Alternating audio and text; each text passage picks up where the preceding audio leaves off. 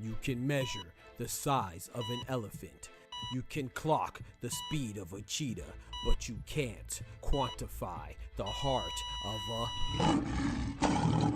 kings, queens, and in-betweens. Welcome to Dr. Boxing Talk. Stream starts now.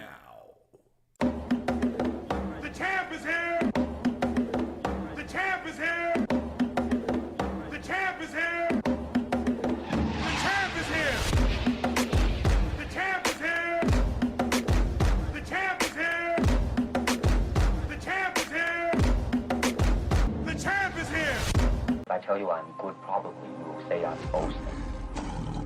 But if I tell you I'm no good, you know I'm lying.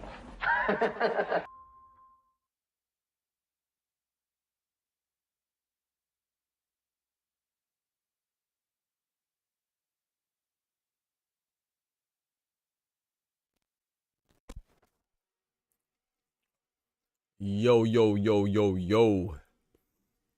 Good great grand morning to y'all, man. Good great grand morning to y'all. Y'all know what time it is. The doctor's in the house. Yeah, feel me? We in the building, man. We in the building, man. Tell me how you feeling, man. Hopefully everybody is good. Oh, I'm tripping. I didn't even update the banner at the bottom, bro. Hold on. Let me update the banner, bro. Let me update that banner. I'm tripping. Hold on. Not the banner, but the that's yesterday's. There we go. No, we gotta update. We gotta update the ting ting, man. You know what I'm talking about? The thumbnail, the billboard. But yeah, man, let's get right to it, man. You know, start off with this roll call, man. Make sure everybody where they supposed to be. We got George, the last Patriot, in the spot where he's supposed to be. Good morning, brother. We got Lee Jackson in the building. Salutations, my brethren. We got pugilism in the building. He said, I don't care unless New York gives me my money.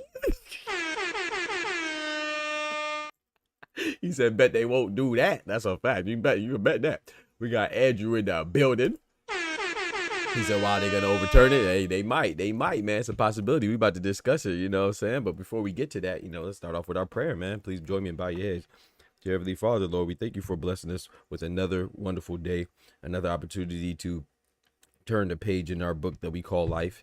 You know, maybe start a new chapter, maybe set some new goals, maybe pursue the same goals, maybe, you know, change our life in a positive way and for the betterment of us and those around us, and maybe get back on the right path, because sometimes we veer off, Lord, and sometimes we take our eyes off the prize. We take our mind and our hearts off of you and our focus off of you, and then we get a little lost, Lord. So we thank you for always being willing and merciful, for forgiving us of our sins and transgressions, and forgiving us for our shortcomings, Lord. So we ask you to continue to do so, and we thank you for all of that, Lord. We ask you for the strength and conviction and perseverance to continuously seek better and do better, especially if we know better. So Lord, we ask you for forgiveness, and we give you all the glory, and we thank you for your blessings. And may today be another blessed day, and give us many more to come by all your mercies. In Jesus' name, amen.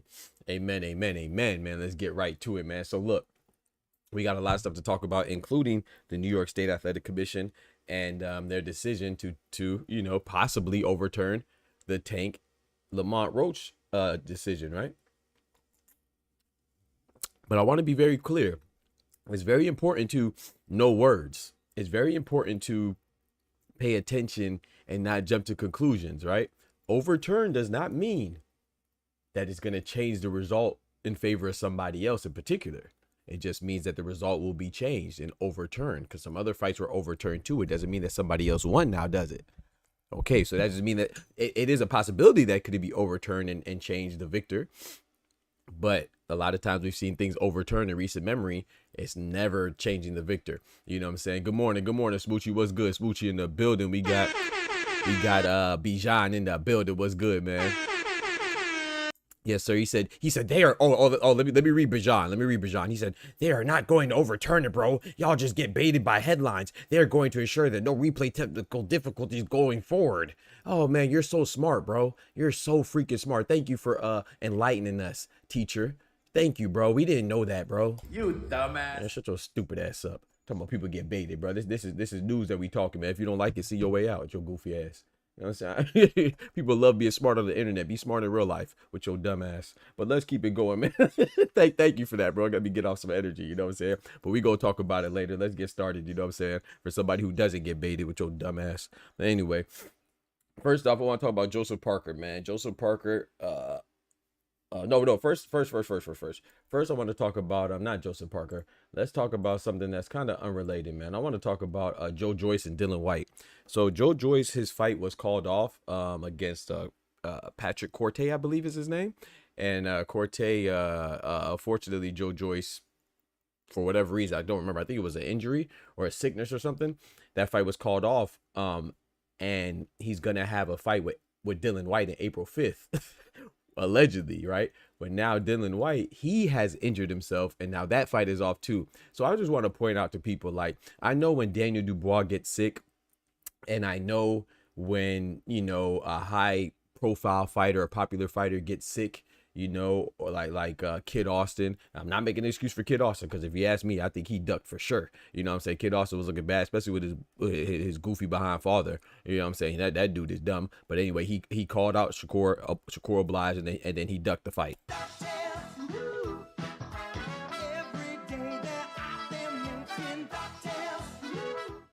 But yo, we got my boy Oscar in the building. He said, I ain't gonna lie, I'm getting cooked. Nah, you ain't getting cooked, bro. You just gotta, you know what I'm saying? Just relax, bro. You ain't, it's, you know what I'm saying? You could be smart, but it's never, you know, I don't ever think it's appropriate to prove your intelligence in the chat room. I mean, it just shows that you're just thirsty, not smart. But yeah, ain't nothing wrong with talking, man. Talk your trash, but just relax. Don't forget to smack that like button. And if you talk trash, be prepared for me to reciprocate that same energy. That's all I'm saying. But yeah, so then Dylan, so I just want people to realize that this is sports, you know. I know boxing doesn't happen as often as like a 82 game season in the NBA or 100 and something game season in baseball, but athletes do get sick. So I don't think anybody's going to pay attention to Dylan White or Joe Joyce with both of them getting sick and calling or injured and calling off the fight, right? So just because it's a high profile popular fighter that gets sick or has a fight called off, or there's Israel Madrimov or whoever it is, it's a little bit more popular in a fight that you're looking forward to more, it doesn't necessarily mean that they're lying, because Joe Joyce just had his fight canceled. That was going to be later this month. And then now Dylan White, who was fighting Joe Joyce, just canceled his fight for next month. You see what I'm saying? So that's two fighters in the same fight canceling it, you know, canceling the fight respectively. So I just think people sometimes need to chill. But I'm not mad at people that are a little suspicious, because there's some suspicious stuff going on in boxing. You know how that goes. But yeah, I just wanted to point that out, man. I thought that was interesting. But also I want to show y'all this though, man, because you know, if you look at the goal, right? The streaming goal, it says that when you hear people say things that I said, give them their credit.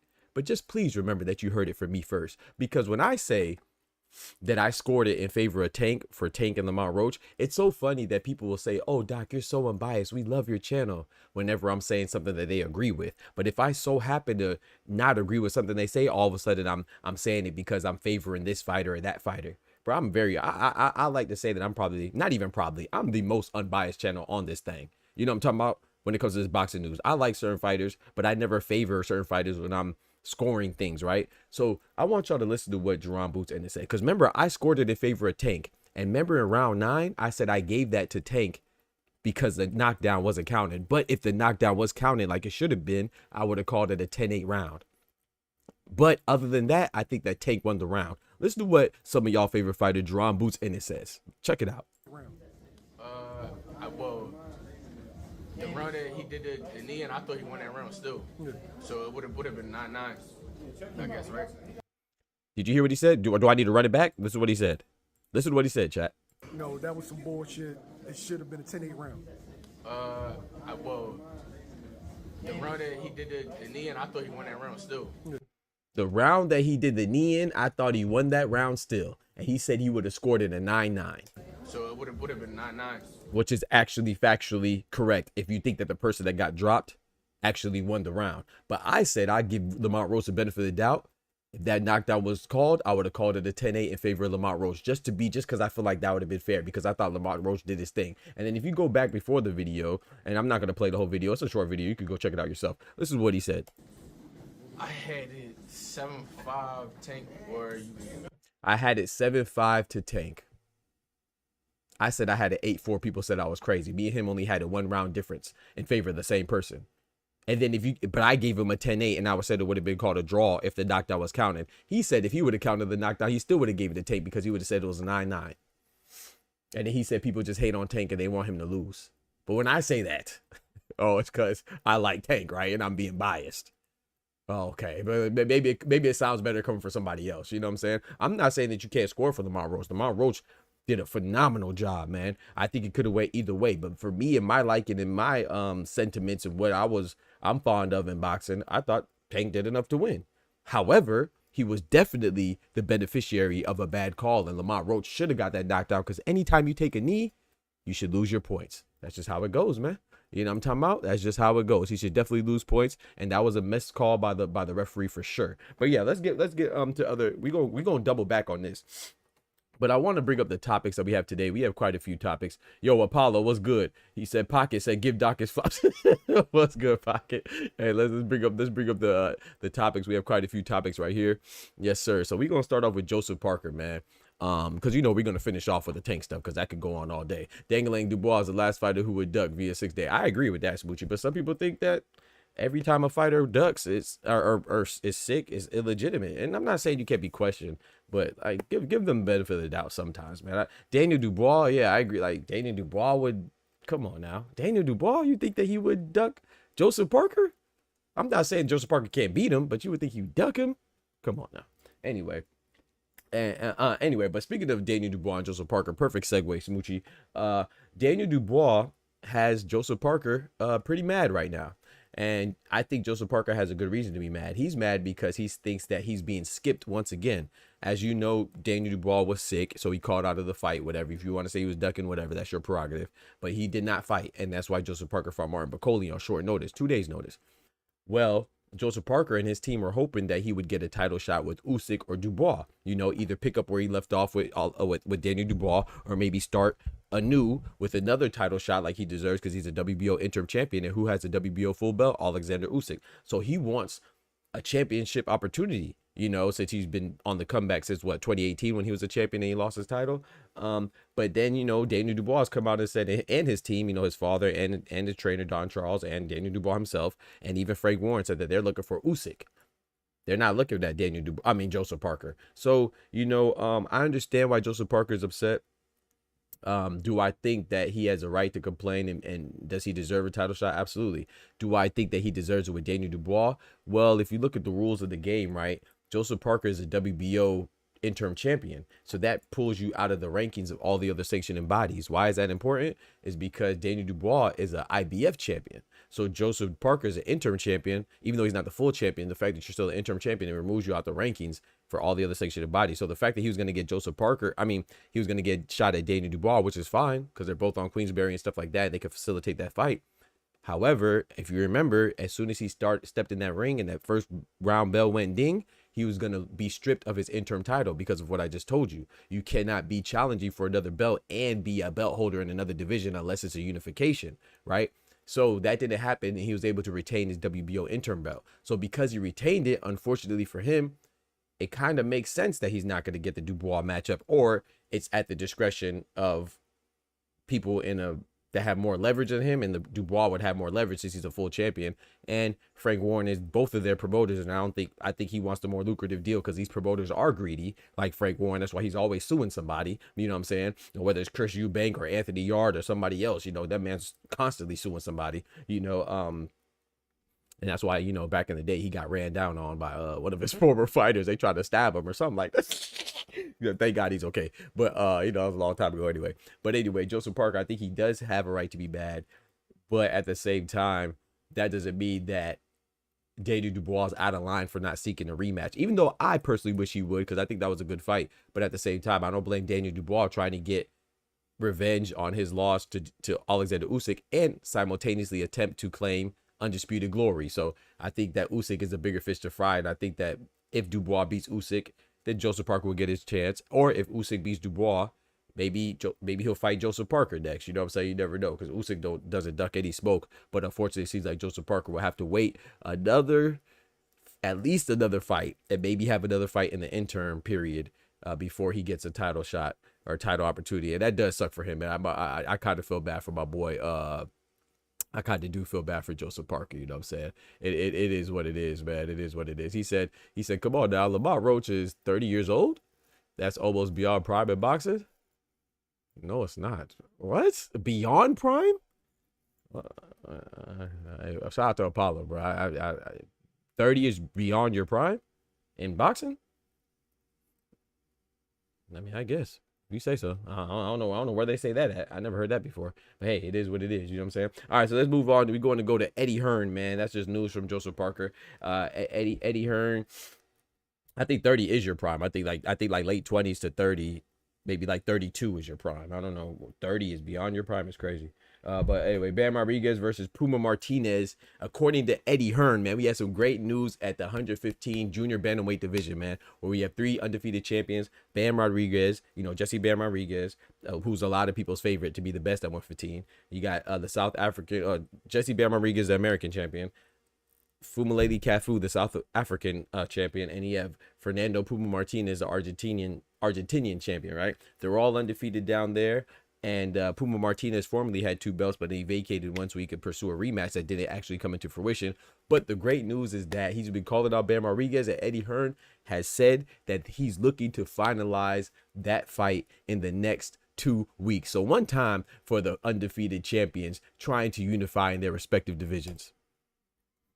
Yes, sir, man. Yes, sir. Yes, sir, man. I think that's fire, man. I hope it actually comes into fruition. Now, just because it's being finalized doesn't mean that it's actually going to happen. But I like the fact that they're actually talking about it and they're not being like everybody else and just pursuing the same guy, Naya Inoue. Every time somebody wins, I would say from 112 to like 126. If Rafael El Divino Espinoza beats somebody, they want him to fight Naya Inoue. If Nick Ball beats somebody, they want him to fight Naya Inoue. If Jesse Bam Rodriguez beats somebody, they want to fight Naya Inoue. Junto Nakatani beats somebody, they want to fight Naya Inoue. Like, bro, like these guys aren't in the same division as Naya Inoue. You know, so I get it, but it gets a little tiring, especially when you realize that a lot of these guys are in divisions that aren't unified. 126 has 4 different champions: Stephen Fulton, Angelo Leo, Nick Ball, and El Divino Espinosa. Why not want them to fight each other and at least get a unified champion? Junto Nakatani at 118, there's 4 different champions. They're all undefeated: Junto Nakatani, Ryosuke Nishida, Yoshiki Takei, and Tsutsumi. 115, you have 3 different undefeated champions: Bam Rodriguez, Fumaledi Cafu, Puma Martinez. So when you hold these guys to these standards, it's like, it's not impossible, but it's just kind of dumb. Like, it just shows that you don't really pay attention to boxing and you want everybody, whether they're at 115, 112, 118, 122, or 126, that's 5 different divisions. You want them all to fight the same person because you're only familiar with Naoya Inoue. Just say, hey, man, I want these guys to fight Naoya Inoue because I don't know anybody else. It's not because you really think that that's the only person to fight. Like, I hate when people say, oh, there's nobody down there for anybody else to fight, so Naoya Inoue has to move up. No, Naoya Inoue could fight MJ Akhmadaliev. I'll be cool. He could fight Sam Goodman. I'll be cool. I don't want that fight anymore because Sam Goodman doesn't seem like he really wants to fight him. He always has an excuse, right? And then he could fight Elijah Pierce. I'd be cool. He could fight John Riel Casimero. I'd be cool. That's just 4 people off the top of my head in the 122-pound division that Naoya Inoue could fight, and I'll be satisfied. He doesn't have to go to 126, but if he goes to 126, I think that'd be dope too. But it's not mandatory that he goes. It's not obligatory that he goes. You feel me? Like, I think that there's other guys in the division that would make good opportunities, especially MJ Akhmadaliev. I think that's his best matchup at 122. And now if he stays at 122 and he doesn't fight MJ Akhmadaliev, then I'll be disappointed. But if he fights David Picasso Romero, I'll be cool with that too, because he's another undefeated fighter at 122. Just because you're not familiar with a division, just say that instead of making it seem like there's no other options for these champions to fight. Of course there's options. You just don't know them. You're not hip to them. How many people knew Bakram Murtazalev before he put that woo wop on Tim Tszю's head top? How many people knew him? Until Bakram cracked the heck out of Tim Tszyu and ran through him like shit through draws. How many people knew Bakram Murtazalev? And he was a champion, an undefeated champion at that. And now everybody thinks he's good, right? Did he just become good? Or did you just hear of him? Just because you haven't heard of a fighter doesn't mean that they're not good or they don't exist. It's just that you're just not acclimated or familiar with them. So we got to realize that. So shout out to Eddie Hearn. You know what I'm saying? I think Puma Martinez and Bam Rodriguez will be a great fight. I'm looking forward to that if he can actually bring it into fruition, which I hope he does, man. I think that's good news for me and people like Oscar and people like Pugilism who actually watch boxing and not just people who just follow the hype train, you know what I'm saying, or the people who have the biggest push. Shout out to James. What's good, James? Goodman would love to fight anyway, was too unlucky, unprofessional though. Nah, I don't believe that. I mean, I believe it, you know, but then once you pull out, he pulled out of the fight 3 times. He pulled out of the fight when he was supposed to fight Inoue, and then Inoue fought TJ Doheny. Then he postponed it when he was supposed to fight him in December and pushed it to January, and then he postponed it again in January. Even if he really wants to fight him, I'm not buying it, bro. I mean, you fool me once, shame on you. You fool me twice, shame on me. You fool me 3 times, bitch, you out. That's baseball rules. You know what I'm saying? The MLB only gives you 3 opportunities. You out of there. So I don't care if it's a legit. At this point, it doesn't even matter to me if it's a legitimate injury, if it's a re-injury, if it's a made-up injury, if it's a fallacy, if it's fiction, if it's facts. I don't even care anymore because it's just like we're over it, right? Duke One Games was good. He said, "Yeah, I wish boxing was more like UFC, where they put the best matches up, where they put the best matchups together." I mean, Saudi has started to do that. Facts. Ran through them like shit. You feel me? So, yeah, I just think I do agree with. I mean, I do agree with Nuke One. I do wish it was like, I wish we had better. I wish we had better matchups more frequently. But I don't want to say that I want boxing to adopt the UFC business model, because I personally don't. I mean, that's a good thing in theory, right? Especially for the fans, right? The fans for UFC, great, you know, because you have the best, like you said, you get the best fights all the time. But I'm not sure how many people would still box, especially on the American side, if boxing adopted the UFC policy or business model, because it's not a coincidence that a lot of UFC fighters, specifically UFC, want to box, right? Like Jorge Masvidal and Nate Diaz ain't got no business in the boxing ring, but their last fight was a boxing match because boxers make more money. That's why Conor McGregor ran and was so desperate to fight Floyd. That's why Francis Ngannou went to PFL and then he went and fought Tyson Fury and Anthony Joshua and got murdered and brutalized. You know what I'm saying? So I think that I don't know how good it is for the fighters. It's good for Dana White, you know, but he has them, and I feel like he's very much should be like audited or something, and and he's definitely taking advantage of the fighters. You know, I don't think Dana White is a good owner. He obviously is a good businessman. I mean, he's making money, but I don't think he's a good owner or a good person. So I don't think they should adopt that, because I don't know how many fighters would still fight in boxing if they were taken advantage of like that, you know. So but yeah, of course, from a fan standpoint, of course, yeah, I agree with you. I don't think there's any room to really disagree, but I just think with boxing, I think we need to, I think, as especially speaking for American fan base, I think that we need to allow boxers to feel comfortable taking risks by not destroying them if they happen to lose. Like every time a boxer doesn't even have to lose, and they just got to look vulnerable, and all of a sudden people just jump off the cliff and say, oh, they're trash, oh, they're a fraud, oh, they're overrated, oh, they're overhyped, oh, they're fake. It's like, bro, like, you can't take a loss. Like, look what people did with Errol Spence. Errol Spence lost to Terrence Crawford. Terrence Crawford is arguably 1, 2, or 3 pound for pound right now. It's Terrence Crawford, Alexander Usyk, and Inoue. They're all interchangeable, right?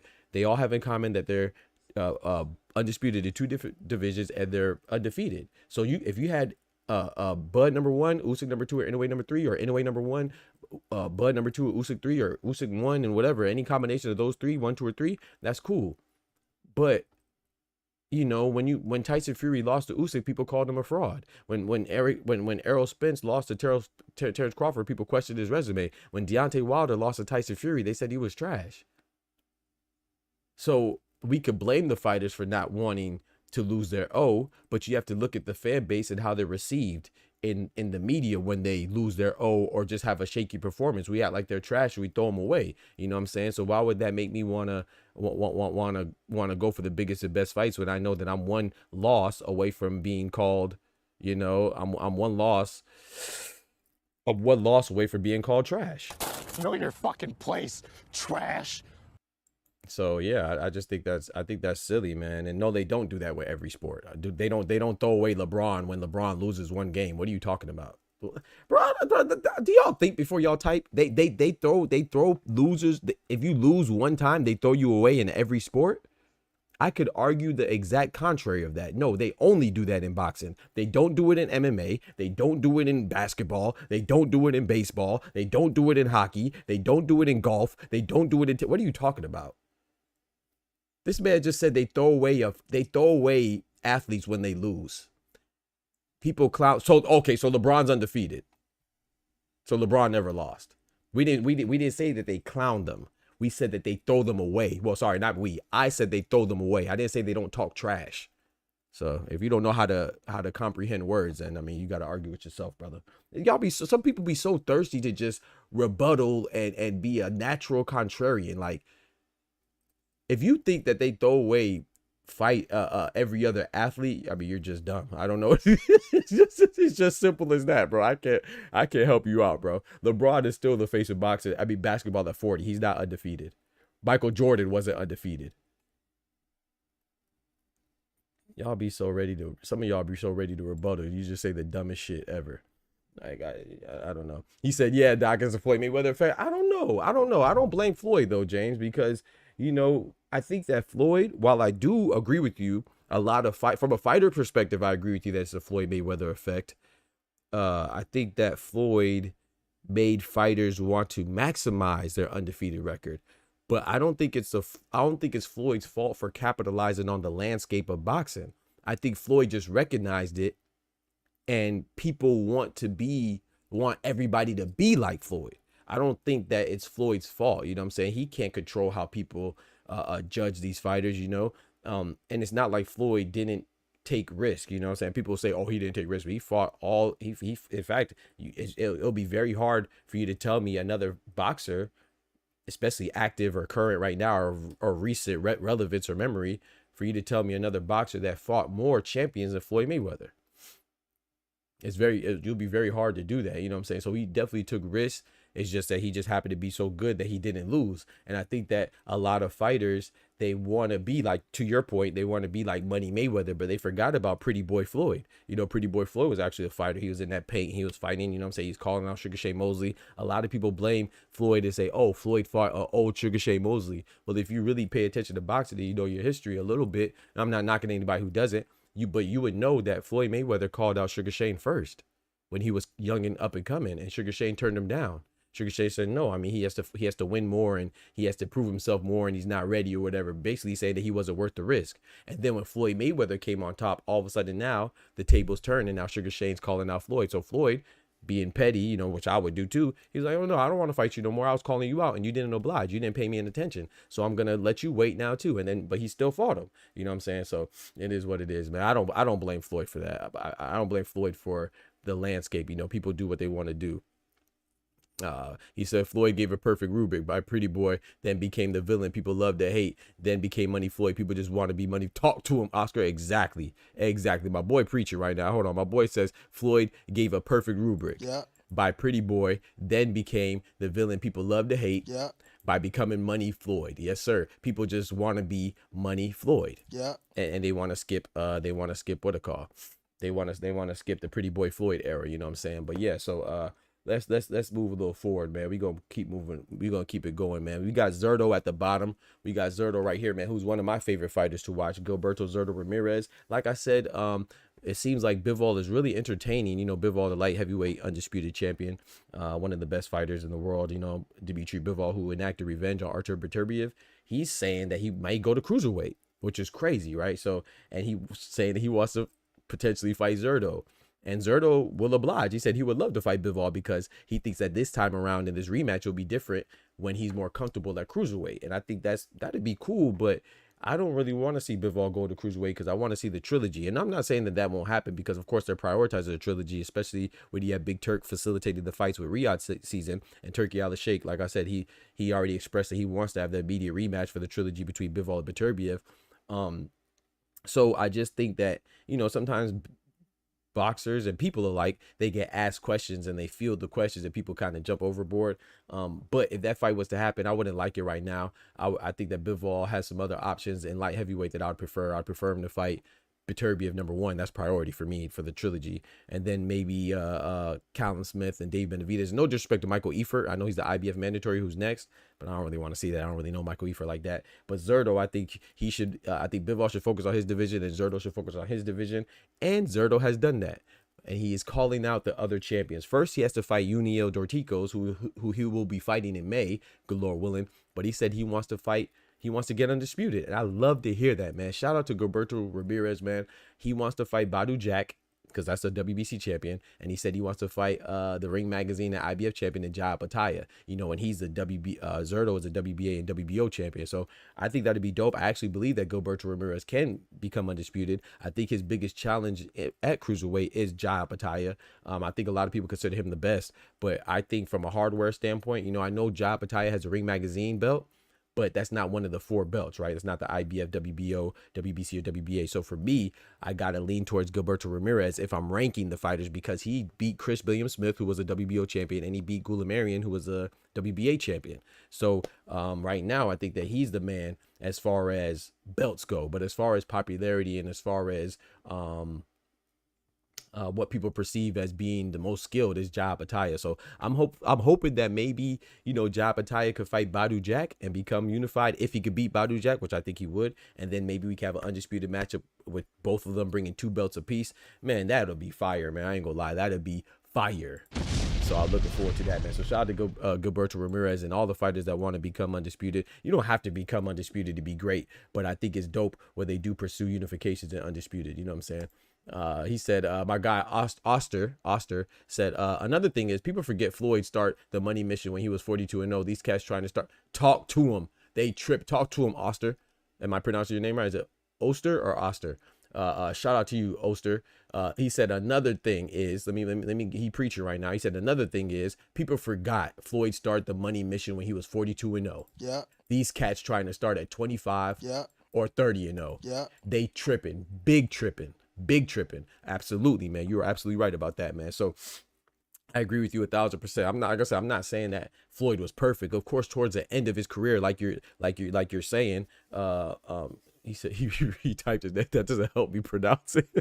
I wasn't sure if it's Oster or Oster. I think it's Oster, but it could be Oster. I think it's Oster though. But I agree with you. Like, right, you're saying that Floyd started it towards the end of his career. Like, if he started at 42-0, that means he's only had 8 fights left, right? Because he's 50-0, right? So I didn't like the fact that he fought Conor McGregor. I thought that fight was trash because Conor McGregor wasn't even really a boxer, right? That was his first boxing match, but it wasn't like he didn't fight all these other Hall of Famers like Canelo, like Juan Manuel Marquez, like Manny Pacquiao, like Oscar De La Hoya, like Ricky Hatton, like so many others, you know what I'm saying, that I didn't name, but you know who they are. Chop Chop Corley, Zab Judah, you know what I'm saying? He fought these guys.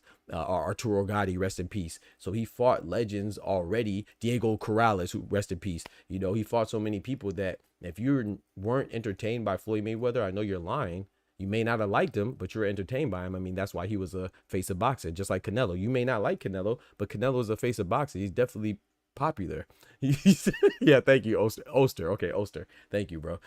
Yeah, I was like, you typing it, don't help me. Yeah, Oster. Okay, I got you. Appreciate it, bro.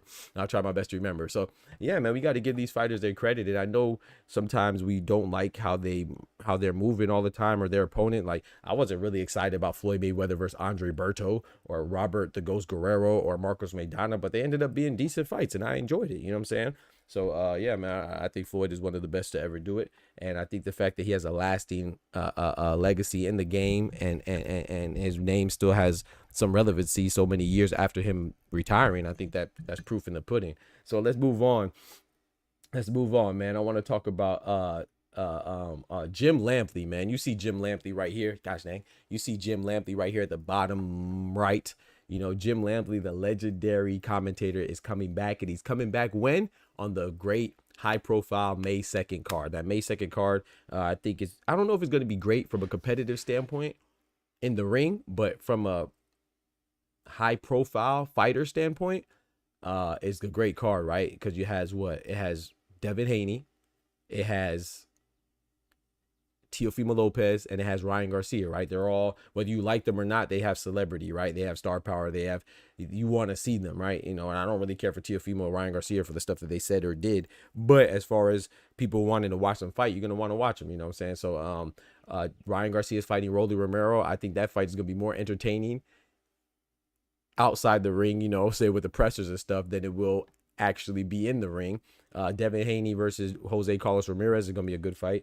And then Teofimo Lopez versus Arnold Barbosa Jr. I'm glad that Arnold Barbosa Jr. is actually getting his opportunity as a WBO mandatory that he should have had a little while ago, you know. And speaking of entertaining, I think we're going to see the first part of the entertainment today at 3 p.m. during their press conference, Eastern Standard Time. So I'm looking forward to that press conference. Like I said, I think these fights, I think this is a good event.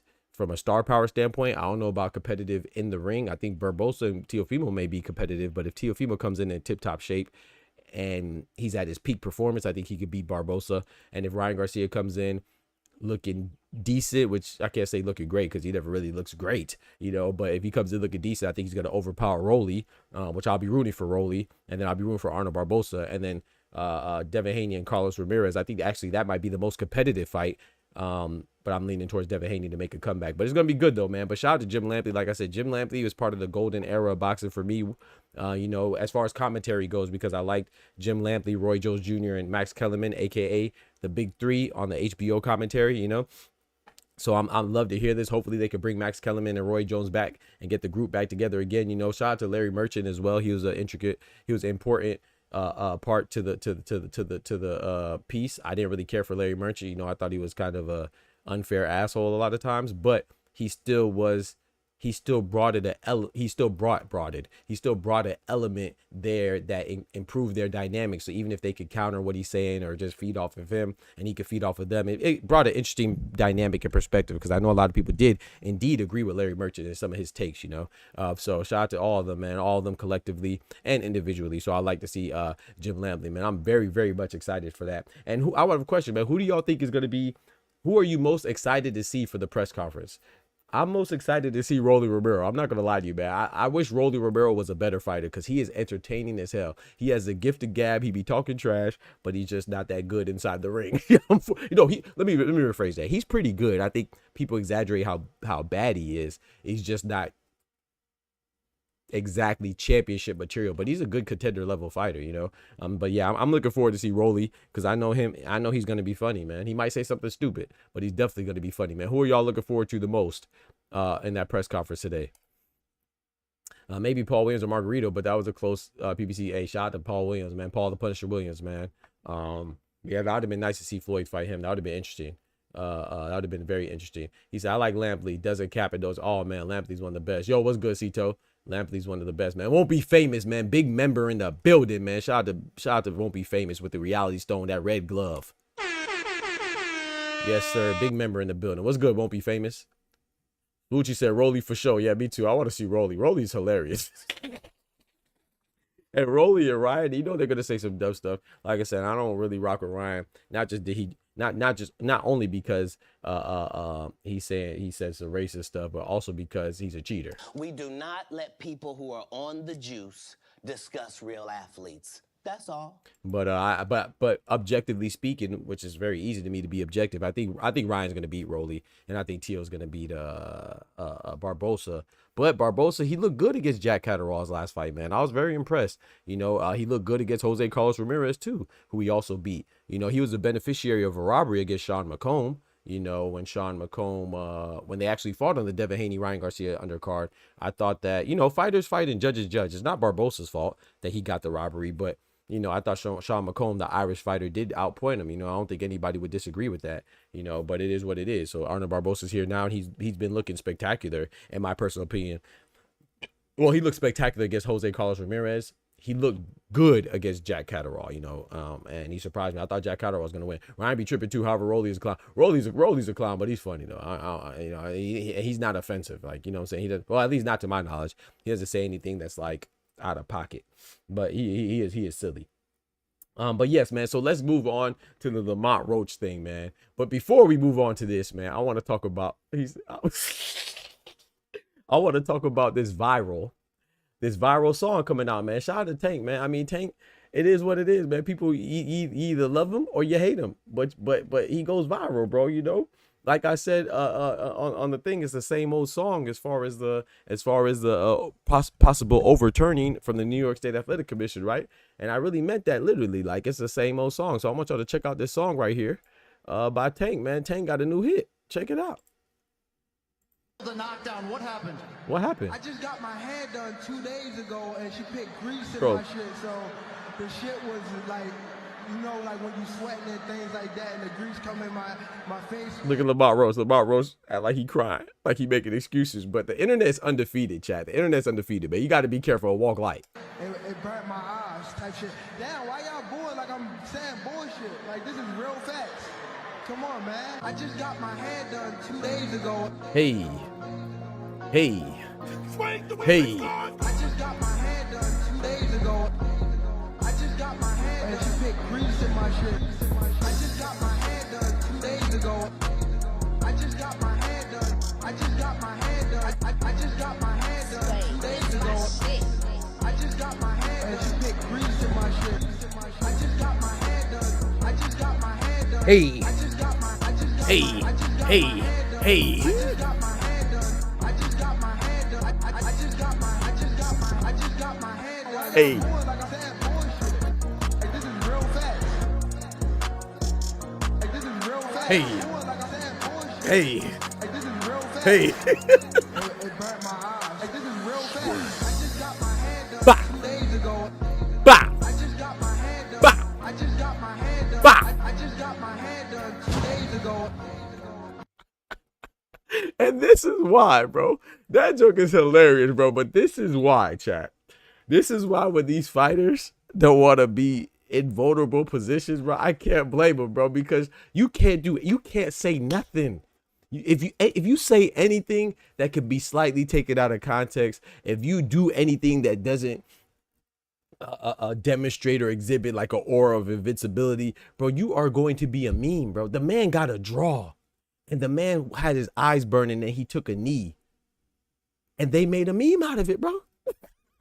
He didn't get knocked out. He didn't get embarrassed. He didn't even lose. It wasn't even his fault that the knee wasn't counted as a knockdown. It should have been counted as a knockdown, but it was the referee's fault. And now they done made a whole remix. They done got DJ Mustard, gosh dang, DJ Khaled, and DJ Clue to make a remix, bro. That joke was fire, though. I ain't gonna lie. That joke was fire, man. And the thing is, too, see, that's the thing, too. That's why you have to be, in my opinion, I don't think that in my personal opinion, I think that Tank should take this on the chin. I don't think that he should like really combat it too much. And I think that if he was really PR savvy, right, he should, you know, Tank likes to dance, right? Y'all know he likes to dance. Like, hold on, let me pull it up right here. You know, Tank be dancing, right? Like this. Tank loves to dance, right?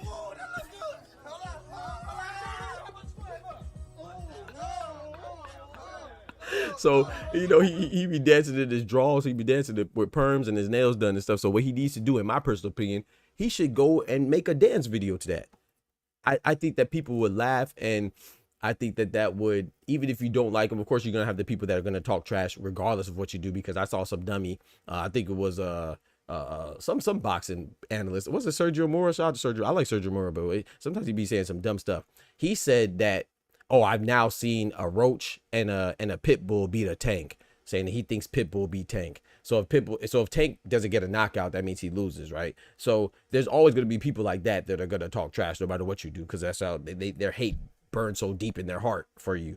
But I think people would recognize that he's taking it lightly, as far as he could poke fun of himself or take a joke. So if I was him, I would make a dance video to it and get in front of it. You know what I'm saying? So I don't know. That's just me though. He said Tank sensitive. I don't know if he would do it. Yeah, that's a fact. You ain't lying about that. But I think that would be dope if he just made like a dance video that, you know, so it shows that like, hey man, what y'all doing is what you doing. It don't really bother me, man. But let's get to the meat and potatoes of what we were talking about, man. So Lamont Roach, man, he manifested a rematch, bro. I don't know if y'all remember, but Lamont Roach going into the fight, he was like, yeah, man, we're going to have a part 2.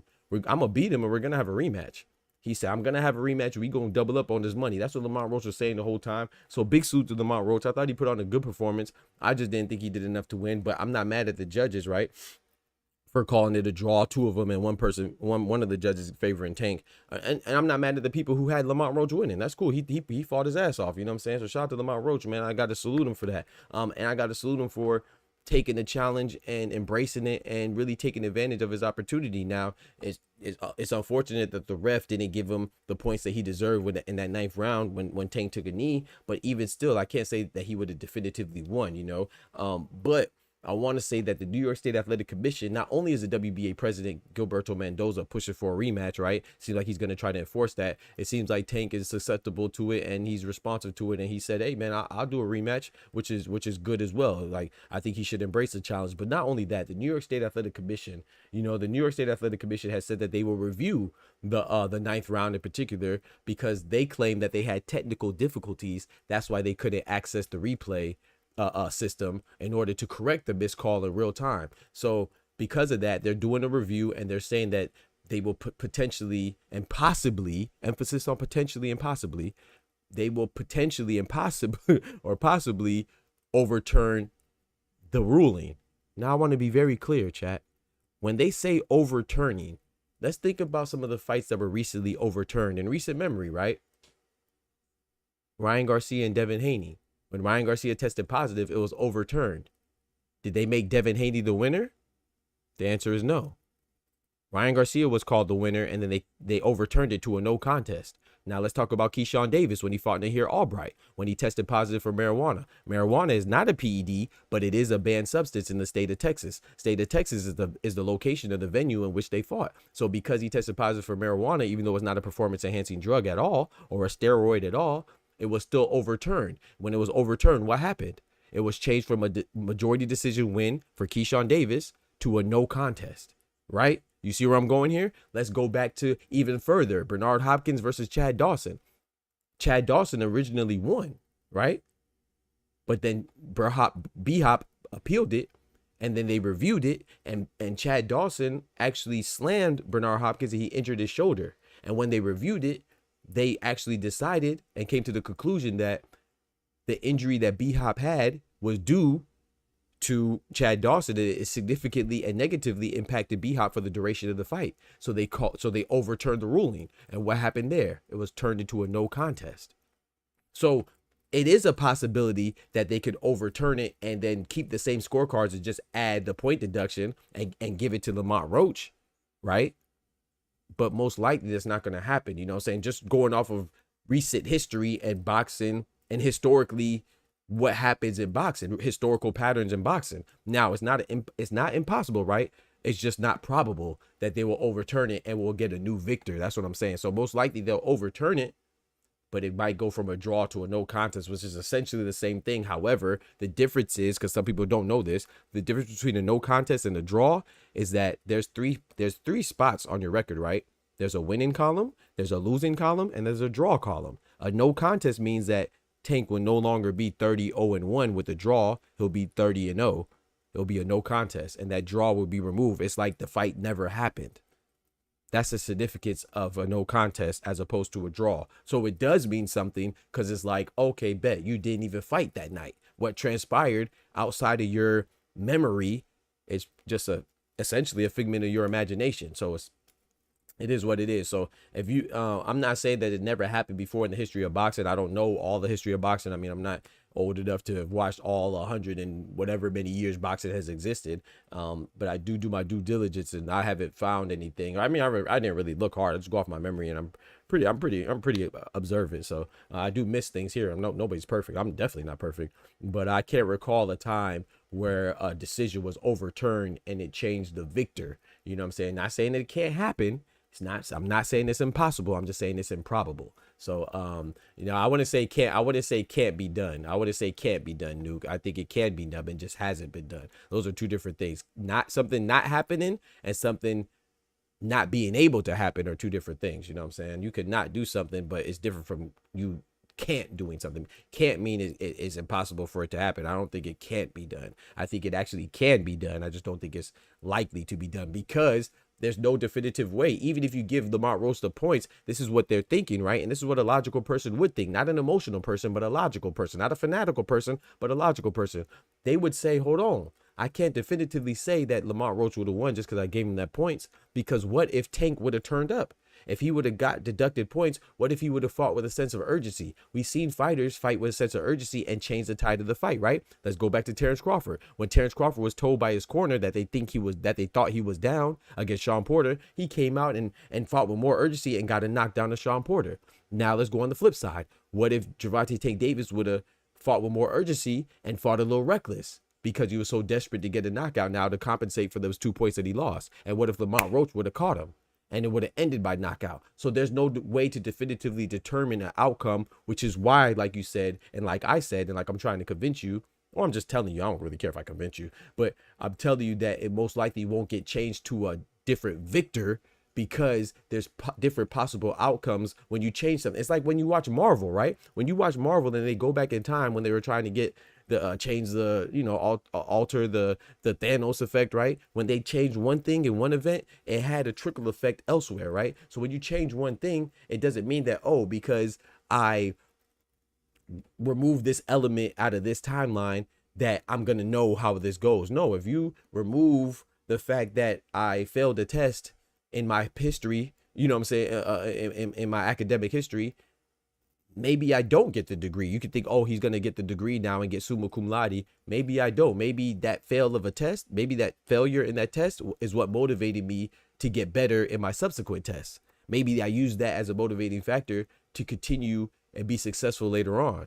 So if you take away me failing that test, it doesn't necessarily mean that I will continue to get better or succeed. It could be that you might even seal my fate to fail. You know what I'm saying? So it's like, what's that movie called with Ashton Kutcher, Butterfly Effect? It's the butterfly effect, bro. You remove one element, you don't know what the outcome's gonna be. You could think that, but you don't know. You know what I'm saying? Shout out to Oscar, man. My boy dropping that graffiti on the chat walls with that bread, that cheese, that butter.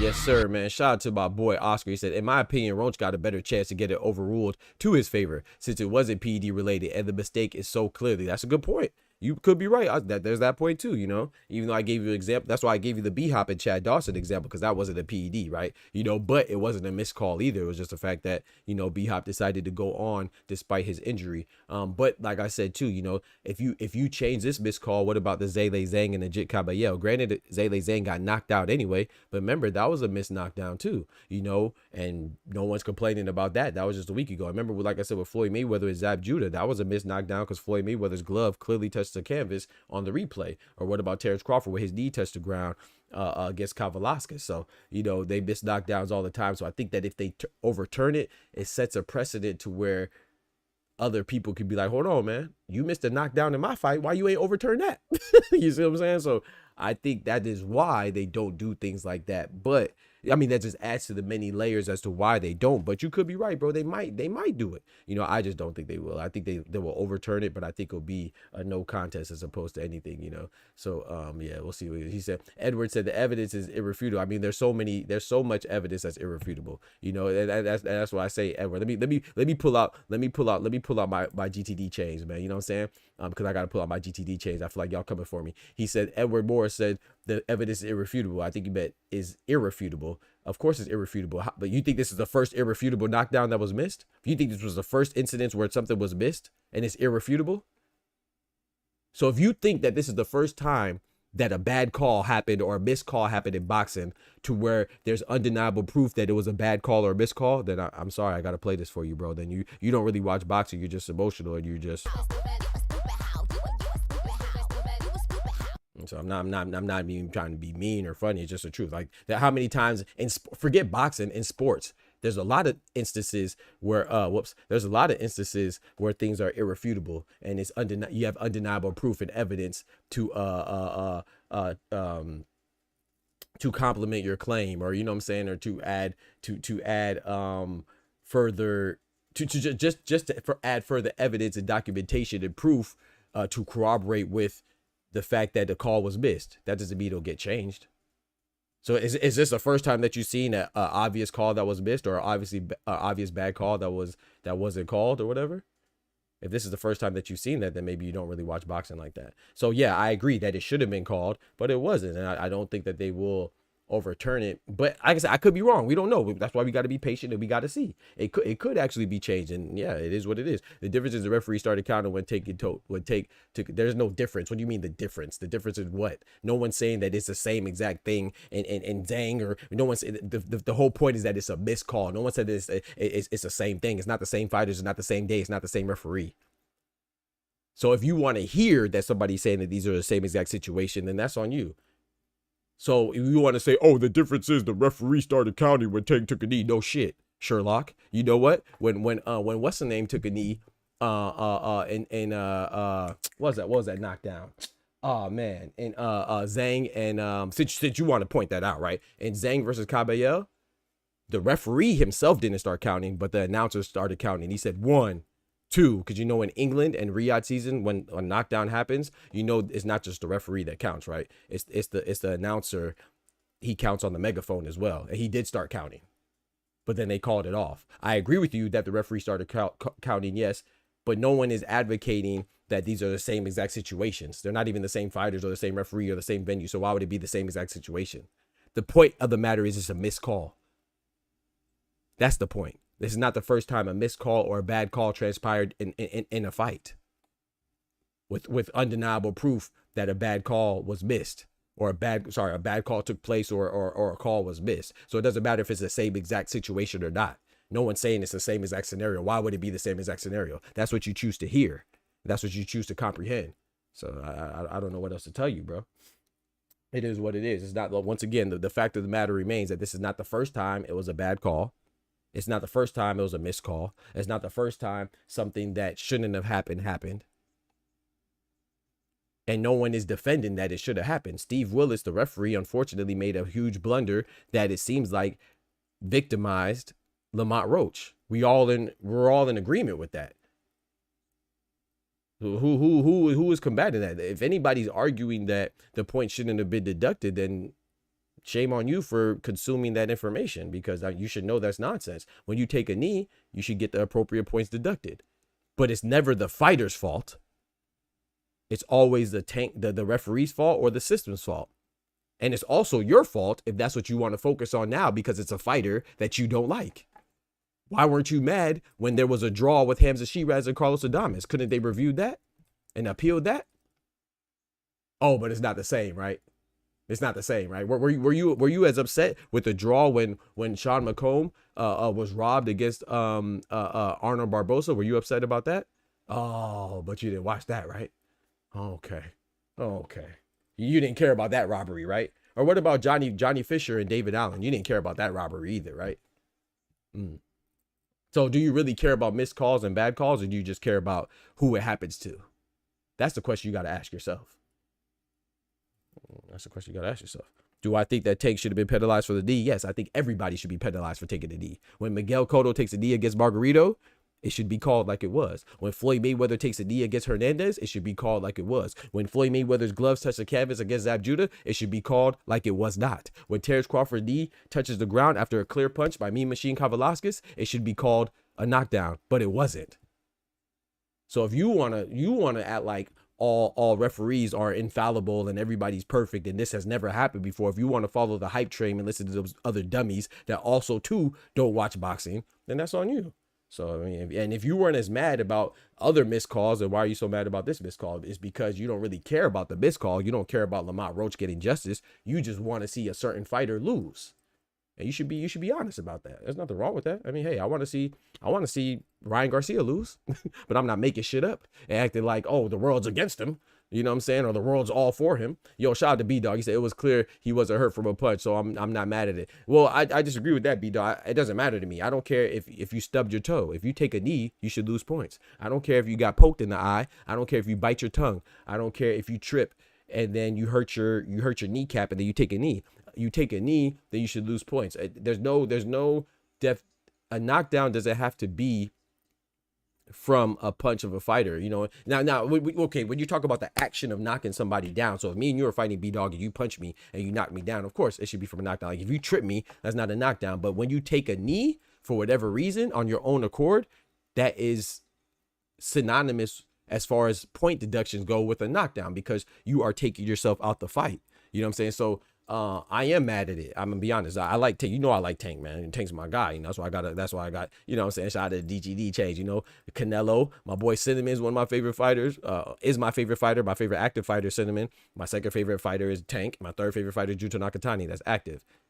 But I like boxing more than I like any particular boxer. A lot of people can't say the same, because if they did like boxing, then they would have been as mad when Caroline Dubois should have got a stoppage against the last girl she fought. I can't remember her name right now. Forgive me. Shout out to her. But Caroline Dubois was robbed out of a victory in her last fight. No one cared. But it's Tank though. And you know, you want him to lose. You're so thirsty for him to lose that he doesn't even have to really lose. Like, this is so funny to me, B-Dog. You know what I'm saying? Shout out to my boy B-Dog, because my boy B-Dog be speaking the truth, man. Shout out to my boy B-Dog, but you just put me on a whole nother tangent, and thank you, bro. You know, it's so funny to me. Like, I want to know these Tank haters. I want to know these people. I want to ask them, you know, and I know there's some of y'all in the chat. So, you said you didn't see the fight, so why are you talking about? Okay. So anyway, shout out to Joker. But I want to ask some of you jokers, right? How does it feel to be so close to your dream being fulfilled and then it's snatched right from you? Because I know a lot. I'm not talking about Joker now. I'm just talking in general. I know a lot of people. The reason why this is such a big deal, it should be a big deal. Anytime a referee or a blunder happens in any sport, it should be a big deal, and they should correct it and rectify it. But this is a big deal because of who it happened to, right? So how does it feel for you over there hoping and wishing and dreaming and praying that somebody would lose? How does it feel to be so close to your dream being fulfilled and it gets snatched right from you? That's why people are mad, because they actually thought Tank was going to lose and he didn't lose. And that's why they're so worried about the verdict that New York State Athletic Commission is gonna drop down. That's why they're anticipating it. Like, bro, they can't wait. They're like, oh, please overturn it. Please overturn it so Tank can get a loss. Like, bro, you didn't care about the other decisions that were fumbled. You didn't care about all the other fumbles throughout the history of boxing, the illustrious history of boxing. You don't care about all the other missed calls.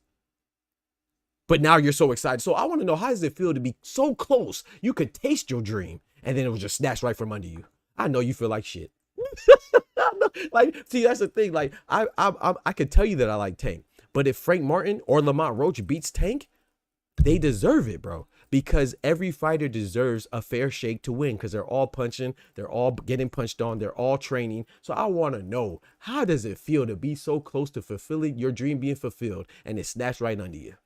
You must feel like shit. Yo, shout out to Mike Golden. Bro, and that's the thing, Mike. That's what I'm saying. There's a possibility, bro. So I don't want to say definitively because I'm not part of the New York State Athletic Commission. But if Mike says definitely won't be overturned, you know why you say that, Mike Golden? Because you actually watch boxing. So this is what I challenge people to do. I challenge you to show me a time throughout boxing history where a decision was overturned and they changed the victor. I'm not saying it never happened. I'm just saying it's few and far between. The reason why Mike Golden could say so confidently that it won't be overturned is because he's saying that it won't be a change of victor, right? It could be a no contest because when we see decisions overturned, they have been changed historically to a no contest. But I'm saying that it could possibly be changed and Lamont Roach could be the winner. You never know. So I can't say definitively, but I could say that I'm confident that if I had to bet on it, I would bet that it would be, if it is overturned, it would be a no contest. It wouldn't be, a Lamont Roach win. And that sucks for Lamont Roach because Lamont Roach, I thought, fought a good fight and he overachieved. And I'm not saying that, like, there's no moral victories in boxing. There's no moral victories, but Lamont Roach put on a good showing for himself. And I do think that if Lamont Roach, a lot of people think Lamont Roach should have won. And he fought a good fight to where he could have won. But he didn't. It is what it is. He's not the first boxer that was perceived as being robbed. I mean, a lot of people had Lomachenko beating Devin Haney. A lot of people had Bivol beating Beterbiev in the first fight. Some people had Beterbiev beating Bivol in the second fight. A lot of people were very quiet when O'Shaquie Foster got robbed in his fight against Robson Conceição the first time. That was one of the worst robberies I've seen. But you were quiet because it didn't involve a fighter that you liked to a high degree, or it didn't include a fighter that you hated to an extreme degree. You know, so it just went by the wayside. I gave you two that happened earlier in the chat, but I asked Perplexity to find those examples. They're extremely obscure cases. Oh, please, can you tell me again? I'm sorry, I missed that comment. Albert in the building. What's good, Albert?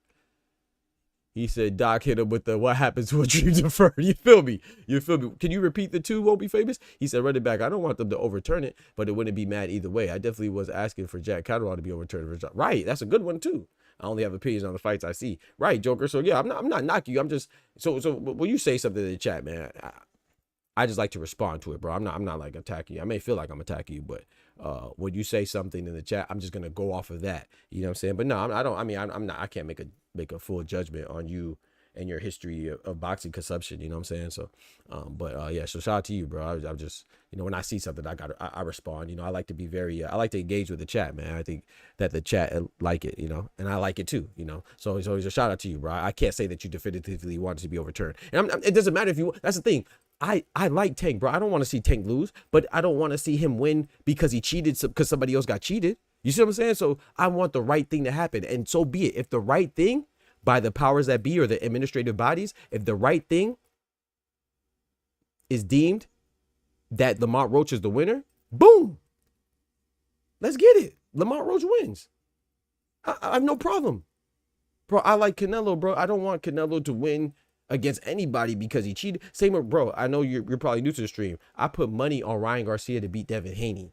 I got my money and I ain't give it back. They ain't asked for it back. I ain't give it back. You know what I'm talking about? But once Ryan Garcia cheated and tested positive on that B sample, you know, because I gave him the benefit of the doubt on the A sample, I was like, you know, it's a slim chance, it's a rarity that the B sample is different, but I'm gonna give him the chance. You know what I'm saying? Because you're innocent till proven guilty with me. I take time. I don't have to be the first. I don't prioritize being first. I prioritize being correct. I prioritize the truth. So I was like, you know, we're gonna give him a chance to prove his innocence. But if that B sample comes back, please believe it will be turned into a no contest, which it was. You know, and I like I said, I thought Ryan Garcia would beat Devin Haney, but once he cheated, bro, I think that is trash, and Devin Haney should get the no contest, because even whether I'm rooting for you or I'm not rooting for you, the right thing should always happen. And it's so sad that a lot of people can't get out their emotions, can't get out their feelings and realize that, bro, it's easy whether you like Tank or you don't like Tank. That was a knockdown. It should have been called, well, it was a kneel that should have been treated as a knockdown, because historically that's the rules of the sport.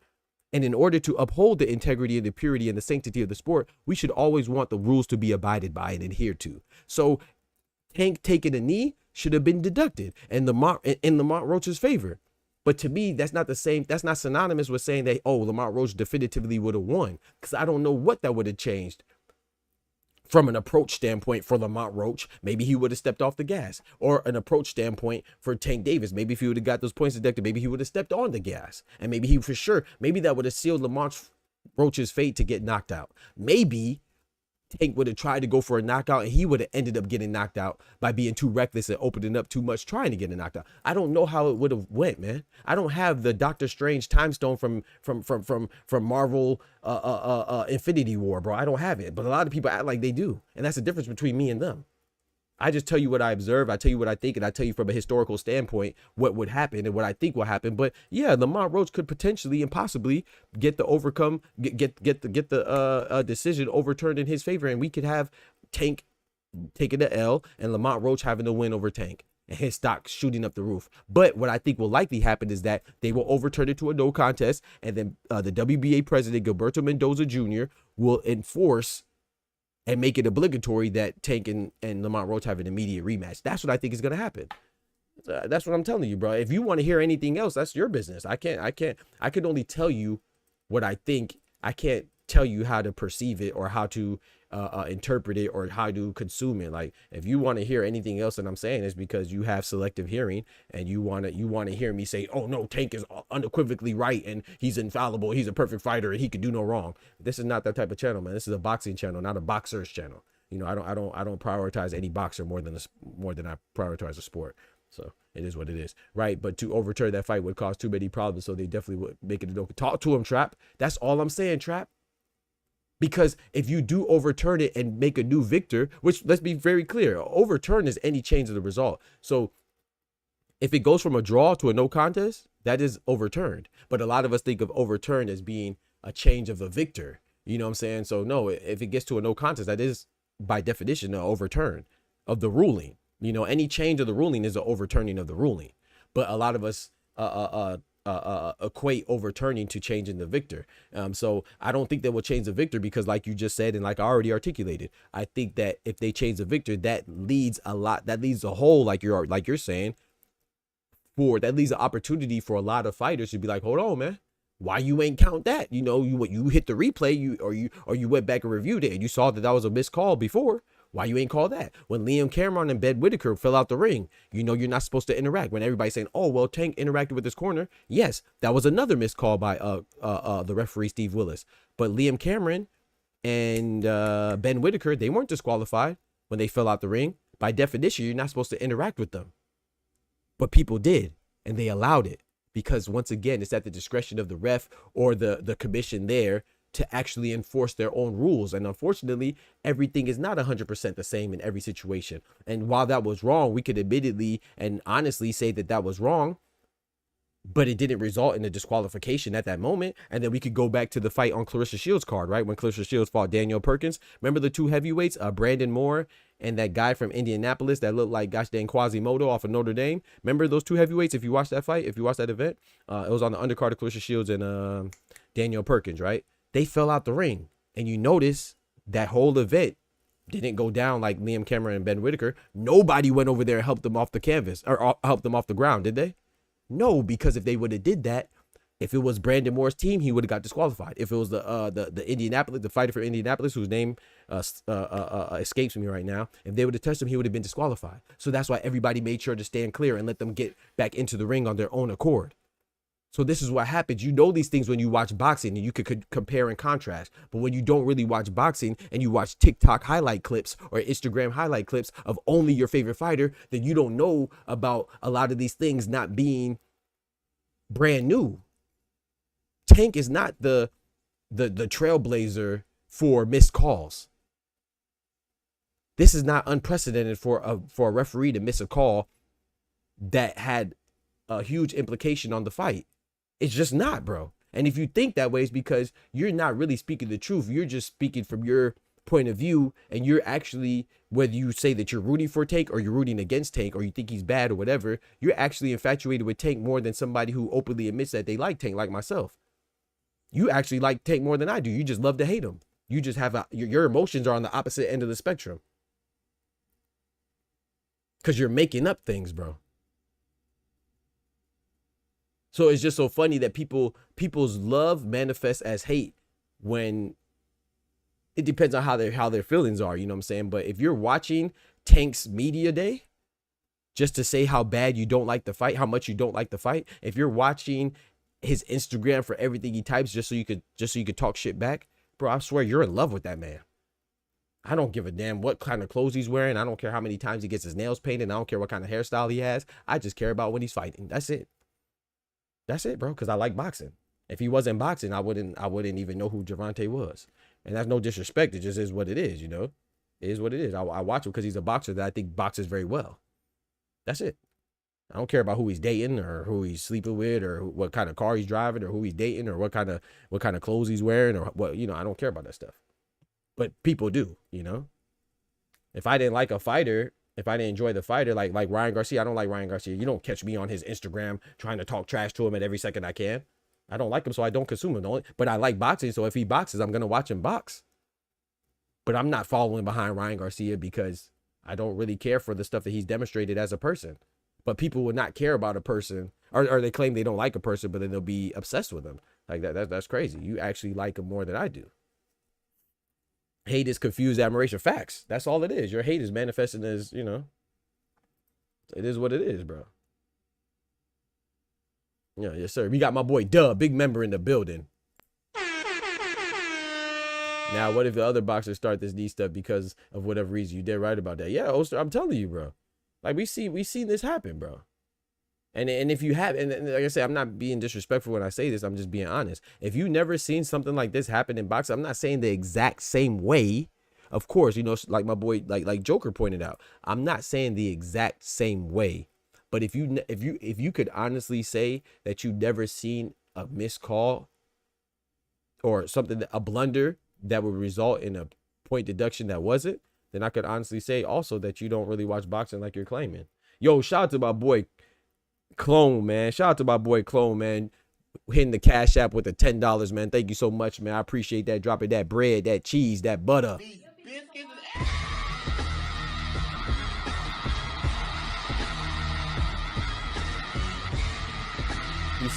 He says that man came out with Dipset. Tank deserved to lose for coming out with Joel Santana and Jim Jones. I agree with that. He came out with Dipset. Yeah, he deserves. And that's the thing. He came out with Dipset and he ain't even have Cameron or Freaky Zeke. Yeah, if he loses, he deserves it. He ain't had no business coming out with Dipset, man. You know what I'm talking about? That's probably why he lost right there. That's probably why he looked so bad coming out with gosh dang Joel. I wear a red bandana. Dipset. You know what I'm talking about? Tank didn't even know he wouldn't do that. Tank didn't know he wouldn't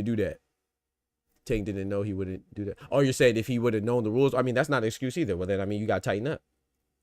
That's not a sufficient excuse. Whether you knew or not, it was still a foul. So I get what you're saying. You're saying that if he would have known, he wouldn't have taken a knee. I don't give a damn.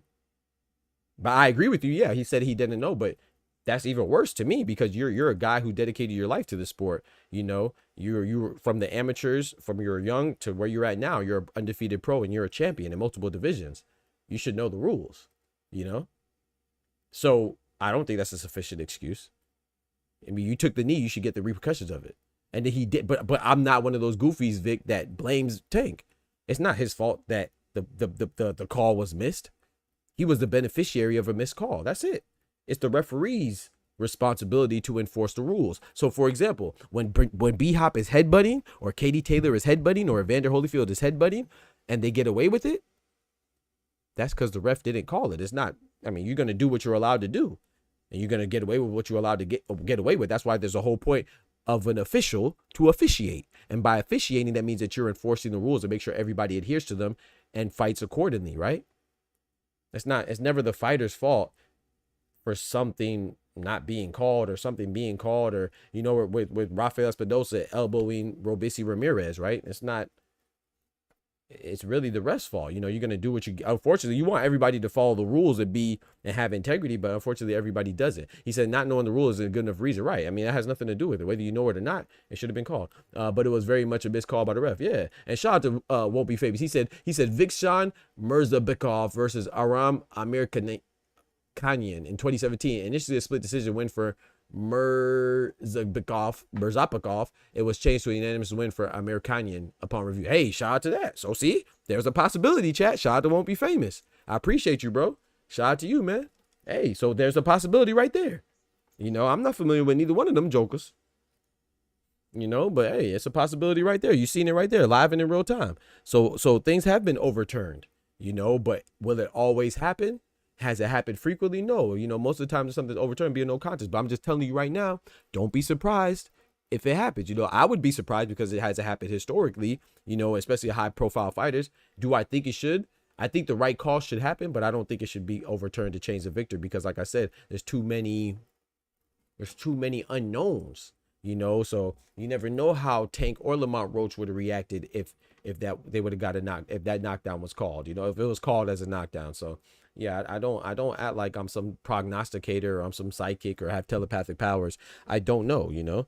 I will tell you confidently and passionately and with conviction when I know something, but I'll also tell you I don't know everything, you know. And if I don't know something, there's no shame in my game, bro. Like, bro, I'm not saying this to pat myself on the back, but it is what it is. So I'm going to, you know what I'm saying? I have my PhD in engineering, bro. Not too many people, there's a small percentage of the world that have a PhD. I don't have to act like I'm smart. By societal standards, society says I'm smart, you know, so I don't have to prove. I have no problem saying I don't know something because I know a lot because I'm very thorough. I'm very meticulous. I do my research. That's literally what I am, a research scientist, or was, before I started doing the streaming stuff. So that it is what it is, you know, so I have no problem saying I don't know something. I'm not one of those that pretends and acts like I'm some all-knowing wizard or something like that. No, I don't know how this result will go, but I could tell you historically that it usually results in a no contest. But it's a possibility for sure that it could change and Lamont Roach could be called the winner. Facts. Are they lined up for a rematch? Shout out to my boy Clone, man. Big member in the building. That is what it's looking like. Is it finalized yet? No. It's not finalized, but a rematch, I think that's the best way to do. I think a rematch is an appropriate course of action. You know, that's what I think. But hey, I'm not part of the New York State Athletic Commission. I'm not part of the authoritative entity or body that's in charge of making these decisions. So will it be called a rematch? That's what I think. Will it be overturned to a no contest? That's what I think. But could it be overturned to Gervonta Tank Davis losing and Lamont Roach winning? Yeah, it could. That's a possibility. Oster said, I tell them the same thing. I don't know everything. I do know a little about a lot of things. Talk to him. He talked to him. All the people to bring out, he brought out the old YNs who on dope. Yo, WBO light heavyweight. Yeah, I saw that. Yeah, she vacated because she's pursuing other fights. So shout out to Clarissa Shields, man. The GWOAT. You know what I'm talking about? Yes, sir. Yes, ma'am. You know what I'm saying? Hey, man, shout out to the chat, man. We just hit. Hey, man. Hey, consider becoming a member, man. I drop videos throughout the day. I go live twice a day. It's a whole lot of content, man. Monday through Friday, I go live at 8 a.m. for the morning show and 7 p.m. for the evening show. And then I drop videos in between, man. We're doing this full time. We get the hustle off the muscle. We steady grinding, you know what I'm saying? We keep going and growing, man. So shout out to you. First off, thank God, you know what I'm saying? And I thank God for y'all, man, you know, because our memberships, we just got a new emote yesterday. The GTD chain, you know what I'm talking about? I got to bring my chain out. I got to fight harder than Tank was in his last fight. I'm over here fighting harder than Tank. Yeah, we just unlocked another remote, man. So if you're not a member already, consider becoming a member. $3 a month, you know, for all this content, man. Just appreciate it. Goes a long way to keep the lights on. Also, too, man, shout out to all the members that I have right now, you know. Starting at $3 a month, that's 10 cents a day, man. You feel me? GTD, is this got the draws, Pete? Hey, bro, hey, Clone, since you just made it, I gotta show y'all this. I gotta show you this, bro. Hey, check this out, man. The internet is undefeated, man. Check out what they did to Tank, bro. My boy going viral. Tank going viral, man. He dropped a new song. You seen it? You seen it, Clone? Check it out, bro. Check it out, bro. 2 days ago, and she picked grease in my... The knockdown, what happened? I just got my hair done 2 days ago, and she picked grease in my shit, so the shit was like, you know, like when you sweating and things like that, and the grease come in my face, it burnt my eyes type shit. Damn, why y'all booing like I'm saying bullshit? Like, this is real facts. This is real facts. Come on, man. I just got my hair done 2 Hey. days ago. Hey. Hey. Hey. I just got my hair done 2 days ago. Hey. I just got my hair done Hey.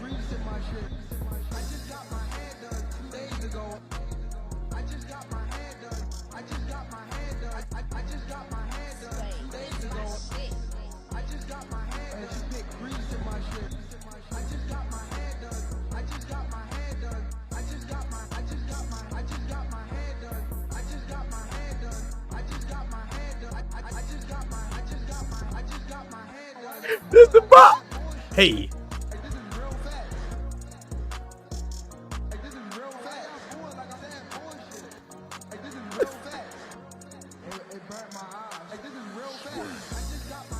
Hey. Hey. Where them GTD chains at? Hey. Hey. I ain't gonna lie, bro. The internet don't lose, bro. The internet does not lose, bro. Bro, people petty, bro. People are petty, bro. Oh my gosh, people are petty, bro. It's ridiculous, dog. That joke is funny, bro. That's a new bop. That's a new bop right there. Internet's undefeated. And still, facts. Facts. Congrats, homie. Congrats on the PhD. I got my MBA. Hey, shout out to you. Shout out to you, Oster. Thank you so much, bro. I appreciate that, man. Congratulations to you as well. No one can take that back. Facts. No matter what, please address my... Yeah, no matter what, please address me as doctor. You feel me? You feel me? I appreciate it, bro. Shout out to you, Oster. Shout out to you, bro. Yeah, but bro, that's like, this is what I said. This is what I said, though, Tech. If he... Not questioning Tank's intelligence. You know, he's a smart young man. Maybe, you know, not in the academic world, but, you know, anybody that's rich and they maintain their riches and they grow their riches, you're smart. You know what I'm saying? Because money is a undeniable and important resource that we need to have a happy life. You know what I'm saying? Not saying that money is happiness by itself, but it definitely helps because, you know, money could put a roof over your head, clothes on your back, and food in your stomach. You know what I'm saying? Money helps that. So it's not the only thing for happiness, but it is a resource that should be used as a tool to obtain happiness. So he's a smart dude when it comes to, you know, life. You know what I'm saying? But I'm saying if he was smart as far as, and he had a good PR team around him, bro, Tank loves to dance, bro. Tank loves to dance, and he'd be dancing in his drawers and stuff. To me, it would behoove him to get in front of this and take this same sound and go and make a dance to it. Bro, I feel like so many people would appreciate it, bro, and just laugh. Like the fact that he could take it lightly. But like Smoochie said, Tank is sensitive, so we'll see if he's too sensitive for that. But if I was on his PR team, I would say, hey, bro, this is a perfect opportunity to get in front of it. Go make a dance video to this. Upload to TikTok right now, you dancing in your slides with your shirt off. You know what I'm saying? Like this. Like you be dancing right here with Adrian Broner.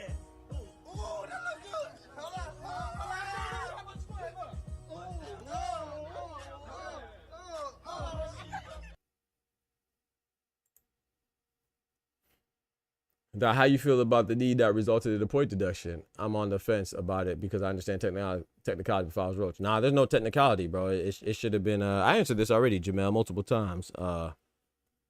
Wait, are you trolling me? I don't know if you're trolling me. I wouldn't want to knock the idea earned. Oh, you're for real? Oh, no. That should have been a knockdown. Like I said, it's part of the rules. It's not about who cares what Lamont Roach feels. Who cares what Tank feels? Part of the rules, if you take a knee, you're voluntarily taking yourself out of the fight and you're asking for a reset, an opportunity to regroup. It should have been a knee, bro. It's like the Floyd Mayweather when he punched Hernandez and he hurt his hand. He took a knee to regroup. There's nothing wrong with that. This is not outside of the confines of boxing. Like, so this is not that's my point. This is not an unprecedented event. This is just, it's unprecedented because it's still not unprecedented, but it's somewhat unprecedented because the referee missed this call so egregiously. Like, it was such a blatant missed call. That's why people are talking about it. But Tank taking a knee and it did not, and it's not because of a punch, bro. We've seen that before. That's what I'm saying, bro. Bro, you know how long boxing has been around, bro? Like, there's a saying that says that there's nothing new under the sun, and there's another saying that history repeats itself. You feel me, Jamel? Why do we think they have those sayings? Nothing new under the sun, meaning all this shit done happened before, whether you saw it or not, whether you experienced it or not, whether you witnessed it or not. And has nothing new under the sun. And then history repeats itself, meaning that if you go back in history, you know, we might have had Hurricane Andrew was a devastating hurricane, you know, in Florida for me and my fellow Floridians. Hurricane Katrina was a devastating hurricane for our Louisiana brethren and sisters. But if you go back in history further enough, there's other weather events too that were just as devastating. It's just whether you witnessed it or observed it or you recollect it or not. You know what I'm saying? I'm not minimizing any other situation. Like, once again, so my point, I mean, that's a severe one, so that wasn't a good example because, you know, people were hurt severely. This is just whimsical sports. But my point is that whether it's extreme severity or whether it's just a little, whether you and your girlfriend both broke up and you thought y'all was gonna get married, people don't went through that before. You know what I'm saying? Whether it's somebody getting knocked down and the referee missing a call that would have resulted in points deducted. People don't went through that before. There's nothing new. It's just how much you pay attention or how much, or maybe you experience it or whether it happened in your lifetime. That's the point I'm making. So you know, it doesn't matter if it's, you know, so it doesn't matter what Lamont Roach feels about it or how Tank feels about it. It should have been called a knockdown. You know, it's not up to Lamont Roach. It's up to the referee, and the referee missed it. Yes, sir. He said, why y'all booing? I ain't gonna lie. You know what's crazy to me though, Dub? Let me hold on. Let me pull out my GTD chain because y'all gonna say I'm defending Gervonta Tank Davis again. I agree with him. Yo, we got my boy Ty in the building. Big member in the building. Yes, sir. Ty, big member. Oh, Tech Dumb Dad, big member as well. I don't know if I said that. I want to tell you all this too. Now I'm gonna sound like I'm defending him, and I am. When he says that it's not an excuse, I definitely disagree with people that think that he's making an excuse. He's not. It would have been an excuse if he would have got knocked down by a punch and then he said, "Oh, I only got knocked down because I couldn't see." That's an excuse. Like when Tyson Fury says, "Oh, I only lost the fight to Usyk because of the war in Ukraine," and people are feeling sympathy. That's an excuse. When Deontay Wilder says he has on a heavy suit, and he kind of implies that could have been why his legs were weak and he lost the fight. That's an excuse. Tank had something in his eye and he took a knee. He literally did what you're supposed to do when you're trying to regroup or reset. He was going to take the consequences, whether he knew about the rules or not. The only reason why he didn't take the consequences is because the referee didn't call it. I don't think that's an excuse, bro. You see what I'm saying? How is that an excuse? He did what he was supposed to do and he just didn't get the consequences, not because of him, but because of the person that's responsible, the referee, missed the call. That's what they teach you to do. I'll give you an example. When I was an amateur boxer, I told y'all this before. I hurt my eye and I couldn't see. I went back after sparring. I told my coach, my trainer, I couldn't see. He said he got mad at me. He chewed me out. He said, "Bro, this is not a professional fight." And he said, even if it was, you take a knee. That's why we say take a knee, because you could regroup and reassess the situation. Or you could regroup and then assess the situation in a calm state. Because somebody's not punching on you. You're not going through stress and duress. You feel me? You are taking the opportunity to regather yourself. That's exactly what it's for. That's why these things are accounted for in the rule books. That's why you know what to do. So when you're in a bad situation, they don't advocate for you to get knocked out. If you don't have to get knocked out and you can take a knee, like Miguel Cotto, when he was getting punched on, was he using an excuse saying, "Oh, I only took a knee because I was getting punched"? No, he took a knee and took a standing count so he could regroup and get himself together for that brief second and then go back into the fight and then give himself another chance to come back in the next round and fight again. That's what they teach you to do. You're not supposed to fight till you get knocked out. I know people think like very primitively and think very barbaric and they only want to see blood. But if you're able to take a knee instead of getting knocked out or knocked down, that's what's advocated. It's just that a lot of times it's such fast paced that you don't know when the knockout's coming. You don't know when the knockout punch is coming until it's on your chin and you on the floor. You feel me? That's why it doesn't happen. But when people take knees like Floyd Mayweather, when he hurt his hand, that's what you're supposed to do. You give yourself an opportunity to regroup. So when people say, "Oh, it's an excuse," no, it's not an excuse, because it would be an excuse if he got knocked down and they said, "Oh, I only got knocked down because I couldn't see." That's an excuse. But he couldn't see and he did the appropriate thing. He took a knee. Duh. I really don't be understanding people's thought process. Like, people just say what sounds good. It sounds good that he's making an excuse, but that's not an excuse. He did what he was supposed to do. He took a knee, right? Yo, he did get hit in the eye. Yeah. If you look at the ref, he literally did the hand gesture and sent Lamont Roach to the corner. However, he didn't follow Tank to the corner. The ref just froze. Yeah, it was very weird. It was very weird. Absolutely. All jokes aside, Tank knee, Leonard Elby back out in the streets preaching the He said, "Hey, yo," he said, "knack for speaking on this." He said, "Leonard always had a knack for speaking on his client's behalf and turning the negative into." Yeah. And bro, and Ty, I know we talk about this too. I'm not a big Devin Haney fan, but that's why you never hear me say, "Oh, Bill is bad for Devin." No, Devin is not I'm not saying that he's not. I'm not saying he's a dull person. I'm not saying this in a bad way, or I'm not saying he's a lame. I'm saying that he's not very charismatic and polarizing of a personality. You know what I'm saying? So Bill Haney is. So that helps his brand. I agree with you 1,000%. That's why you never hear me say, I don't really care for Devin Haney, but I think Bill Haney is good for his career because Devin Haney is not that vocal or polarizing or charismatic, like I said. But you know who is? Bill Haney. And Bill Haney could fill that void that Devin Haney has for his PR, you know, public relations and stuff like that. So when people say stuff, like, you got to kind of, I know it's hard too, you know, it's not easy, but, and number one, boxing is a very intimate sport, right? So when your fighter wins, you think that you won. So like, you know, that's why you have so many cultural clashes and stuff like that, because when one fighter looks like you and it beats a fighter that doesn't look like you think you could beat everybody that looks like that person. Because people are just dumb. They want to live vicariously through their fighter. Bitch, he don't know you. She don't know you. I'm not saying no celebrate, but I mean, they don't know you. So, and that is no reflection of you. You know what I'm saying? Just because your favorite fighter win, they ain't got shit to do with you. You come around here with that fuckery and that fakery, you get beat the F up. You'll get beat straight up. So you think because Tank won or loses, they ain't got nothing to do with you. That has everything to do with the two combatants, the two pugilists involved in the fight. But yeah, man, I'm opening up the Discord, man. Anybody want to join, man, you can pull up now, man. I'm opening up the Discord. We had a good talk, man. We did a pretty decent show, hour and a half of the topics, man. Albert says it's really all on the ref. It's not on exactly. It's never the fighter's fault. My boy Albert about to preach right now. So let's all face the pulpit right now and listen to him, please. Please. Face forward on your pews and pay attention to my boy Albert. He's about to preach right now. So let's give him all of our attention. Albert says it's really all on the ref. Yeah. It's not Tank's fault. Yeah. Because he was willing to take the risk for taking the knee. Yeah. But the ref never called it. Yeah. So Tank kind of got lucky. Yeah. With that miss. Yeah. It's on the ref. Yeah. Facts. I've never seen a fighter get blamed for a blunder from the ref. I've never seen that. Shout out to Albert for preaching, man. He said, yo, my boy Oscar dropping the graffiti on the chat walls with that bread, that cheese, that butter. These biscuits.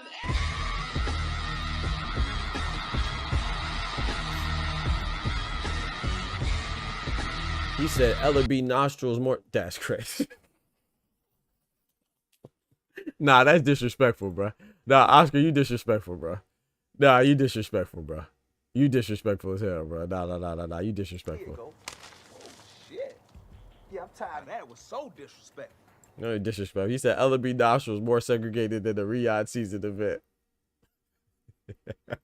Nah, bro, y'all, you wrong, bro. My bad. I got him that ball honor code. I see what you're saying, pugilism. Nah, that's street ball. We expect you to call fouls. Yeah. He said, I totally agree because Ryan is his pops, not Floyd. Yep, Schofield pops. However, his son not. I agree. Yeah. Yep. And Floyd Schofield pops is bad. You know, I don't rock with him. No, sir. That dude's a clown. Man. I think Floyd's kid, Austin Schofield Sr., is he's terrible for boxing. I'm not gonna lie. I mean, terrible for anything. Like, you can't blame the other fighters. And shout out to Shakur Stevens' team. I'm not a big Shakur fan, but I think he's a great fighter. I could never take that away from him. I don't know why people can't assess fighters objectively. He's a great fighter, fantastic fighter. He's undefeated. He's a champion, multiple division champion too. But you can't go around blaming fighters for sabotaging your camp because your son's not ready. Like, because a lot of us are smart enough to see through the BS, you know, but a lot of people are dumb and they will believe them. And that you're that's defamation of character, bro. So shout out to Shakur Stevens' manager, who said that Schofield Sr., you keep on with this nonsense, we're going to take you to court and file litigation. Sure, good for him. How dare you say that, or even imply, much less blatantly say, how dare you be audacious enough to say that I'm sabotaging your camp by puncturing holes in your tires, by ripping out pages of your passport, by conjuring up some pinky in the brain evil master plan with my masseuse to go rub some cream on your son's face? Cream on your son's face? What? First of all, that's a pause. No, did he? If your son got cream on him, that's a pause right there. You might need to You may need to seek something else. You know, you might have a bigger problem than just a Shakur on your hands. But yeah, that's crazy, man. He just said a whole load of BS, and you could tell from what he was saying that it was straight Bullshit! Bullshit! Bullshit! Yeah, Floyd Kid Austin Schofield Sr. He could kick rocks. I don't rock with him at all. He's straight. He's straight. I like Kid Austin. Kid Austin's straight, but I mean they ducked Shakur, and because he said so many stories that even if he was legitimately sick, it's like Sam Goodman, right? Sam Goodman put out the Inoue fight 3 times. I don't even care if it's legitimate or not. It doesn't matter. The fact is that you're not fighting. You know what I'm saying? So to me, it doesn't matter if it's legitimate or not. So same with Kid Austin Schofield. They done made so many excuses that I don't even care if the illness is legitimate or not. You ducked because you already look bad. You done said too much. That's why you got to be careful. There's a story, I know, the old story that your parents probably told you about the boy who cried wolf. He was joking around, crying wolf. Oh, and when people came to have his back, there was no wolf. Then they did it again. He thought it was funny. But then one time there was actually a wolf eating his asshole out. Pause. No, did he? But nobody came to help him because all the times he was crying wolf. So that's why I think that story is precisely applicable to Kid Austin. A lot of those pops is bad for boxing. Yeah, they should have a boxing gather celebrity fight because they be talking like they in the ring. Facts. Yeah, the grease and the cream. You feel me? When Tank was getting in those jams, it was Leonard out in the streets controlling the narrative, and it came to the baby mama drama. Yep. Even when it came to the baby mama drama, hitting a pregnant woman in traffic or getting people cooked. Yep. LB could smell that super. LB could smell that super chat. You better watch. Nah, bro. Y'all wrong, man. He said, wait, what? Hold on, bro. Hold on. I don't even know what I said anymore, man. That's old news, bro. Now you out here snitching. Yeah, I don't know what I said, but. What do you mean by that? Eating his what? Hold on, bro. Why y'all booing? He said, why y'all booing? Fake news. Why y'all booing? We got my boy Clone in the back. Hold on. Give me a second. Let me put on my headset real quick. We got my boy Clone joining us. Please hit up the Discord, man, if you ever want to join. Yes, sir. Give me a second, though, Clone. Yeah, give me a second, too. Yeah, I got to get my headset on so it's not echoing. Shout out to Clone for pulling up. But yeah, if you ever want to join the Discord, man, pull up, man. We welcome all. There's no pressure. Don't feel like you have to be a purist or a casual. Hey, man, come up and say your opinion, man. I let everybody say their opinion. I love it, man. I love the open dialogue. Because I talk all the time, right? So I want to hear y'all thoughts on these topics as well. So please pull up. Yes, sir, man. We good now, Clone, whenever you're ready. What did Ja Rule say about this? That's crazy. He said, if Inoue pulled that off in Japan, his career is over at home. Put it that way. My bad. Yes, sir. Don't forget to smack that like button, man. Smack that like button, y'all. If you haven't done so already. Shout out to my boy Clone, man. Do I sound bad? Nah, you sound good, bro. You good. All clear. So, I didn't get a chance to watch the show yesterday. I was going to ask, Oh, you good, so are they in talks of a rematch, or is that just rumors? Yeah, so I mean, it's more the rumors, but so from a fighter standpoint, Tank and Lamont Roach have agreed to a rematch. It's on Twitter though, you can take that with a grain of salt, but they said that they could fight in May. But then Gilberto Mendoza, who's the WBA president, excuse me, who's the sanctioning body that they're both champions under, they fought under, they said that they're going to pursue a rematch upon review. And then the New York State Athletic Commission said that they're reviewing it and they're going to see if it's necessary to overturn it. And that could be in a no contest, an immediate rematch, or they could say that Lamont Roach won. So there's possibilities, but I think what's probable is the fact that it'll be a rematch in a no contest. That's what I think. If anything, I hope they don't do that. Yeah. I think that'd be a weak way to have your first L. I ain't gonna lie, that'd be a weak way. Yeah, I don't want that to happen for him. Not like that. Nah, me either. But it could happen, and if it happens, then shout out to Lamont Roach. But I think that'd be weak. But you did bring something to my attention though that I didn't think about when you was discussing if they would actually did count it as a knockdown during the fight, that it would actually change how Tank was fighting, because he might have stepped on the gas further. And I was like, I didn't think about that. Yeah, appreciate it, bro. Thank you. Yeah, he could have stepped on the gas, and to be fair, if he stepped on the gas, that doesn't necessarily mean it would have boded well for him either. He could have stepped on the gas and opened up too much and got caught being reckless, you know. So, but it He was could already also getting caught. right, exactly. But it could also mean that Lamont Roach could have ended up on his back pockets too, like the 93% of other fighters he fought. So, you know, it's just no way to definitively say what would have happened, you know. And people talking so definitively, I think it's kind of crazy. Either way, on either side. I just think he didn't have no real game plan for this guy. He I just agree. went in there and just fighting. I agree. And it showed. Because Yep. he didn't make no adjustments the whole fight. Nope. I agree with that. It definitely wasn't the best showing from Tank. Like I said, I thought he won. I thought he did enough to win on my scorecards, but like I said, F my scorecards, you know, it's what the judges say. But on my scorecard, he won. I had an 8-4. Yeah, I had a little closer. I had a like 7-5. Yep. And people say, oh, it's because I like Tank. I mean, I just showed a video before you came, and Jerron Boots in and said the same thing. And I said that I thought that Tank won the 9th round if you don't count the knockdown, which you shouldn't count the knockdown because it's up to the judge. He didn't count it, so there's no way you should count it. That's how the rules go. And but Jerron Boots in it said that he had Tank winning that 9th round too. And if even if you count the knockdown, he said he would have scored it 9-9 because he gave Tank the round. That's how you score it. But I said that, hey man, I scored it 10-9 for Tank, but if you count the knockdown, I would give it 10-8 to Roach. And if I give it 10-8 to Roach on my scorecard, it would have changed to a draw. So I would have had the same result that they ended up having officially anyway. So that's why I don't think it was a robbery from an end result, because that's the result that would have happened if I would have counted the knockdown and gave that round to Roach. But like I said, I agree with Boots that Tank won that 9th round anyway. So if I would have gave it a 9-9, then Tank still would have won the fight on my scorecard.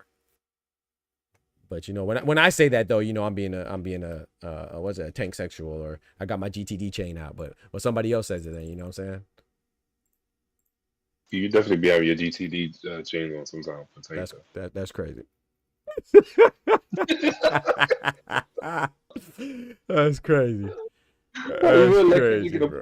The other day, bro. Come That's on, bro. crazy, bro. That's crazy. Bro, what point I didn't let you get off, bro? That's crazy. I'm talking about Kendrick. You wouldn't let him talk. No, because Kendrick is full of crap, bro. Kendrick be trolling, bro. I don't think he troll. I think Kendrick be trying to change the he'll say one thing and then try to switch it up mid-argument. Like, yeah, bro, you're adding stuff on now, but with the stuff that I responded to was different, though. You know what I'm saying? I'm not saying that he didn't mean that entire thought, but if you don't type all your thought out, let me put you on the camera. Hold on. You put it on your camera or not? Or that was an accident? That was an accident. Okay, nah, you good. Don't worry about it. But yeah, if you don't put your entire thought in one message, then you can't really get mad at me for missing. I'm gonna miss some messages. Thank God the channel booming. You know what I'm saying? We ain't booming yet, but we growing, so I'm not gonna catch every message. You know, so but if I see the one, then it's like, okay, that's the one I'm responding to, brother. Shout out to Kendrick though, man. That's my guy, regardless. I low key think they shouldn't fight again until Tank fights somebody else. To be honest. You think they should have a fight in the interim? I'd rather see Tank fight somebody else. To be honest, man, I kind of feel like if Tank don't do him like pause, but if Tank don't, No, did he? Hey, yo. I feel like Tank has to stop him like Roy Jones stopped Montel Griffin. Ooh, Like yeah, after he got that DQ? He said he look like Yeah, Kanye West. Is crazy. I never thought about that. Yeah, That's he look like crazy. Kanye. He does look like Kanye, bro. I never thought about that, bro. I never made that comparison. They definitely resemble each other. He has to stop him like that. If he stops him like that, then I think people would be satisfied. But if he fights him, it's another tough fight. The people gonna start questioning whether Tank is even good or not. You know how people do. Yeah, yep. You one fight away from being trash or great. KP from KC said, tuck that GTD chain in around Shakur. Shout out to Shakur, man. He said, Oster said that he agrees with you. He said, yeah, he said, thank you, bro. No adjustments at all. So he agreed with you, Cologne. He said, man, if Nakatani versus anyway happened and Nakatani took a knee like that, somebody getting counted and not getting away with it, nobody would allow a death before disarmament. Yeah, no, it definitely should have been counted. Yeah, of course, it's a knee. We're real boxing fans over here, bro. The knee should have been counted. I can say that all day, but I can't. I gotta disagree, pugilism. I don't think it's a. Yeah, of course, it's the A side, right? Usually these blunders are in favor of the A side. We know that, but it's still a mistake. We see mistakes similar to this happen before, so I can't say that. If it happened somewhere else, that it would have been called and it wouldn't have been missed, because we've seen it in other cases where it was missed. I gave y'all a plethora of examples of similar situations transpiring, you know. So I can't help that people don't see it because they don't really watch boxing to the extent that I do or others do. But if you watch boxing, you know that there's been missed calls and missed knockdowns before, bro. That's just common sense. That's just honesty. But yeah, for sure, Tank got away with one. And unfortunately, it was to the detriment of Lamont Roach. It's unfair to Lamont Roach, of course. You take a knee, points should be deducted accordingly. Absolutely. But I'm not going to act like it's the first time a bad call or a missed call happened in sports. That's just dishonest if you're saying that. I feel like dang, what was I about to say? I feel like Tank. Damn, what was I about to say? Oh, you good? And I'm not defending it either. I'm saying that missed calls happened before, and I'm saying that they should be corrected. I'm saying all those. Yeah, I'm not saying that. Oh, I'm not saying it's okay that he missed it because it happened before. No, I'm saying that there are other missed calls. This is not an unprecedented event. However, you should always get the calls right. And this was a bad call, and unfortunately, the victim of it was Lamont Roach. You know what I'm saying? The beneficiary of it was Tank. That's it. It's up to the referee. Tank got a hard warning, like a low blower. Yeah, I don't even. Yeah. That's yo. Shout out to Seth, bro. Seth just dropped a bomb on the chat. I disagree, but you're right. What he just said. Seth said it is up to the referee. That's an unequivocal fact. Tank got a hard warning, like a low blow or a foul. But this is the part I disagree with, brother. You are absolutely right. It's always up to the discretion of the referee. But the part that you're wrong about is that a knee should not be up to the referee. That is, that's not up to the referee. You know what I'm saying? When you take a knee, it should be counted as a knockdown. But you are right. If you want to look at it like that it's up to the discretion of the ref to call it. Like, so for example, the difference between what you just said, a low blow or a foul, a low blow and a foul is considered something that you can give a warning on. You can't give a warning on a knee.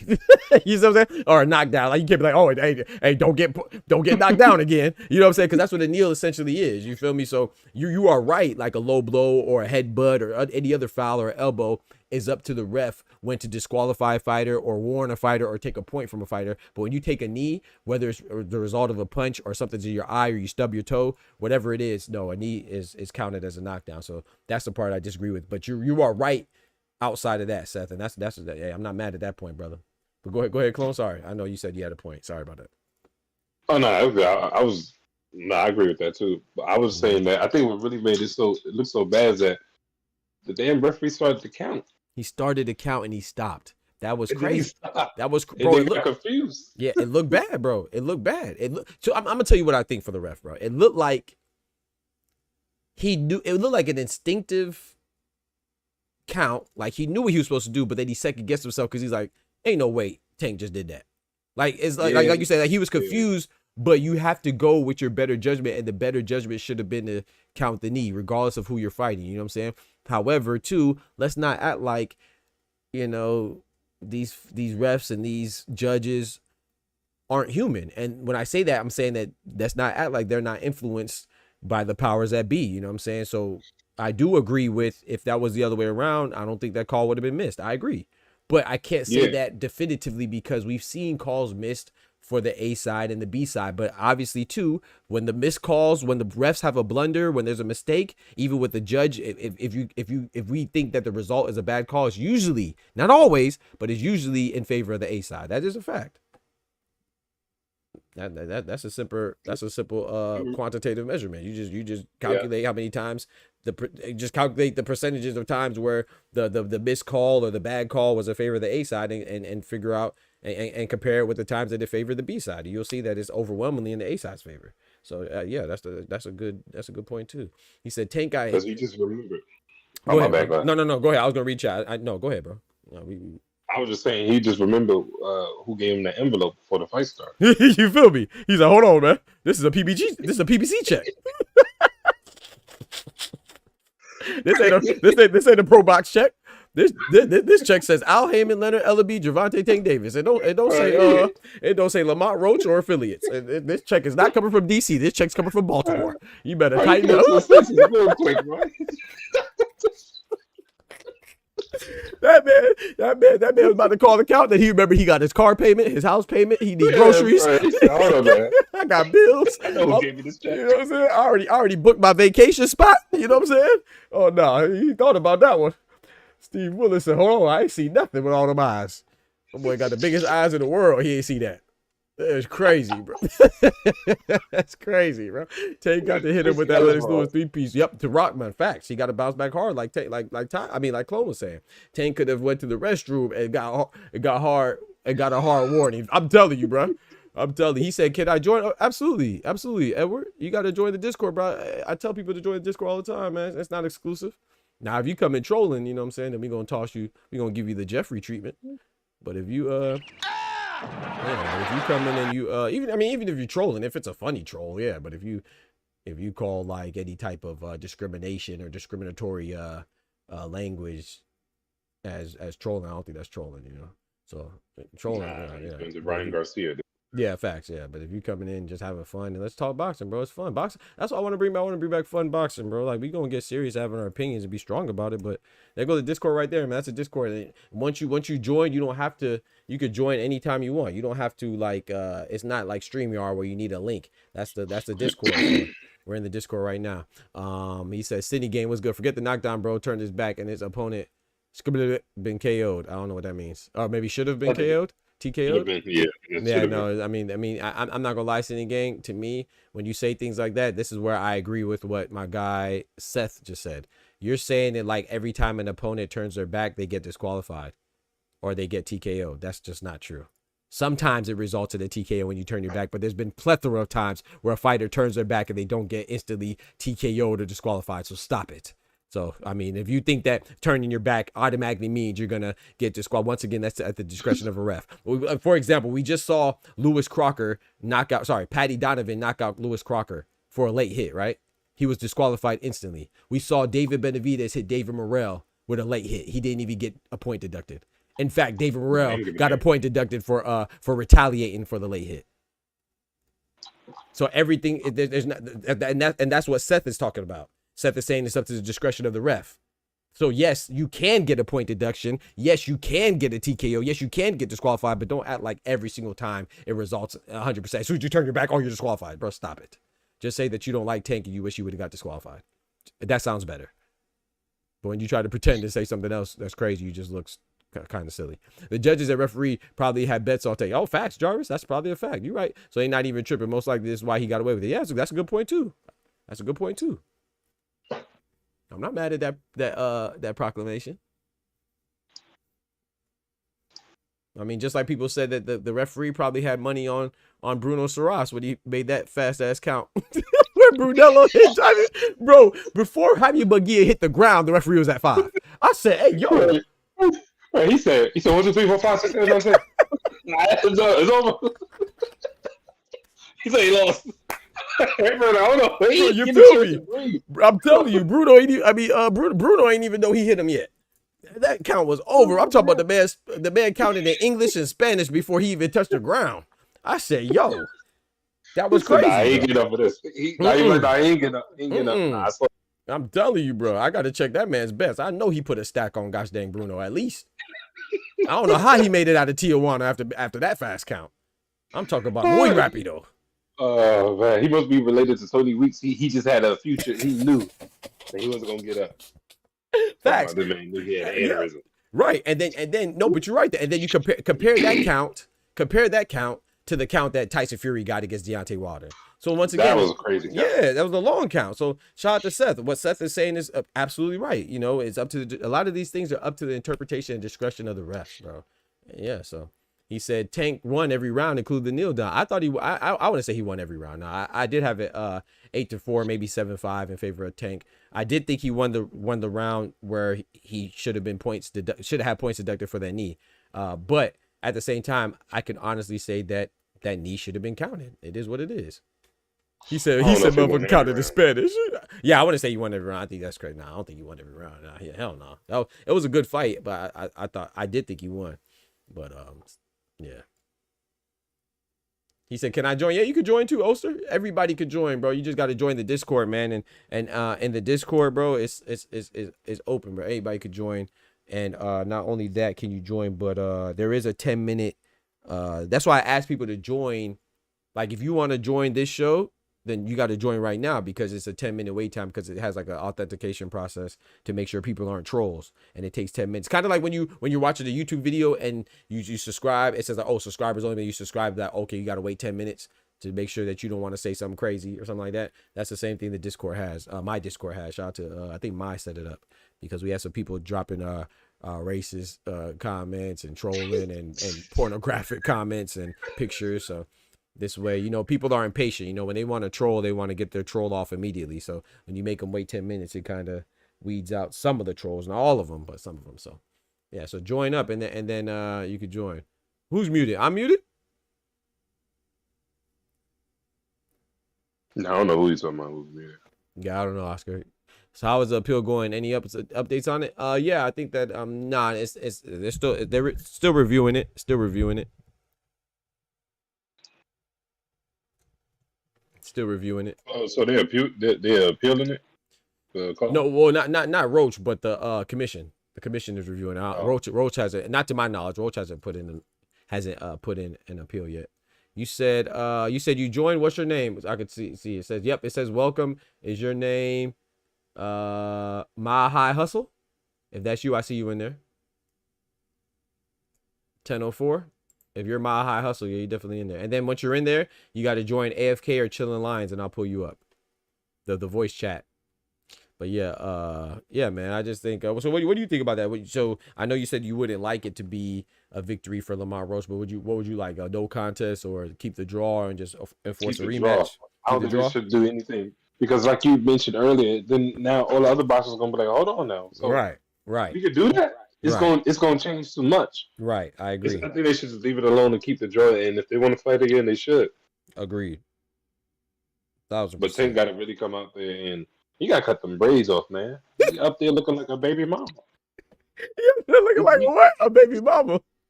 Yeah, man. Cut them damn braids off and just go back to the fade and go out there and fight. He's a sassy boxer, bro. He too sassy. I agree with that. I agree. Like, I'm not okay. So like, you know what's crazy about that clone, and this is why I say nothing is new under the sun. And this, of course, is different, but it's similar, right? Remember, Amanda Serrano had a fight before she fought Katie Taylor. She fought I can't remember, Stevie Morgan, but before she was supposed to fight Stevie Morgan, she was supposed to fight somebody else, Nina Mink or something like that. That fight was canceled. You know why that fight was canceled? I remember. Yep, the night of the fight, she got her hair done, and the chemicals got in her. The chemicals got in her eye. So when people say that these things people never seen it, bro, it's just because you don't watch boxing enough, bro. Amanda Serrano literally called off a fight because she had hair grease in her eye, and you're mad at Tank because he took a knee because he had hair grease in his eye. She canceled a fight because she had hair grease in her eye. Let that marinate. Come on, bro. So I'm telling you, there's nothing new. There's rarely anything new under the sun. It's just how much you pay attention. Come on, bro. I don't think that it's not an excuse that he took a knee. It's just that the referee didn't call it. That's not the fighter's fault. For a referee, it's the referee's responsibility to enforce the rules. And if you think I'm lying, go look it up, bro. Amanda Serrano literally canceled her fight on fight night. She sure did. Come on now. On fight night. They're about to walk in the ring and she canceled the fight because she had hair grease in her eye. So when you say that Tank is making this up, then you got to keep the same energy for Amanda Serrano. And hers is worse because she didn't even fight. At least he took a knee and continued. I'm not knocking Amanda Serrano. It's not her fault. But I haven't seen anybody say, "Oh man, poor Nina." No, that's my fault. That's her damn fault. Yeah. I mean, you just got to be careful when you get your hair done. You got to be aware of these things. Yeah. You get your hair done all these different styles before you just put your goddamn hair in the ponytail. Facts. I agree with you. You're right about that. I'm wrong about that. You're right. Yeah, I stand correct. Yeah, you're right. It is their fault. It's both of their fault. You're right. But I agree with you saying though, for the most part though. It's okay. Yeah. They're tripping on and shout out to Jake. You know, I'm not a big Jake Paul apologist. I'm not a big Jake Paul fan, but because I don't really like a boxer fighting non-boxers. To me, he is a boxer. He's a low tier boxer, but he's still a boxer. But anyway, I salute him because he still paid that girl, that woman. You know, Nina. Yeah, that was dope. Yeah, so that was dope, man. He still paid because he was like, that's not her fault. So shout out to him and shout out to the ladies, man. I ain't gonna lie. It seems like he does a good business. Like I haven't heard anybody saying his business is bad. It seems like he does good business.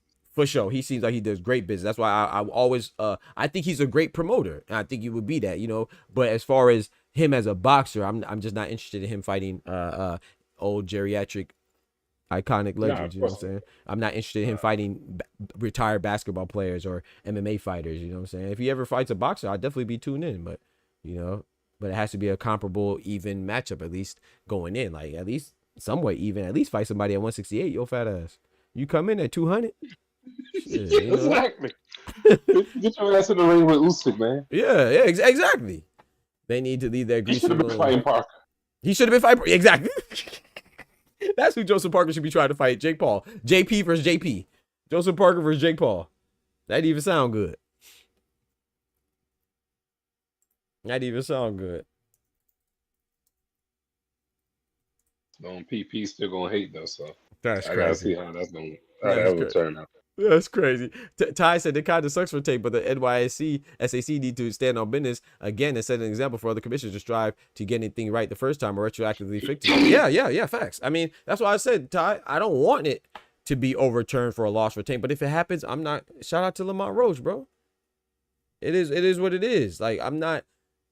I like I said, I don't want that to happen because you just never know what could have happened in that fight. But yeah, if they do it and they switch it for Tank winning, Tank losing and Lamont Roach winning, hey, I'm not. How can I be mad at Lamont Roach? It's not Lamont Roach's fault any more than it's Tank's fault. Yeah, nah, I feel like it's all Tank's fault because you went in there playing around. You deserve it. You deserve whatever comes from this. Yep. Because you brought this on yourself. Yep. He said, "What y'all booing for?" Yeah, that was funny. Like, you was hurt too. You like, hold on, they booing? You feel me? What y'all booing for? He's out here about to cry, bro. Shout out to Tank, man. Shout out to Tank. That's just funny, man. What y'all booing for, man? Yeah, man. Y'all hurt my boy feelings, man. Come on, man. Y'all booing my boy, man. He got hair grease in his eye, man. Come on, man. He came out with goddamn Dipset, so he was going to win. Yeah. He was wild for coming out with Dipset. Grown man blazes his hair, Brooklyn, New York. I'm telling you. But look, even with let's take out the hair, but let's just say the eye, right, Dub? That's not new under the sun either. Devin Alexander and Tim Bradley. Why did that fight stop? Because Devin Alexander said he couldn't see because sweat got in his eye, and he stopped fighting. At least Tank took a knee and kept fighting. So that's what I'm saying. Like there's rarely, if you look hard enough, bro, you can find situations that are similar to almost every situation, bro. No, you're right about that. Come on, man. You just gotta watch. You gotta pay attention. I guess just because the height of this fight was, Tank is so popular that people haven't seen it at this type of magnitude, maybe. Right. I guess. Right. All right. And social media, social media era too, and it's like even with basketball players, everybody's more scrutinized now. You are more available, but at the same time, there's more avenues to make money and stuff like that. Not saying that because you make money, you should be susceptible or picked on. Susceptible to people excessively bullying you or picking on you, harassing you. But it kind of comes with it now, unfortunately. I mean, you get love too. You just got to look at the right places. It's like when people say, "Oh, Tank don't get no hate." No, you get hate, bro. You just don't look at. You can't expect to see Tank get hated on if you're in a pro Tank channel. So when people say, "Oh yeah, Tank don't get no hate," bro, all the fighters get hate. All of them have extreme fans and extreme haters. You know what I'm saying? You just come here. Tank hate. Right. So I gonna hate on Tank. You feel me? You feel me? So yeah. So if you say you don't, it's just because you're in a pro. You're one of those that like to be in a situation where you're where you're in the middle of a congregation that's pro Tank, so you can argue with them. So that's what it is. So that's why all you see is Tank love, because all you got to do is look at my videos, bro. I'm very unbiased. I get accused of being a Tank lover, a Tank hater. I've been accused of being a Ryan lover, a Ryan hater, a Devin lover, a Devin hater, Shakur lover, a Shakur hater, Inoue lover, Inoue hater. I get accused of that's how I know. For me, that just reinforces that I'm right up the middle. Because people can't even agree on where my stances are as far as loyalty to a fighter, because I have no loyalty. I have loyalty to the sport because I like boxing. I prioritize boxing over an individual boxer. I am human. I have my innate biases and preferences, fighters that I like, but I like them because of their fighting style and their prowess in the ring. I don't like them because of who they're dating or the clothes they're wearing or the cars they're driving or how many likes they have on Instagram. That's you. That's not me. You feel me? I can't relate to that. Shout out to my guy, One Round with George in the building, man. Shout out to, this is George right here, man. Y'all go check out his channel. This is my guy, George Jakovic right here, man. He was the first and only interviewee on Dr. Boxer Talk, and I love those interviews, man. They did pretty well as far as viewership goes, man. So check out my guy, George Jakovic. You want to talk about a boxing historian? George. You feel me? Big George, man. He boxing historian. That guy's awesome right there, man. Dope guy right there, man. Yeah, he cool as hell, man. He was cool as hell when you interviewed him. Yep. Yeah, and shout out to George. He said Devin blamed that Bradley lost on headbutts afterwards. Yes, he did. And I'm not mad because Bradley is notorious for using his head as well, you know. And shout out to Tim Bradley. I like him as a boxer, not so much as a commentator or an analyst. I think his takes are crazy, but he definitely blamed it on headbutts and him not being able to see. And hold on, let me pull it up. He was like, "Oh, there's sweat in my eye. I got sweat in my eye." Whether it's for headbutts or not, but he was like, "Oh, I got sweat in my eye." I remember that. I said, come on, bro. Shout out to Devin Alexander, though. I got sweat in my eye. So what's the upcoming cards? Anything good happening this weekend or upcoming weekend? This weekend was this weekend's kind of slow, bro. Shout out to Natasha Jonas. She's fighting Lauren Price.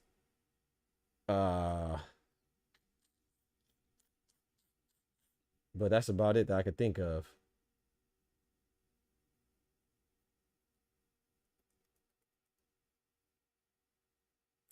Let me pull it up real quick. Let me pull it up. And maybe facts when Dr. Boxer Talk called out Tank for the non-boxing antics. The radical one switched up and was ready to snatch Doc's chain. You feel me? They was ready to snatch my chain off my neck, bro. Like I ain't got my GTD chain on, bro. Like they about to snatch your chain? Yeah, they was about to snatch my chain, bro, because they're like, "Oh no, you're not defending Tank hard enough." Bro, I defend boxer, man. I like Tank, but it is what it is. He kneeled. He should have got the points deducted, bro. Like that's not even a debate. Why are people debating that part? Now, what I think is silly to blame the fighter, though. I think that's silly. But yeah, man, yeah. I'm not, bro. You should the best man or woman should always win. You know Only thing I do agree, I kind of agree with. I forgot who said this. Might have been Seth. Mm-hmm. Maybe Tank didn't know about the knockdown rule that he really supposed to take that as a knockdown if you on your own accord. That's supposed to be counted as a knockdown. Yeah, I agree. I agree. It ran straight to the to the corner like he didn't know that was. You couldn't do that. Like I don't know. Maybe he didn't know that. No, I agree. I just don't care. I agree that he didn't know. Everything that he demonstrated showed that he's telling you that he didn't know. But at the same time, you're supposed to know. You know what I'm saying? Because you could do that in the amateurs, but you can't do that in the pros. You know what I'm saying? So it's not just because he didn't know doesn't mean that he didn't violate a rule. You know what I'm saying? But yeah, I do. His whole body language and everything and how that happened, he thought that he didn't think he was doing anything wrong. I wholeheartedly believe him. I don't think he tried to put on a David Blaine, Harry Potter invisible cloak and hide the fact he took a knee and thought that nobody was going to see him run to the corner. I honestly believe, I wholeheartedly believe that he didn't think he was doing something wrong. But just because you didn't think so doesn't mean that you're not. You know what I'm talking about? So it is what it is. You could drive 75 in a 45 mile per hour zone. You tell the cop that you didn't know, you still gonna get that ticket, brother. That's not a sufficient reason not knowing, you know what I'm saying? Especially as an adult, you know. You get that ticket. Yeah, you're gonna get that ticket, bro. It don't matter if you knew or not. You better find out, pay attention. So I do agree. I do agree that he didn't know, but I don't think that's a reason not to take a point because he didn't know. Yeah, no, of course not. No, you still violated. A true story. Boxer is my love. Boxer helped my love for the sport. Yes, sir. Yes, sir. Yes, sir. Not gonna name no names, but it was in this chat that switched up too. Y'all motherfuckers know who y'all are. Yeah, of course you know they gonna switch up on me. You know, bro. You saw the one dude that I can't remember who it was that left the chat. He was like, "Oh man, I love your channel. You're so unbiased." And then I think I said something. I think he was a guy that didn't like Tank. And then I said, "Oh, you know, I think Tank beats." I think I said Tank beats Shakur or I think Tank is the best at 135 or something like that. And he was like, "Oh, you just biased." He said, "I'd never come to this channel again." Okay. I said, "Okay, brother." Hey, bias has peace, bro. I was unbiased the entire time until I said I think that Tank and I didn't say that. You know me. I always praise Shakur. I think Shakur is one of the best fighters. I think if anybody beats Tank, it's Shakur, and if anybody beats Shakur, it's Tank. I think they're the only two that beat each other. I think they're similar to like a Beterbiev and Bivol. I don't think anybody beats each other besides them in their divisions. But I'm taking Tank. You know what I'm saying? But I'm not saying that Shakur is a bad fighter or hell no. He's the opposite. He's a great fighter. I think he's great. And if anybody could beat Tank, it's Shakur in my opinion. but I just don't think he will. It's like Canelo and Benavidez. I think Canelo beats Benavidez too, but I don't dislike Benavidez. He's one of my favorite fighters to watch, actually. It's up to the fighters in the corners to especially know the rules. Exactly. Talk to him, George. Cassius Clay was blinded for a round against Sonny Liston. He stood in there against that monster and beat him. Yep, that's a fact. He said, hey, thank you, Tech, if you're helping Ulster. Thank you, bro. Boxing is a wicked game, but the martial art is intuition at the highest form. Yep, when you master boxing intuition, the wickedest can't touch you, and the game can't deny you or control you. Talk to him. Yes, sir, man. I think that I just think where people are getting it wrong is that they're blaming the fighter. It's not the fighter's fault that the missed call was had. You know, unfortunately, it's Steve Willis's fault. You know, and unfortunately for him, he's a fantastic referee in my opinion overall. But this low light is going to become his highlight for a while. You know, and that's unfortunate. But he did make a blunder, and he should be held accountable. You know, but you can't tell me that. You can't blame somebody for being the beneficiary of a bad ruling. It's like when, like I say, when fighters get robbed, it's never the fighter's fault. Like when I think George brought up Tim Bradley, right? Or maybe I brought up Tim Bradley. Anyway, Tim Bradley was brought up. I hate when people blame Tim Bradley for robbing Pacquiao. Fighters fight and judges judge. Tim Bradley was the beneficiary of a bad ruling. We could all admit that. Well, a lot of us can. But it's not his fault that he got the decision. It's not Natasha Jonas's fault that she got the decision over Michaela Mayer. It's not Hobson Casesau's fault that he got the bad decision over Oshiki Foster. It's not Johnny Fisher's fault that he got a bad decision over David Allen. Fighters fight and judges judge. So how was it? Was it Zele Zhang's fault when the referee missed his knockdown for Ajit Caballel in his last fight Riyadh season? I know everybody saw that, right? Because they love that was the best card in boxing history. That's what it was pitched as, right? The last crescendo was kicked as the best boxing card in history, right? So if you're a boxing fan, you had to have watched it, right? So that means you saw the missed call when Ajit Caballel punched Zele Zhang on the left side of his stomach, and he fell. And he went down and got up real quick, and the referee didn't call it a knockdown. So is that Zele Zhang's fault? Did he try to hide it from the ref, or did the ref just miss it? So if it wasn't Zele Zhang's fault, why are you telling me it's Tank's fault now? Fuck out of here.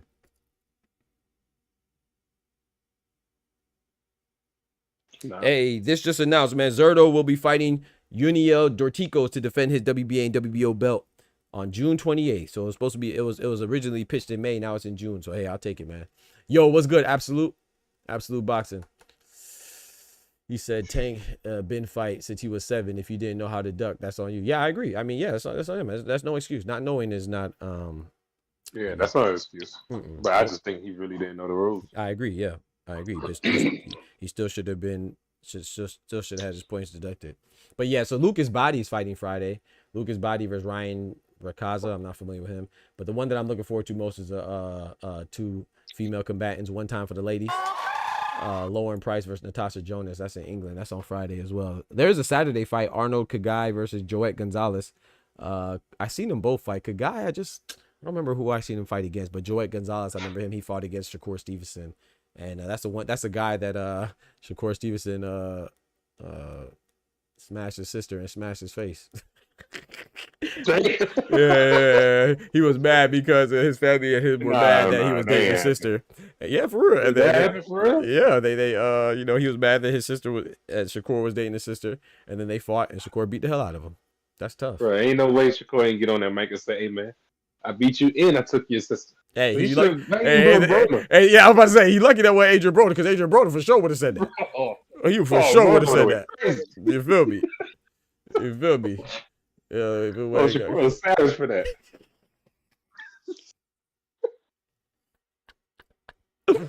Yeah, so Joette Gonzalez. That's what I remember him for. You know, that's 135 needed the face to clearly win, so we can move on to unify. Stuck to 2026.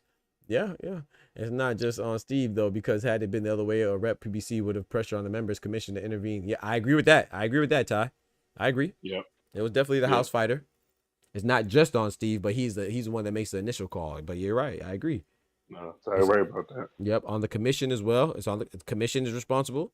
The promotional company is responsible. In this case, PBC. You know what I'm saying? They got to share responsibility, but who's not responsible is the fighter. The fighter is not the one that's supposed to enforce the rules, bro. That's not the fighter's responsibility. The fighter's responsibility is to fight. That's it. Well, your team look at you goddamn crazy if you tell the ref, "Hey man, you know that was a knockdown, right?" Yeah. People make it seem like they want Tank to say, "Oh man, you're supposed to take my points, Steve. Take my points. You forgot to take my points, Steve." I always think about that commercial with the dude that the ball was out on, and he told the coach, "Hey man, It was out on me, coach. Yeah. I got to tell the ref. Who the hell would do that in real life? They would beat the hell out of that dude. Yeah, he getting jumped. He getting jumped and kicked off the team. What's wrong with you? That ain't no good sportsmanship. That's Right. stupid. That's stupid. Right. I remember that commercial. That commercial was funny, man. Be honest, man. You better tighten up. Fake ass commercials, man. Tank ain't do nothing wrong, but it should have been called a knockdown. Yes. But absolutely. I really didn't think about what would have happened if it wasn't called a knockdown. I didn't really think about that. Yeah, people are making it seem like they just know, oh yeah, he would have lost. You don't know how he would have reacted if he was down 2 points. Because he would have had to turn up. He would have had to turn up.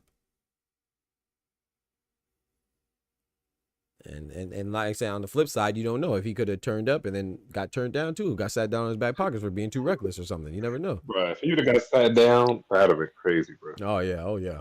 Shakur kept the beating in house. You feel me? Bro, Oscar's crazy. Bro. Oscar's crazy, bro. He did. He clapping his sister and whooping on the brother. That's crazy. Yeah, that is crazy. I ain't gonna lie, bro. He should have shot him. Yeah. He should have, you would have to, bro. At that point, yeah. I'm not advocating for violence, especially of the gun variety, but if you was ever gonna shoot somebody, I think if they smash your sister and whoop your behind afterwards, I think that I think you might need I think you might need to shoot him. I ain't gonna lie. Or puncture a hole in his tire or something like Floyd Kid Austin Schofield said. Floyd Schofield Sr. said Shakur did. Did you watch the Petty Dolphins? I didn't catch the whole thing. I caught it. I saw the two ladies that fought where you got the 1 round stoppage. I saw that fight in its entirety. But I didn't catch the whole fight, but I saw the controversial part, right? With the disqualification. But no, I didn't catch it from start to finish. I was doing some stuff around the house. They said Roy Jones got disqualified for hitting Kelly on his knee and was undefeated at the time. Yep. Shit happens in boxing. All contact sport. There are known and unknown issues. Yep. Hey, Oster, did you join? Did you join the Discord? Refs, judges, commissioners, and fans. Yeah. Yep. If they take a point now, it would go from majority draw to split draw. Well, yeah, if they take a point and they just simply add it to what the cards were originally, but then that's not taking, like, it happened in the 9th round. Like I said, that's not taking, I already articulated this, right? That doesn't take into account how the fighters would have reacted to being down. For example, we saw how Terrence Crawford reacted when he thought he was down against Sean Porter. He fought with a sense of urgency and put Sean Porter on his back pockets, right? So let's not act like the fight would have definitively went the same way if that was called a knockdown. Indeed, it could have ended up with Roach being knocked out like a lot of people anticipated, or it could have ended up with, Tank being overly aggressive and reckless and getting knocked out too as a result. So we don't know how it would have went. Or it could have went like, if you would have got the knockdown, maybe Lamont Roach would have, because some people say, Lamont Roach didn't do enough. What if he would have got even more complacent and more comfortable and think that he had a bigger lead than he had and took his foot off the gas like we see so many other fighters do? Like Daigo Higa against Seiya Susumi when he took his foot off the gas in the championship rounds. Like Jack Cotterall always does, which pisses me off. He just doesn't fight with a sense of urgency sometimes, and and so we've seen so many fighters do that. So we can't say one way or the other how it would have went. So I think that it should be either left alone and immediate rematch ordered or a no contest. That's what I think is the appropriate course of action. But again, I will repeat myself. If it happens and they give it to Lamont Roach and he's determined to be the victor after it's overturned, let him have it, bro. He deserves it. He deserves in this hard sport, like we already said, it's an unforgiving game. Boxing is a tough sport, right? Whatever you get, you deserve, bro. And if you could get a overturn in your favor, then shout out to Lamont Roach. I'm not gonna hate on Lamont Roach, bro. He fought a hell of a fight. Yeah. There's nothing to hate on. Fight, yeah, there's nothing to hate on, bro. A lot of people count him out. What I will hate on is the goofies like Paulie Malignaggi and all the other people that said that Lamont Roach was outclassed and Lamont Roach was a second-tier fighter. This is literally what they said, and they made an analogy comparing all the Canelo's and Tank's opponents to bums at a red light. That's literally what Paulie Malignaggi said. And I will shit on them because now they're saying, oh yeah, Lamont Roach deserves all the credit. Why are you giving him credit? He was a champion that just fought on Pro Box on your network in his last fight against Fago McCrory. You literally downing and disrespected the fighter that now you want to praise. The same people that said, Lamont Roach is about to get knocked down in 2 rounds. This is just a gimme for Tank. Now all of a sudden you want to praise him because you're so thirsty to see Tank lose, or you're so filled with hate and so emotional about a guy that you don't like, that you're so desperate for him to lose that now you will call his opponents trash, but then at the same time try to give him a compliment now that it went in, that you perceive it as going in their favor. I thought that Tank would win too, but I said Lamont Roach is a good fighter and it's going to be a competitive fight. But I thought Tank would win. You know, I go with Tank over everybody. Tank would win, but I definitely thought that Lamont Roach was going to hurt him though. Yep, because we watch boxing. That's why we really watch boxing, and we're not emotional groupies. You know what I'm saying? So we're not emotional groupies for or against any particular fighter. So we could objectively call things. So if you said that Lamont Roach was a bum and that he was going to get smoked in 1 round or 2 rounds, you should keep quiet now that he proved you wrong, because you didn't do anything. You know what I'm saying? Your analysis and pundit and content creation privileges should be revoked, because you clearly don't know boxing. And that's I like how he responded to them too. I loved it when he said that. Shout out to Lamont Roach. I loved when he addressed it in the presser. He said the people that he said F to, and he said, I don't rock with y'all because y'all counted me out. So I don't want to hear nothing from y'all. Shout out to Lamont. I respected that so much that he stood on business. Shout out to Lamont Roach for that. I love that fact that he said that at the press conference. He was like, yeah, if you were against me before, and if you said that I ain't stand a chance, and you called me all types of bums, he said I saw it. And he added further specificity and even identified the people that he was talking about. I ain't no hater, so I ain't gonna bring up their names again. I only heard it because of them, because of him. But shout out to him for that. More fighters should do that. It's very important that you recognize when you're getting fake love, because that's exactly what that is. That's fake love.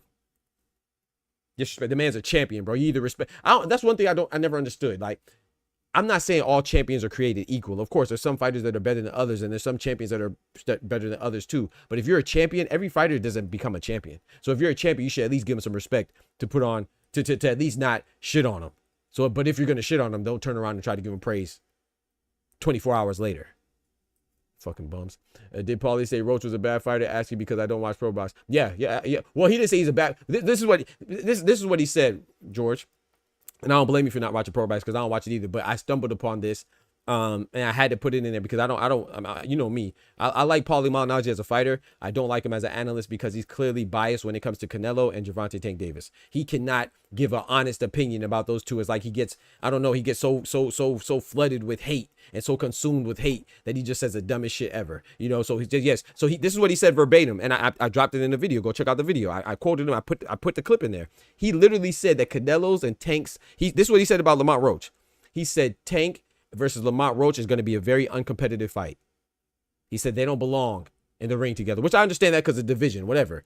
But a very uncompetitive fight. I thought we cared about amateur stuff because everybody likes to conveniently hype up the amateur background, and they had close fights in the amateurs. And if you know Lamont Roach, he has plenty of fights where he was above 130. So it's not his first time at 135 or above one. You know what I'm saying? But then also he said Canelo and Tank are the 2 biggest stars and the biggest frauds because they could get credit for fighting bums at a red light, begging for change, and people will still love him for it. So he made an analogy comparing Lamont Roach and every other Tank opponent and every other Canelo opponent, regardless if they're Hall of Famers or champions in their own right. He compared them to bums collecting change at a red light.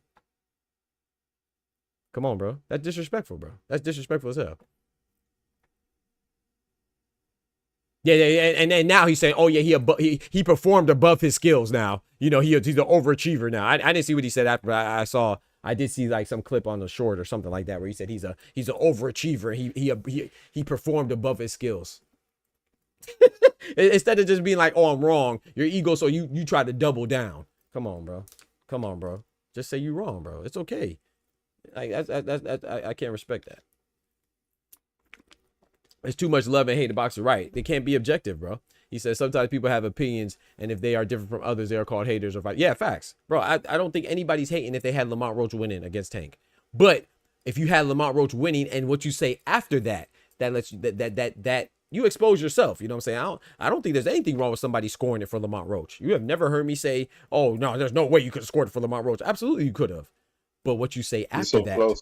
You feel me? What comes after that lets me know whether or not you are scoring it for Lamont Roach because you think he's a good fighter and he had a great performance, which he did, or you just want to see any type of vulnerability that you're so thirsty and you're clouded with hate and blinded by, you're letting your eyes deceive you because you're blinded by hate and you think that Gervonta didn't do nothing. Bro, somebody told me that Gervonta got staggered like 4 or 5 times. What the fuck? What were you watching? I didn't see that.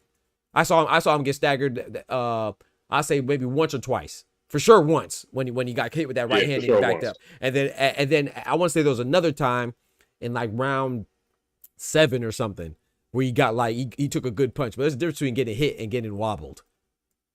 Yeah, I think I think his knees might have buckled when he got hit with the uppercut. I think. Right. Like a right.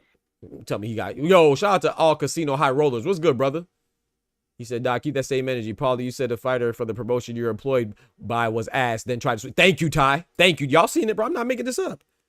And the only reason why I don't point out the other content creators because, like I said, the reason why I point out Paulie and not the other guys, because literally I don't watch them. The other content creators, I don't care how big they are. They say once you say nonsense and you make it blatantly evident that you are emotional about a fighter, whether you're for them or against them, I don't consume your content, you know. But Paulie, I'm so hard on him because he's a former fighter. He should know better. You know what I'm saying? He's actually a participant in the sport, and he's an observer of the sport, and he has good takes otherwise. But when it comes to Canelo and when it comes to Gervonta, it's like all reason goes out of jealousy. Yeah. It's jealousy. That's what it comes off. It comes off as jealousy, bro. And one thing I can't stand is a jealous petty bitch, male or especially a boy. He comes off like a jealous petty bitch. I ain't gonna lie. I mean, if I'm being completely honest, but it is what it is, bro. It is what it is. Now, I'm not saying that Canelo and Tank fight the people we want to see. Of course, I want to see Tank versus Shakur. I want to see Canelo versus David Benavidez. But I could appreciate Canelo versus Jaime Munguia too.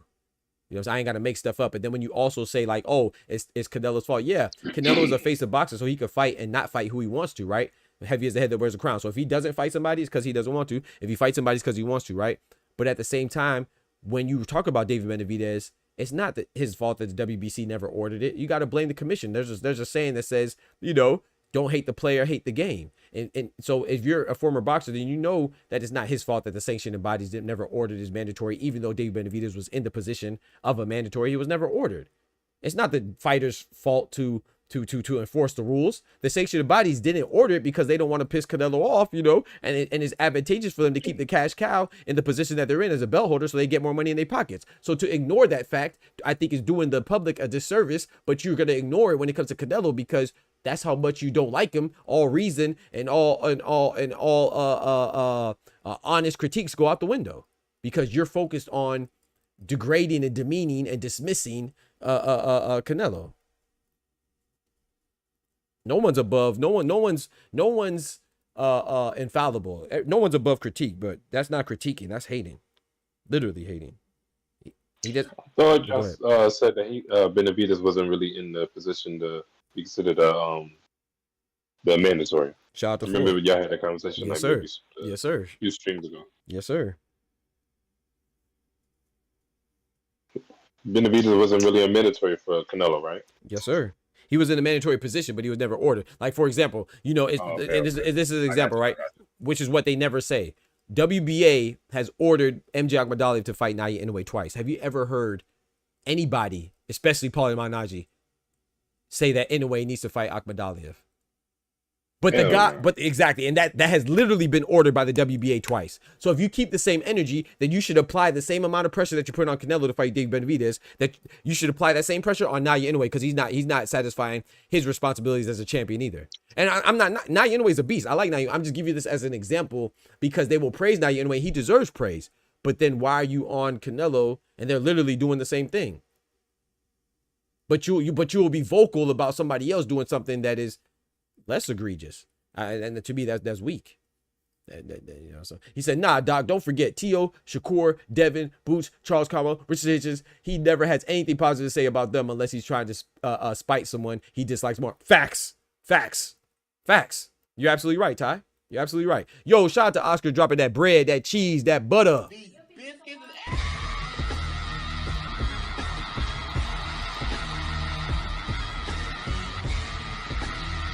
And you know how I know this because I used to just ignore it because I don't care that much, but it just got overwhelming, bro. I used to watch Pro Box. That's how I met George. I used to watch it still. I recently stopped watching, but I was like, bro, this is getting ridiculous, bro. I just saw too many holes in where they weren't being honest. I would think the rematch be like Lennox versus Rockman 2, but it's going to be more like Boots versus Karen 2. I agree with that, Oscar. I think that the rematch between Tank and Lamont, because of their familiarity with each other, I think it needs to be like Lennox and Rockman, you know, Lennox and Lion Lewis. I think he needs to get that get back like he did against Rockman in part 2. Yeah, but I don't think he will. I agree with Oscar. I do think that Tank will clearly win, but I think it'll be like a Karen, you know what I'm saying, where it will go the distance and it may look ugly at times, but I think Tank will clearly win. Just like that's Karen, the only thing I disagree with your take on is I know you say that sparring and amateurs don't really matter. You don't think it matters when the boxers for the amateurs maybe 2 to 3 times? Yeah. I think it matters. But my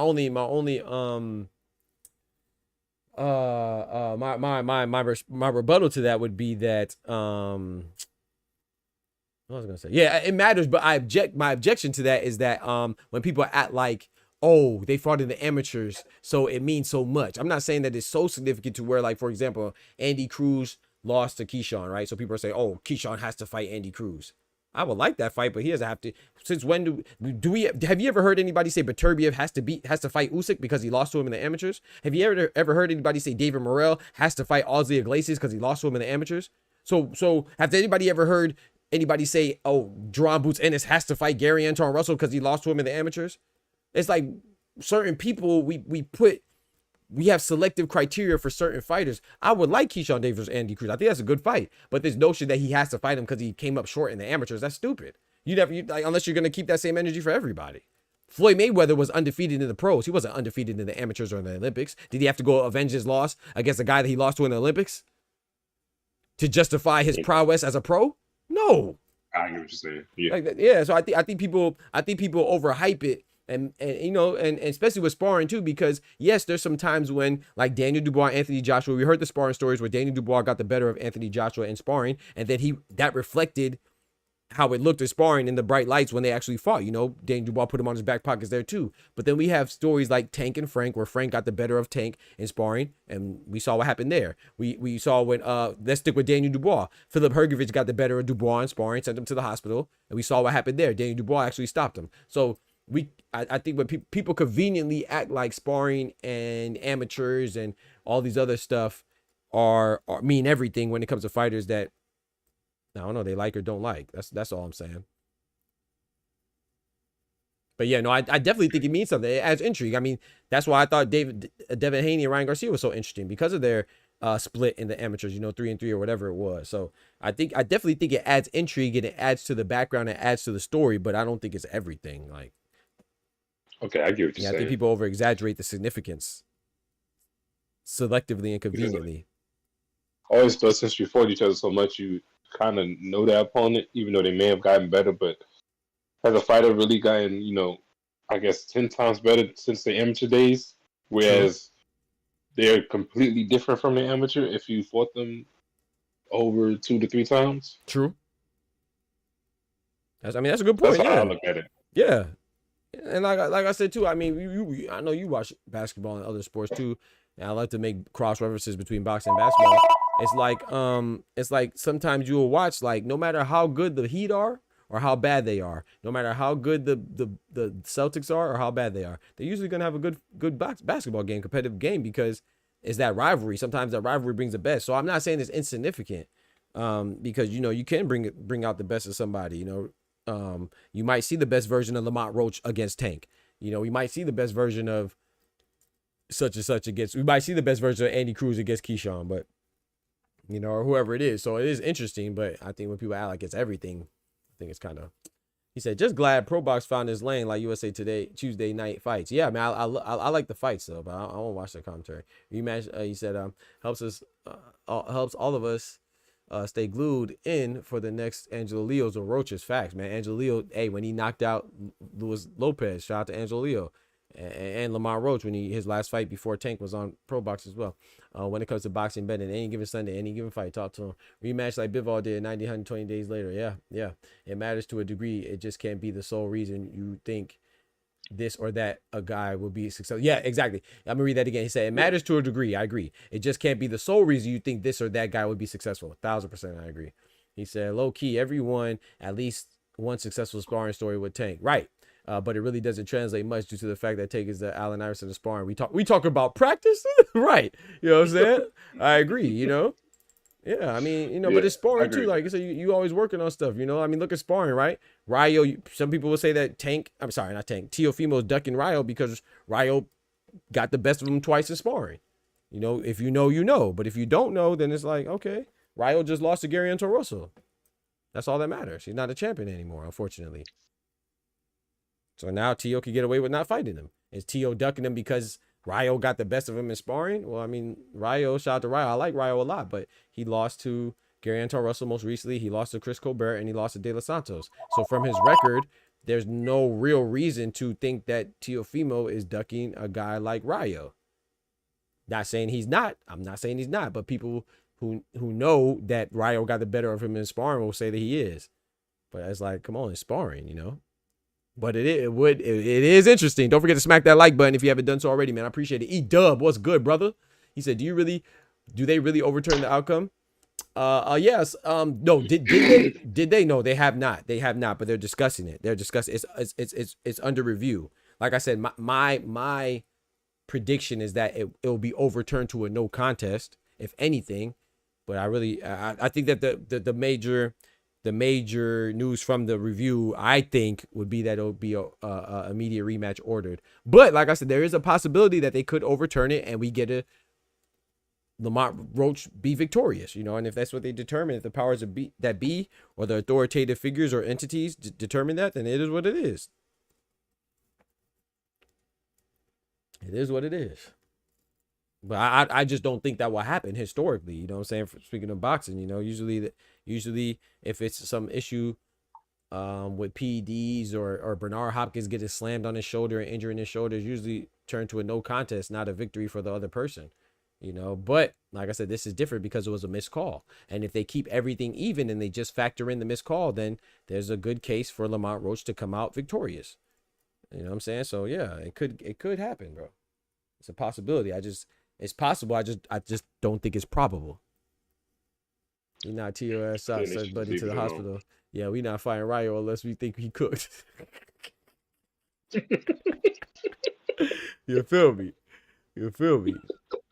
You feel me, bro? That's crazy, man. That's crazy, man. So if Tank doesn't fight, if he doesn't do this rematch, who would you like Tank to fight next? And who do you think Lamont Roach? What should he do in the upcoming his upcoming fight? Before I answer this question, let me pull out my GTD chain. Hold on, because y'all gonna really talk trash. I ain't gonna lie. If Tank doesn't fight a Lamont Roach rematch, he better go get a tune-up, boy. He look shaky, boy. He better go get him a Steve Claggett tune-up. You know, no disrespect to Steve Claggett, but he better pull a Teofimo and go get him a nice little tune-up, boy. Cause hey, that boy looking shaky, baby. That boy was looking shaky. So if he don't fight Lamont Roach immediately, you better stay away from guys dang. Not just Shakur, stay away from guys dang. Keyshawn, Shakur, Loma, all of them. I don't care. Don't fight none of them. Not looking like that. You better go get you a tune-up. Go get whatever you got to get in order, and then you know what I'm talking about. Then go fight. You know, I would like Shakur. But okay, but I meant to mention that too. That was a good question, Clone. Thank you. So according to reports, Tank's team has already reached out to Lomachenko again. So, but even though Lomachenko unification, you know, and then Lomachenko, he wants to get him before he gets out of the game, I guess. And then also Lomachenko, and I think it's because, you know, I think Tank wants, you know, I think he's trying to take advantage, or his team, of the fact that he looked vulnerable. So maybe he's hoping that people want to jump on it too, you know, like Lomachenko. But, you know, I mean, unification could change things, but Lomachenko is put in a position with the IBF that if he comes back, he has till October. He has a medical exemption right now for his back. But if he does come back, they said he has to fight the winner of Raymond Morataya and Zawar Abduliev. So we'll see. So there's a potential. I mean, I think, you know, shout out to President Daryl Peoples of the IBF. I think that if Lomachenko does want to fight Tank, I think that they would give him an exception again to avoid fighting to give the winner of Muratali and Abduliev step-aside money. But there is a possibility that if he does decide to fight Tank, which I don't think will happen, but if he does, then there's a possibility that it won't be a unification match. It'll just be a straight-up fight because they could possibly strip him and award the winner of Muratali and Abduliev the belt, the IBF belt. And then for Lamont Roach, if the rematch doesn't happen for Lamont Roach, I think Lamont Roach should go ride this momentum and have unification at 130. Okay, he got some Who's momentum the right now. champion? Oshiki Foster and Emmanuel Ooh, Navarrete. that might be good. Yeah, I think that's a good fight. And then Emmanuel Navarrete too. It was Anthony Kakasi as well, but he just recently vacated. So the winner of who's fighting for the vacant belt now? It's Eduardo Sugar Nunez, and I can't remember who he's fighting.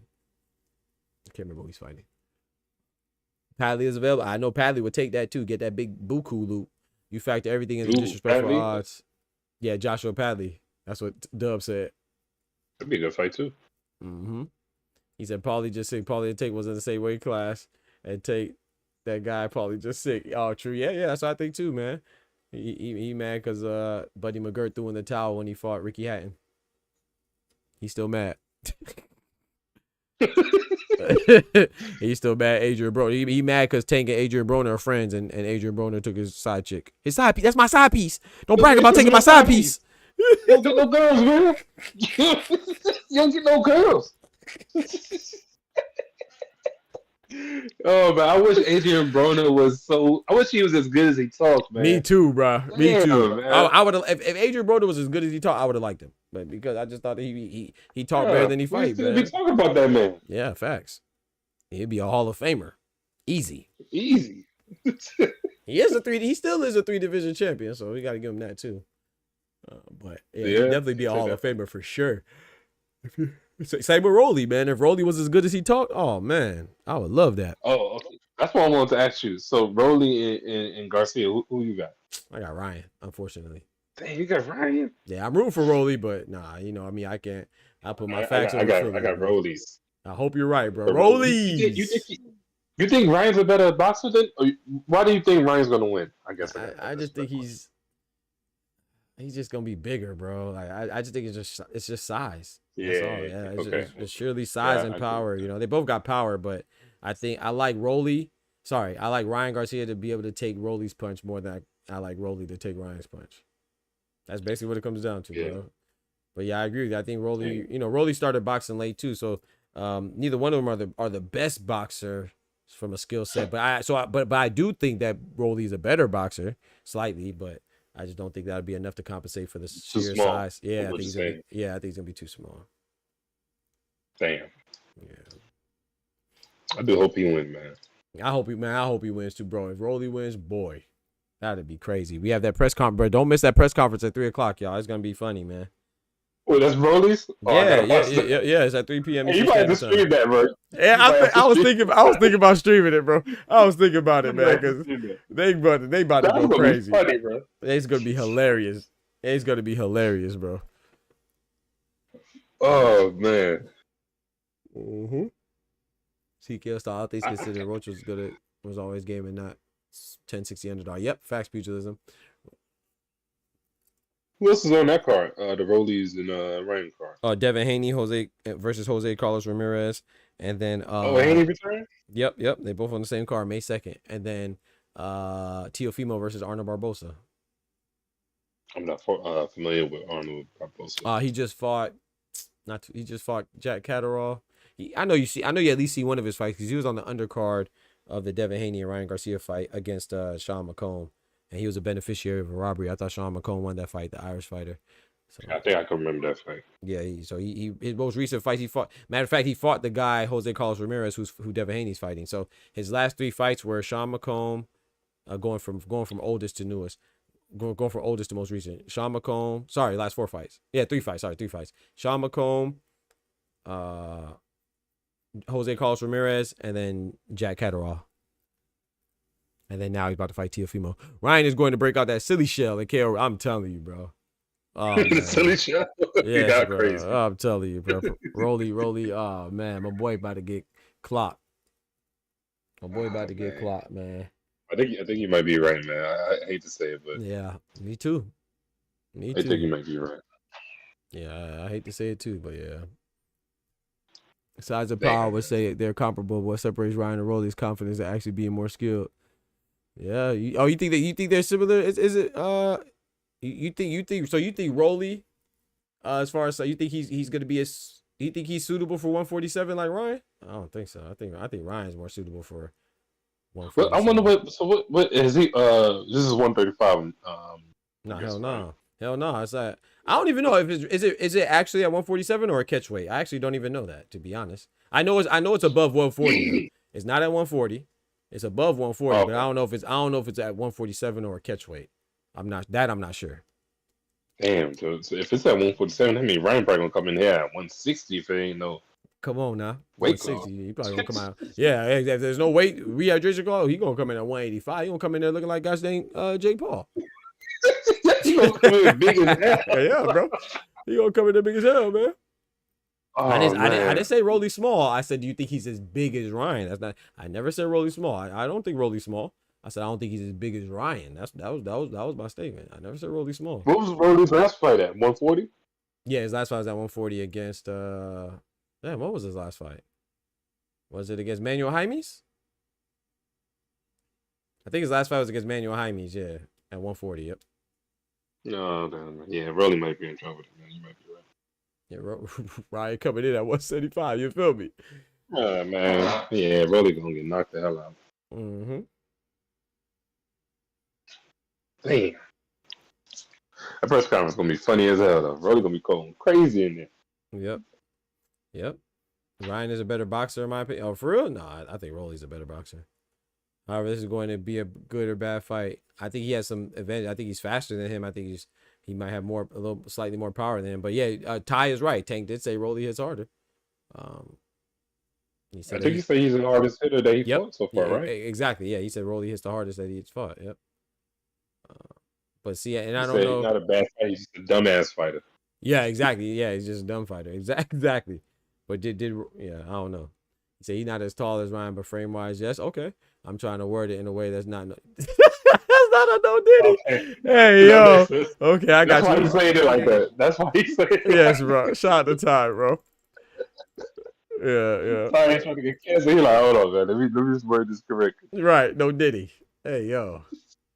I feel you, Ty. Yeah, I didn't think so. I would think that Ryan is bigger. I think of him as noticeably bigger, but hey, we're gonna see at the press conference, and if we don't see them, we definitely gonna see at the weigh-in, right? So we'll definitely see the fight night. So, but yeah, now you're likely right, and I hope you're right because I want Rolly to do good, man. If I would have said thick, yeah, we would have cooked you for sure. Yeah, we'd have cooked it. Yeah. Thick is crazy. What do you mean by that? Yeah, that's wild as hell. That's like RG3 calling Kyle Lowry thick. Yeah, that was crazy. You can't call another man thick. Come on, dog.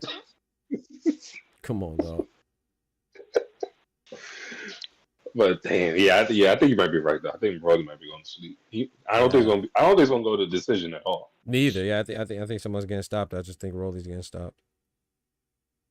But hopefully he's locked in, man. Haney's coming back. Okay, I'm excited to see Haney. I want to see Haney with Chris. Me too. That's who I'm most excited. I'm most excited to see Rolly, but I'm most interested in seeing Devin Haney. I want to see how he looks. And Jose I want to see Haney jump in the ring after the Rolly fight. I want to see him jump in that ring and call out Ryan. That'd be crazy. He got to, man. Yeah, I agree. He should get up in that ring, man. He should. Because if I was him, I feel like he should have took the approach that he needed to cheat to beat me because he couldn't beat me. There you go. No other way. There you go. So the only thing I question with Rolly is his confidence. True, which might be high due to his history with Ryan, but his durability is a true FL. Okay. You saying he's not confident, Ty? Yeah, he's saying Rolly's Rolly. not confident? Yeah, he said he questions his confidence ever since he got chin checked by Tank. Like, he's not confident in his chin, like type shit. Oh, man, yeah, you might be right. I mean, it's Tank though. He chin checked a lot of people. Right. He really stopped both of them, so they both. Yeah, so they both got stopped by Tank. Really. What my boy say? Is it Ty that says it or no? Irony. Tank watching his sons fight. That's what irony always says. Irony crazy, bro. Irony is wild. Yeah, those are his sons though. He stopped both of them. Ryan's still trying to be friends with Tank to this day. Yep. Stop both them jokers. Okay, so that should be a good card then. Yeah, I think it's gonna be a good. At the very end of the day, it may not be competitive in the ring, but it's definitely gonna be entertaining during the build up. Like I said, the build up may actually be more entertaining than the actual fights, but you know, it does have star power. You know, with Ryan, Devin, and Tio and Rolly. You know, so that's some star power right there. Are you saying this is like a? You saying the Ryan and Rolly fight is really just Cassidy versus Rex? Like they face off gonna be better than the battle? I'm telling you, facts, man, facts. He said, Damn. Yeah, he said if Ryan or Devin were to lose, who would you like to see against Tio? Oh, you think wait, what?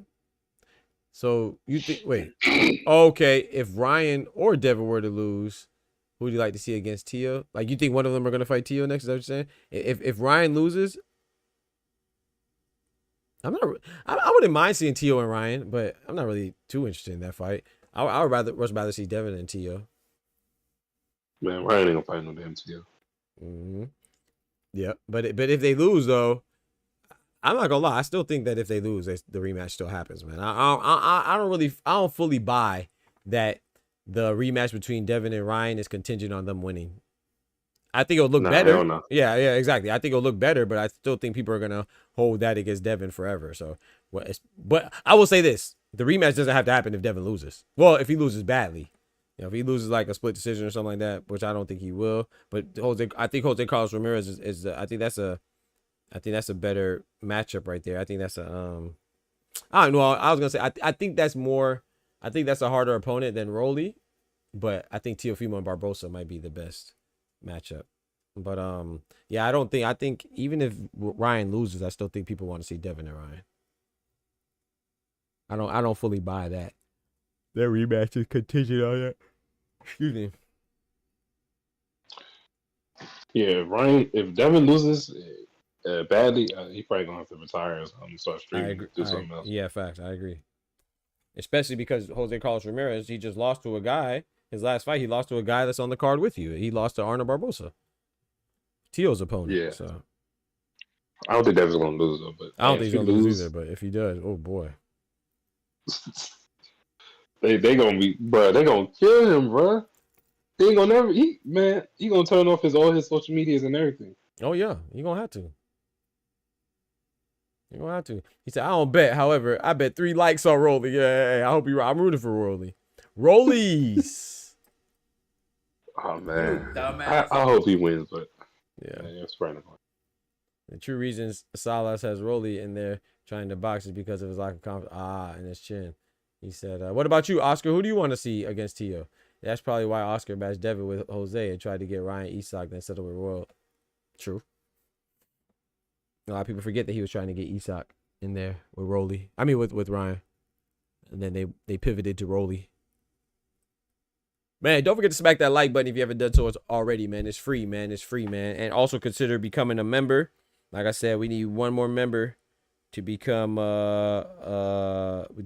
unlock another remote. We already unlocked another one. So no, I'm lying. No, we need 10 more. I'm tripping. But hey, but also if you get gifted a membership by one of the wonderful, generous gifters in the chat, man, consider renewing it. You know, don't just let it run out. Renew it. It only takes $3, you know what I'm saying, a month. $3 a month, man, for all this content, man. We stream twice a day, morning show, evening show, Monday through Friday, and then we also drop videos in between, you know, throughout the day. So, you know what I'm saying? It really helps us keep going and growing. And we are a small channel. We want to become a big channel. So the support is definitely necessary. At the very least, do the free things and smack that like button, share it, tell your people that this is a true boxing channel. This is not a pro boxers channel. You know what I'm saying? It's not a pro fangirl channel it's not a pro Tank channel. It's not a pro Shakur channel, not a pro Tyson Fury channel, not a pro Inouye or Bud or Usyk or whoever it is. This is a pro boxer channel, man. It's not an anti-Shakur, anti-Haney. It's not an anti-channel. It's not a pro channel. It's a boxing channel. There goes my boy Irony right there, man. Big member in the building. Big member. Shout out to Irony, bro. More like a celebrity boxing match against Tio. Nobody. I want to see Barbosa win. Yeah, facts, Oscar. I want to see Barbosa win too. But if I'm rooting for Barbosa, like, okay, so I'm rooting for Barbosa, but I think Tio wins. I'm rooting for Rolly. I think Ryan wins, and I'm rooting for Devin, and I think Devin wins. But yeah, but the Ryan Rolly, I'm conflicted because I'm rooting for the guy, but I think the other guy's gonna win, and then for same with Tio and Barbosa, I'm rooting for one guy, but I think the other guy's gonna win. But Devin Haney, I'm in agreement with who I want to win and who I think is gonna win. I think Devin Haney's gonna win. I want Devin Haney to win. I want Devin Haney to get his get back against Ryan, but I'm gonna be honest. Like I said, I think Ryan beats Devin again.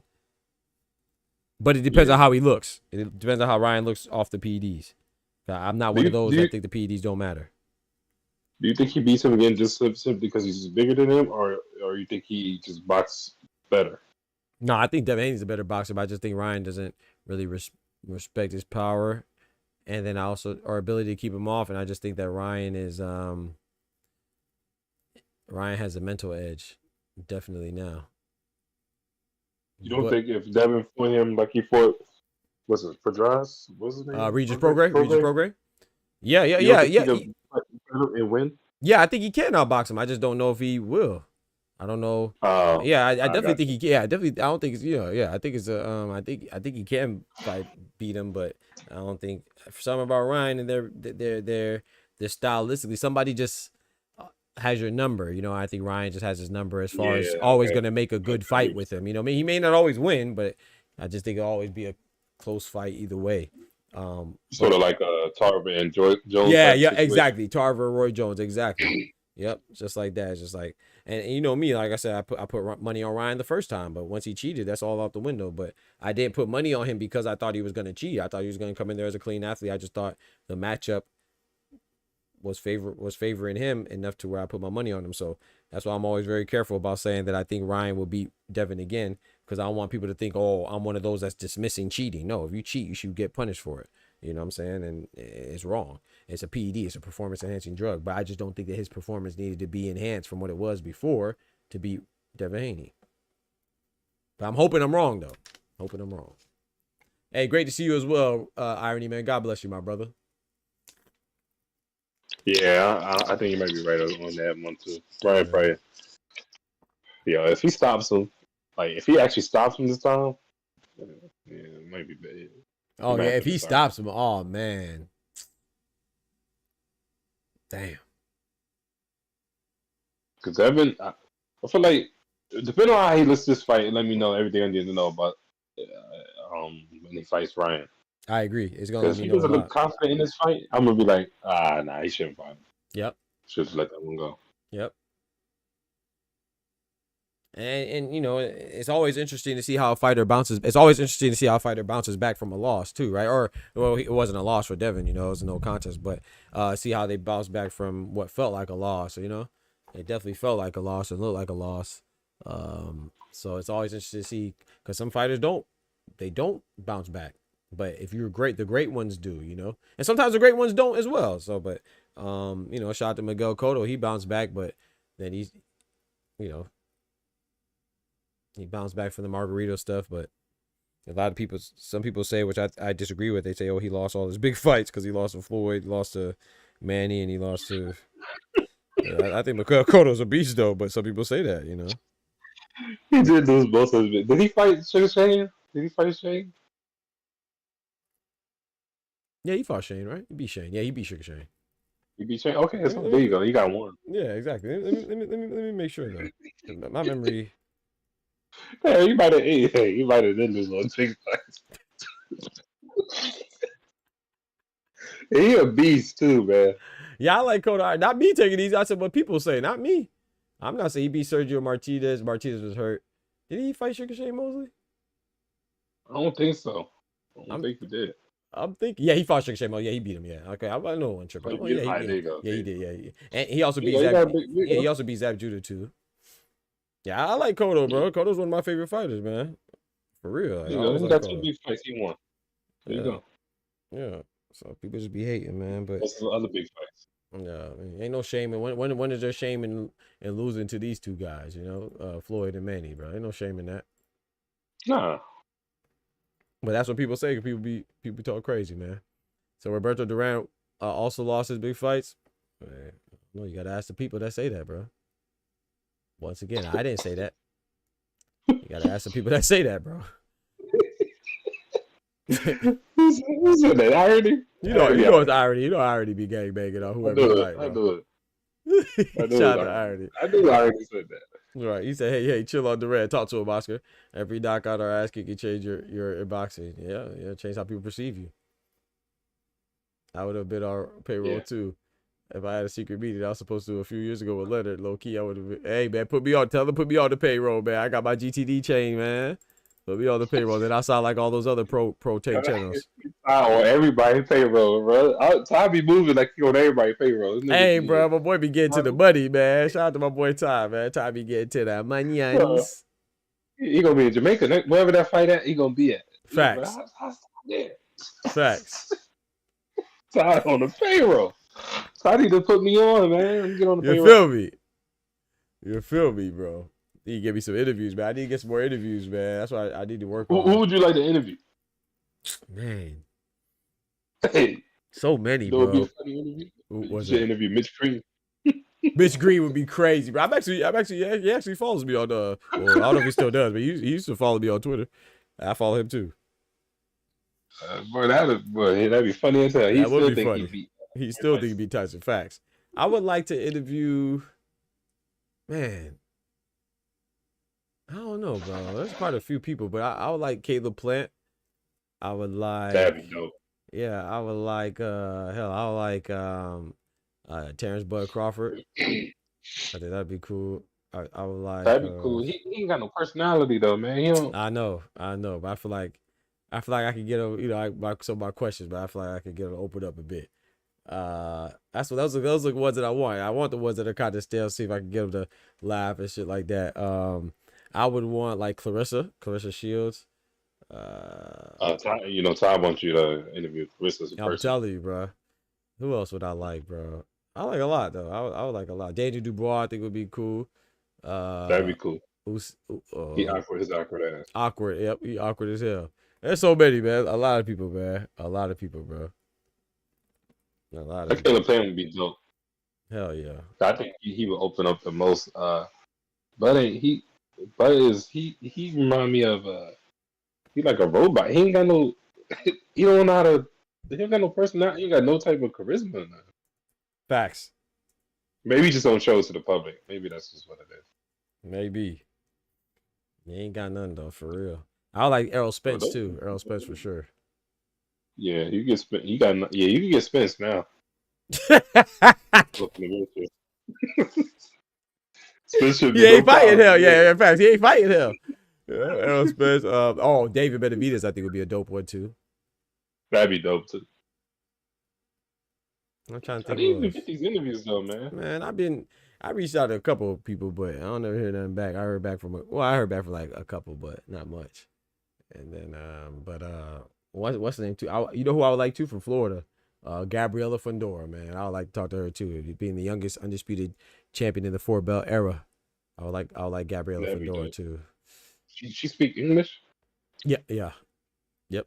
Oh, I didn't know. I didn't know she needed a translator. Translate for her. That's great. Nah. She speaks. Yep.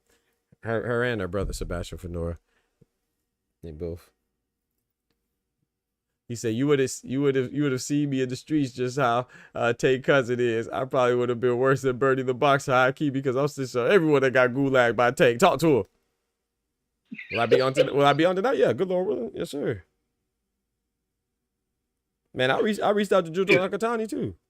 I ain't hear nothing back. Nakatani don't speak no goddamn English, man. Man, bring your translator, man. Bring your translator, man. He said, Rafael Espinosa, I translate. Yeah, man. Reach out to him, bro. Hell yeah, Rafael Espinosa would be dope too. I'm not opposed to interviewing anybody, man. Candy Slim 501. Dropping that graffiti on the chat walls with that bread, that cheese, that butter.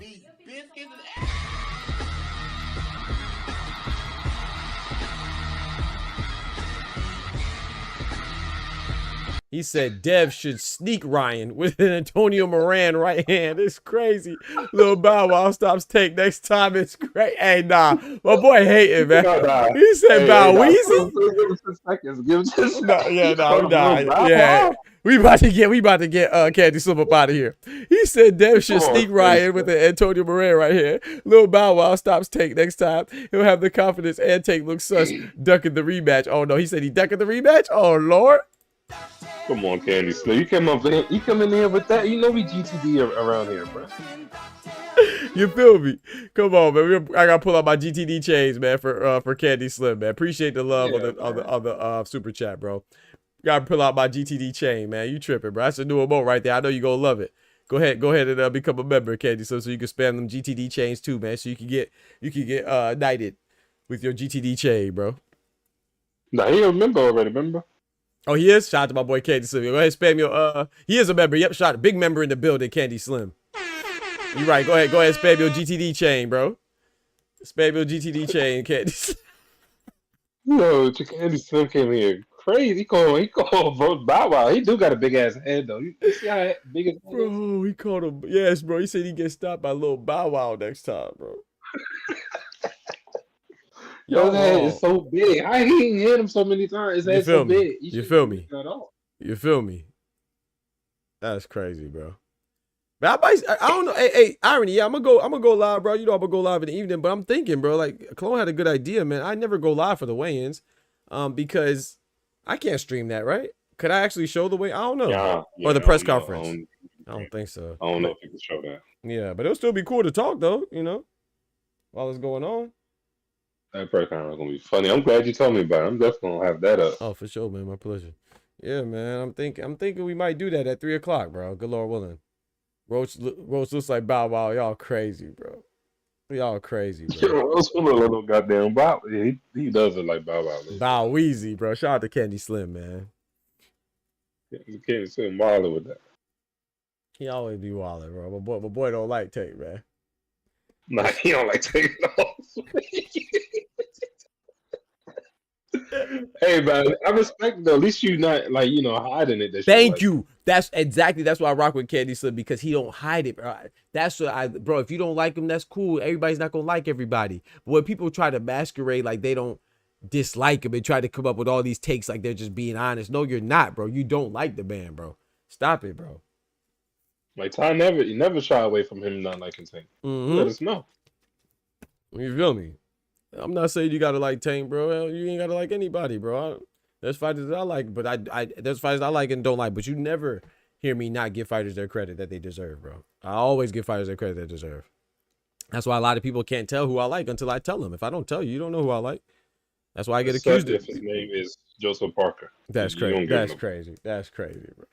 Come on, man. We ain't gonna lie about that, bro. You don't like the man at all. You don't give him no type of credit, no matter who he beat. He ain't beat nobody. That's why, man. Joseph got tied up, man. All right, man. They ain't beat nobody. Man. Don't type of credit, bro. I don't know what happened in Vegas when you seen him, but you gotta let it go, bro. You gotta let it go, bro. Joseph Parker ain't beat nobody, man. Shout out to Joseph Parker, man. He ain't beat nobody, man. You know, I'm talking about all his wins got freaking asterisks by him, man. The man lost to Dillian White, knocked out by Joe Joyce, lost to AJ, and then he beat an old 39-year-old 48 fight having Deontay Wilder. He beat who's 1-4 in his 1-5 in his last 1-4 in his last 5 fights. He beat a 42-year-old Zhilei Zhang, went life or death with him, got dropped twice. Won a majority decision. You know, shout out to him for overcoming the 2 knockdowns and pushing through adversity. But Ajit Cabello packed up Zhilei Zhang in 6 rounds. That victory doesn't age well, and plus Zhilei Zhang's 42, you know. And then he just beat Bacoli in 2 days. All of his wins are suspect as hell. It's not that I don't like him. It's just that's the truth, bro. His last 3 wins are suspect as hell, bro. That's all I'm saying. This nigga Ty said he a Tank fan. No, you're not. Yeah, Ty capping. He said I sold my GTD chain, champ. No, when you're a membership, when you're a member like you are, you done bought it back. Now, don't even worry, I got you, bro. Don't worry, I got you back. You know what I'm saying? They tried to take your chain, I got it back for you, bro. You know what I'm saying? You the homie, bro. I went and got it back. My only rebuttal to that is, I agree with all of that, but to Joseph Parker, you talking about? Yeah. Okay. Wilder still, I mean, he didn't look like the same, but he still got power. He still got that power that could knock you out. Stop it, bro. Your power don't leave that fast, bro. Bro, he ain't throw no punches, clone. Yeah, that's true. No matter how much power you got, if you ain't throwing no punches. That's true. That's bro. True. I'm gonna tell you Wilder's last 5 fights, bro. A loss to Tyson Fury, a loss to Joseph Parker, a win against Robert Helenius, a loss to Zhilei Zhang. I'm missing somebody.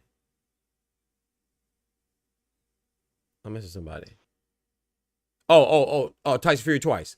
2 losses to Tyson Fury, a win against Robert Helenius, a loss against Joseph Parker, and then a loss against Zhilei Zhang. Come on, dog. The man's 1-5 in his last 4, 1-4 in his last 5 fights, bro. That's not Wilder anymore, bro. I still gotta give him. I still gotta at least say that he still had that power somewhere in there. He just wasn't showing it for some reason. It's good. It's good wins on paper for sure. Martin Bakoli's a great win on paper. Zhilei Zhang's a good win on paper. Deontay Wilder's a great win on paper. But if you watch the fight, then you know what time it is.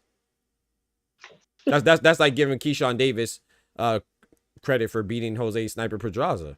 Sniper Pedraza is a great fighter, but not the Sniper Pedraza that he fought. I mean, Sniper Pedraza he's what? He's 0-4-1 in his last 5 fights. They're very similar to Deontay Wilder. Deontay Wilder won 1 fight, lost 4 in his last 5. Sniper Pedraza, he won 0 fights, had 4 losses and 1 draw his last 5 fights. Who's supposed to get hyped because Tito Mercado or Keyshawn Davis beat him? What are we talking about, man? They're getting the hype like they're beating the fighter for what they used to be. You know, they used to be some beasts. I can't give him the hype for that, but I could at least did you at least give him credit for at least securing a win? No. Damn, you gotta give him credit for the win. I'm gonna tell you why. I know it sounds harsh. I'm gonna tell you why though. I'm gonna tell you why. Okay, let me ask you this. Let's break it down further. This is my opinion on it. It's not against Joseph Parker. I think Joseph Parker's a good fighter. But check this out. Tell me a fighter that's a top contender or a champion, and I told you was fighting Deontay Wilder, and you would pick Deontay Wilder. I'll wait. Tell me another top fighter. Yeah, tell me another heavyweight right now that's a top heavyweight that you would pick Deontay Wilder to beat. Oh, that you would pick Deontay Wilder over. Tell me another one. Who would you pick that's a top heavyweight right now that would lose to Deontay Wilder right now? That you think would lose? That you would put your money on Deontay Wilder to beat? Probably none of them. None of them. So okay, so Joseph Parker beat that guy. Maybe. Bro, you can't put Zhang not Wilder out. What you talking about? Yeah, you did. You can't pick Zhang. That was the worst person to pick. Zhang put Wilder, made him do the Booker T spinneroonie. He made him do the Booker T spinneroonie, bro. Yeah, I forgot he knocked him. Come on, bro. Even the person you picked slaughtered Wilder. Come on, bro. Yeah. For me to pick Wilder, he'll have to go fight. What's the dude name? The Hispanic dude? I think he was Cuban. I don't know who. Andy Ruiz. It was Mexico. No, not Ruiz. You said Cuban. You said Luis Ortiz. He's Cuban. He had to fight Ortiz again. He had to fight Ortiz again. Yeah, King Kong Ortiz, bro. That's what I'm saying. When you put it in perspective like that, okay, you're right. Joseph Parker, yes, he won, but who wouldn't have beat that Wilder?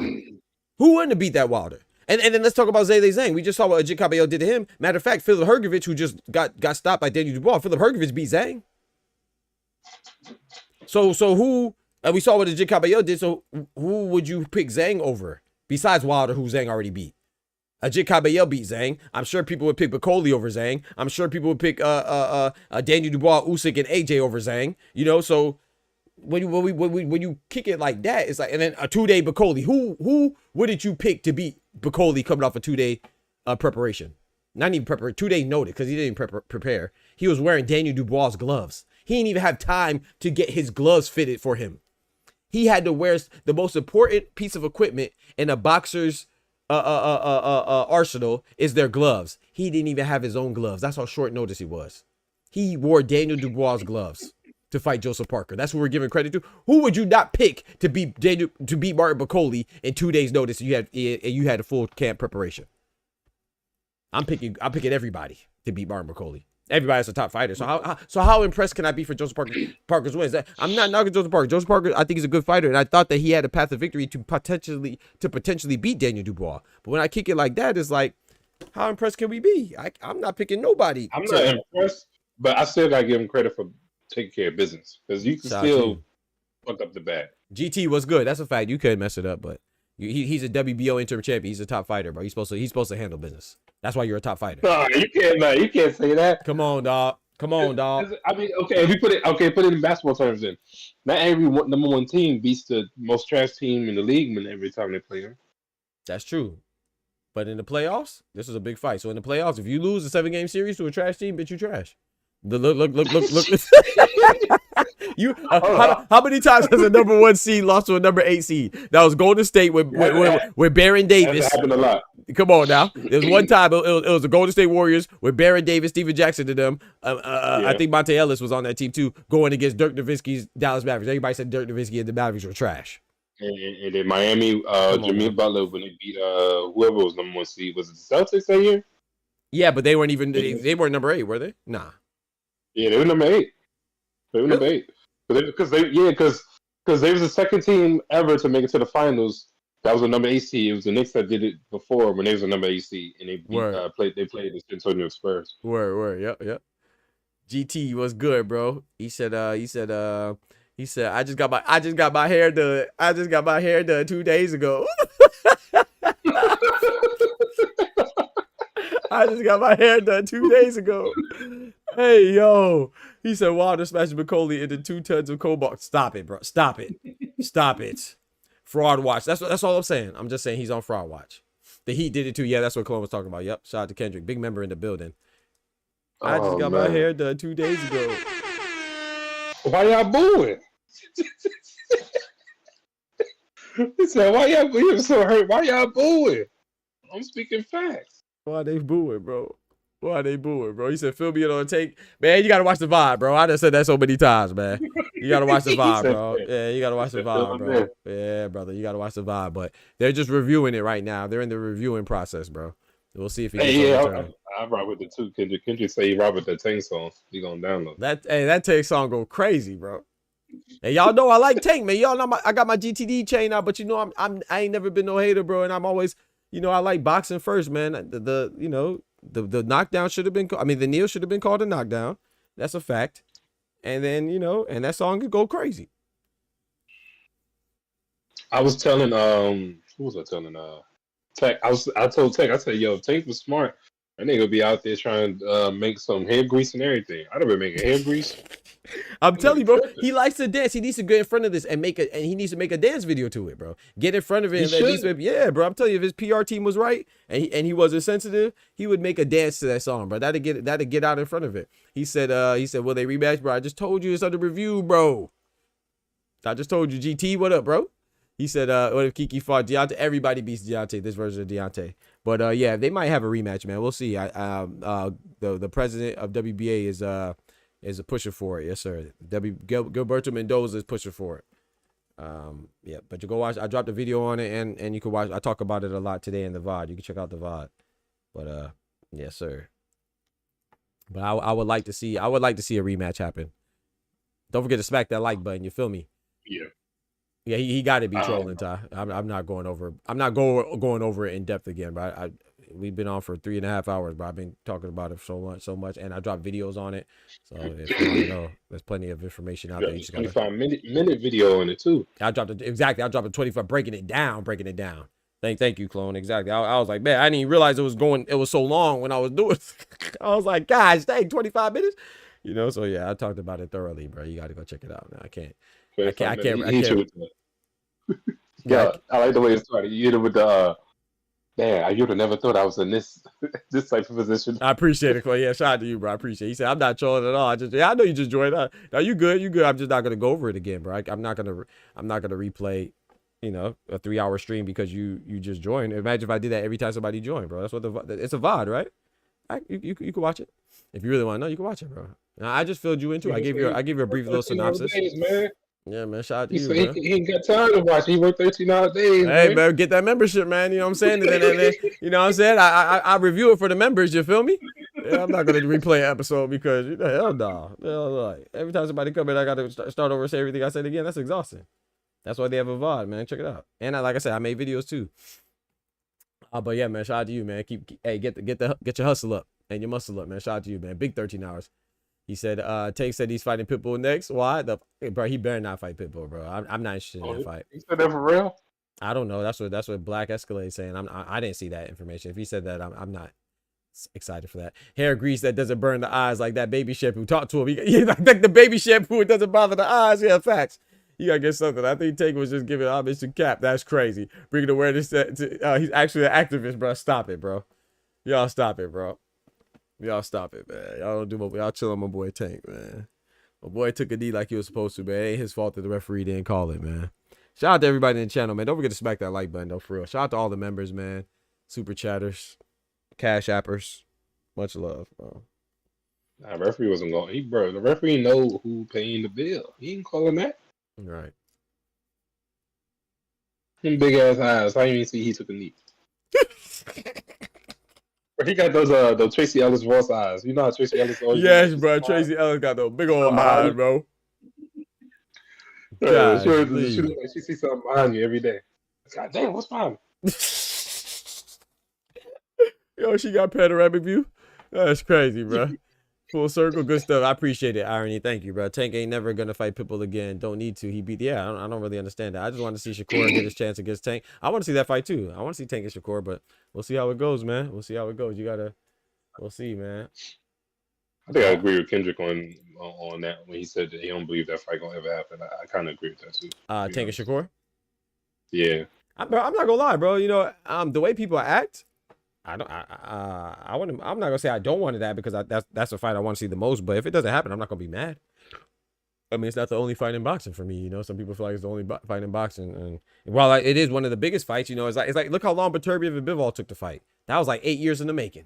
You know what I'm saying? So you know, people acting like they can't fight nobody else, bro. You know, there's other fights that are just as not just as good, but they're equally good. So, but yeah, of course, I want Tank or Shakur to fight, but it's not the end of the world for me if they don't fight.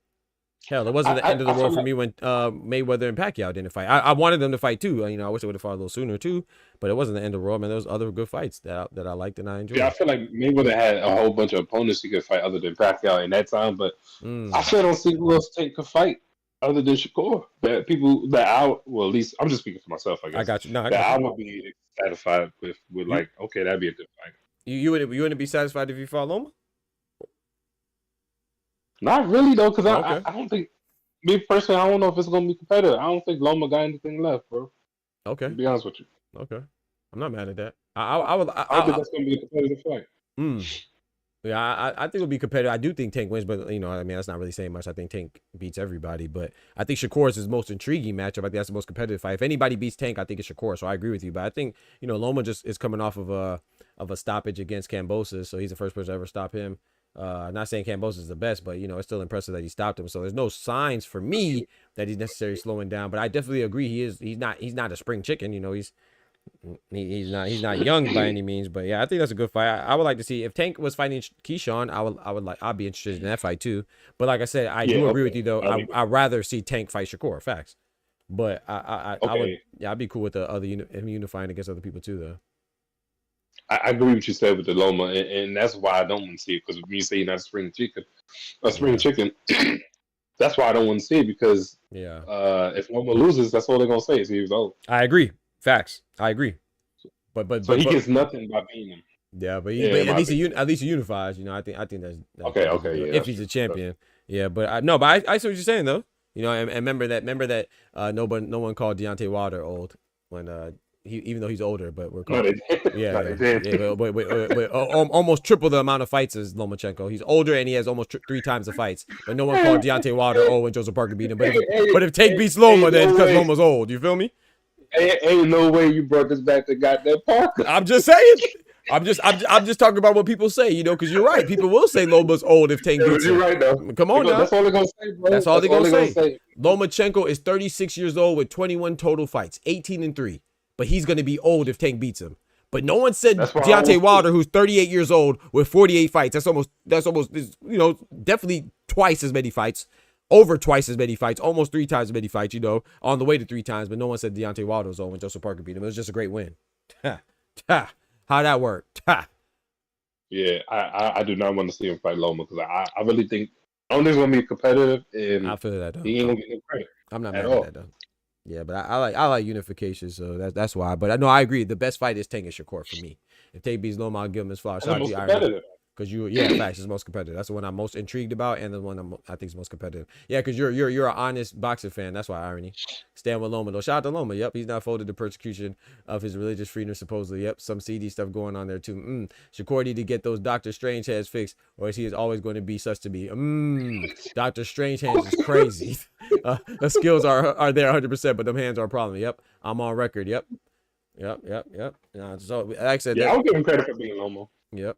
And I'm not gonna lie, if he went back up to 140, which I don't want him to, but if he went back up to 140, I would give him credit for, fighting champions there, whether it's Teofimo or what's the other champions at 140, Richardson Hitchens or Gary Anton Russell now, or shoot, I'm missing one. I'm not sure. Alberto Puello.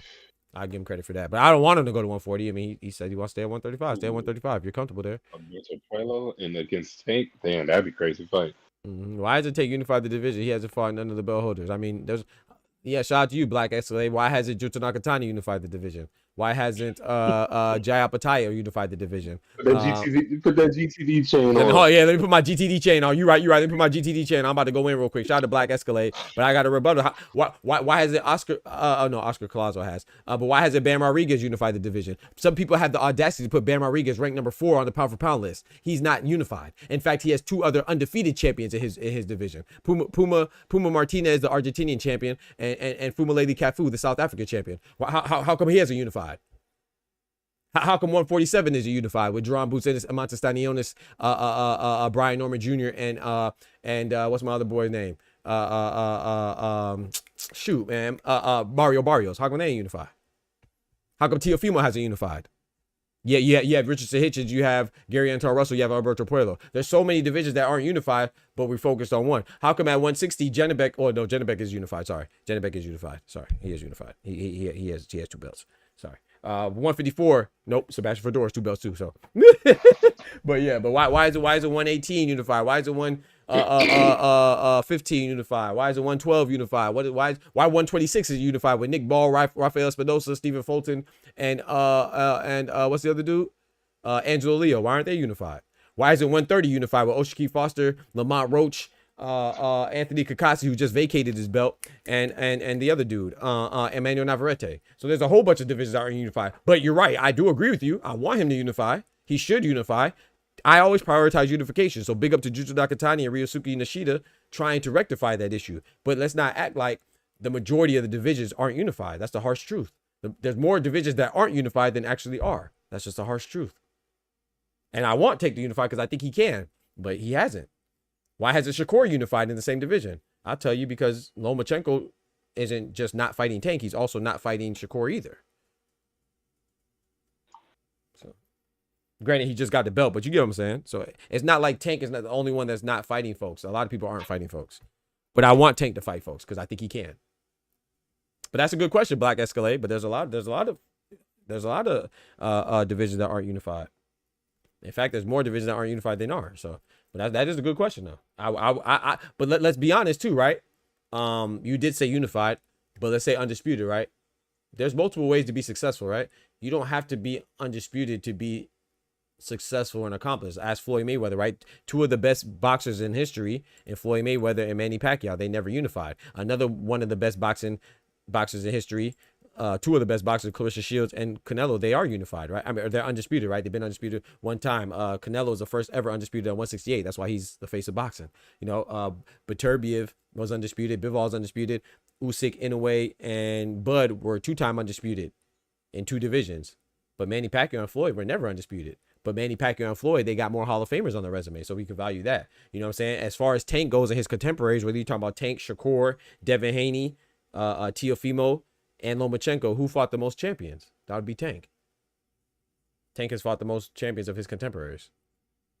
So, but shout out to Devin Haney, though. Devin Haney has been undisputed. Big salute. So they all have a claim to greatness, in their own right. It's just whether we want to acknowledge it or not. But I am with you, though. I like Tank, but I would love for him to unify because I love I'm not one of those guys that think that champions don't matter. You know, championships do matter and unifications matter, because I will agree that Tank is not the man in his division. He's the man from a economic standpoint. He's the man from a business standpoint. He's the man from a revenue generation standpoint, but he's not the man as far as decisively saying who the best at 135 is. I think he's the best, but they don't fight fights in my head. They fight fights in the squared circle. So with Shakur having 1/4, 25% of the pie, Keyshawn Davis having 25% of the claim to the best, Lomachenko having 25%, and Gervonta Tank Davis having 25%, you know, one of the 4 belts, they all have a claim to be one of the best. And so I do think that they should iron that out. But I just disagree with the fact that people act like, oh, he's not fighting anybody. I mean, he fought the most champions out of all his contemporaries. That's just a fact. Loma is washed up, and I don't care for that fight versus Shakur. Shakur is the best at 135. Right. I mean, you could say that. I mean, somebody could also say Keyshawn's the best at 135. I mean, they all have 1 belt. You know, I think that Shakur and Tank are the 2 best, in my personal opinion. I think if anybody beats Tank, it's Shakur. And I think if anybody beats Shakur, it's Tank. I personally am on the Tank side. I think Tank beats him, but I will never dismiss Shakur's prowess in the ring. Shakur is a beast in the ring, whether I like him or not. I don't even know why people are unable to speak objectively. Shakur is a freaking beast, and so is Tank. And Keyshawn's looking good coming up as well, and Lomachenko's a beast too. You got my boy Ty in the building. Hooty hoo. Yes, sir. Ski. What's good, brethren? And that was a good. That was a good comment though, Black. Because I like Black Escalade. Shout out to you, man. I like when people give good comments, and I could go on a little spill, man. I appreciate it, bro. So shout out to you, man. Please always put your comments. I'm not mad at anybody. You know, I'm not one of those channels where you can't like Shakur in my channel. No, hell no. Yes, you can. And I like the conversations. I like the open dialogue. We got Ty. Ty's a big Devin Haney guy. No, but Ty likes boxing too. I'm gonna make that very clear. But he likes Devin Haney more than I like him. And I like Tank more than he likes Tank. You know what I'm saying? And then Kendrick is a Shakur guy. You know what I'm saying? So we don't ever feel like we have to be on the same accord. In fact, I love the rebuttals. I love the fact that I got to pull my GTD chain out. You feel me? That's why we made the emote. You feel me? So shout out to Shakur, man. Nah, Shakur's a dog. But we in no shape or form a Joseph Parker channel. That's crazy. You cannot like him on the Let them tell it I'm anti-Joseph Parker, chat. That's crazy. Bro, you proved it today. That's crazy, bro. I just told what I feel, bro. I just can't give credit for you being somebody on 2 days' notice, bro. He is herb stomping bum basher. You feel me? Talk to him. Talk to him, Ty. Man, I'm just saying he got to at least get some credit for winning. At least he took care of business. Okay, I'll say this. At least he didn't lose. Okay, I'll say that. Yeah, just say that. At least he didn't lose. At least he didn't lose. I'll give him that. It's crazy how so many fighters. Yeah, fake man. You lying up here. That's crazy. Joseph Park Zagi is crazy. He said it's crazy how many folks would discount so many fighters just because they derided 1 or 2 other fighters. So much bias. Yes, it pisses me off. Yep. Even to hear that, Dubs, you're right. So I appreciate y'all for rocking with me, because I know that a lot of y'all are boxer fans too, whether we're in concurrence or not, in regards to our feelings for another fighter. But we can always agree and come to an understanding that, hey man, we like boxing, bro. So it's not about us agreeing. It's about the open dialogue and making boxing discussions fun again. That's the aim of my channel. That's what I want to do. You know, I'm talking about Oscar Collazo at minimum weight. I'm talking about Alexander Usyk at heavyweight. I'm talking about Clarissa Shields being undisputed just as much as I'm talking about Naya Inoue being undisputed. I just love boxing, bro. It is what it is. You know, I'm not a pro this fighter channel or anti this fighter channel. I just love boxing. But I will give my honest opinion, and if it aligns with yours, dope. If it doesn't, that's dope too. You know, I don't have a problem with people disagreeing with me, man. We just talk our boxing around here, man. Shout out to Candy Slim. You feel me? Shout out to Ty. I love it, bro. I love the discussion, man, because it puts me on game too. Maybe I'm overlooking something. Maybe I'm wrong. Yeah, I don't get all my predictions right either. I get some wrong. I get a lot more right than I get wrong because I actually look at boxing objectively. But nah, you know, Tech them dad put me on game sometimes. Irony put me on game. Dub, Ty, Clone. You know, it's just about the open dialogue. That's what I love. Boxing discussion should be fun, man. I shouldn't be. Now, of course, everybody gets passionate. We all men, right? Well, not all of us, but a lot of us are men. And so, you know, testosterone gets to pumping. We get passionate and we might get a little condescending in our discussion, but I shouldn't ever be talking about somebody mama because they don't like Tank. Like, what type of shit is that? Like, I don't know Tank. He's no kin to me. I'm not on the payroll, so I wouldn't, you know, I'm not going that hard. But I would tell you why I think that he's better than this person or that person, or why I think he's good. Just like I'll tell you Canelo. Canelo's actually my favorite boxer. Tank's not my favorite, you know, but he's my second favorite. Or I'll say 1A and 1B. I like them both a lot, but I would say I like Canelo slightly more because I've been watching him more. But I like Junta Nakatani as well. My top 3 favorite fighters probably right now is probably Canelo for sure, Tank for sure, and then maybe Junta Nakatani or Dave Benavidez or something like that. I don't know. I like Dave Benavidez a lot too. I like Bud a lot too. I like a lot of fighters. Caleb Plant a lot too. I like a lot of fighters a lot, but. Well, go ahead, Ty. What's good, man? Talk to me, bro. What's popping? Brand new whip just hopped in. Hey. Hold on, I need 3 minutes. Okay, now do your thing. Do your thing. My fault. Do your thing. You got the trap phone buzzer. Hey. Yes, sir, man. I'm not mad at anybody liking or disliking a fighter, bro. It's all love. It's all love. He said, GT said, I want to see. Right, oh, go ahead. Go ahead. Oh, no. Read the statement. I was just going on. I'd rather not. I read it before I started reading. I'd rather not. I was just going to because I had nothing to say. Oh. Because my boy said something silly, man. You know, I was just going to say entertaining, but I'd rather not. So thank you.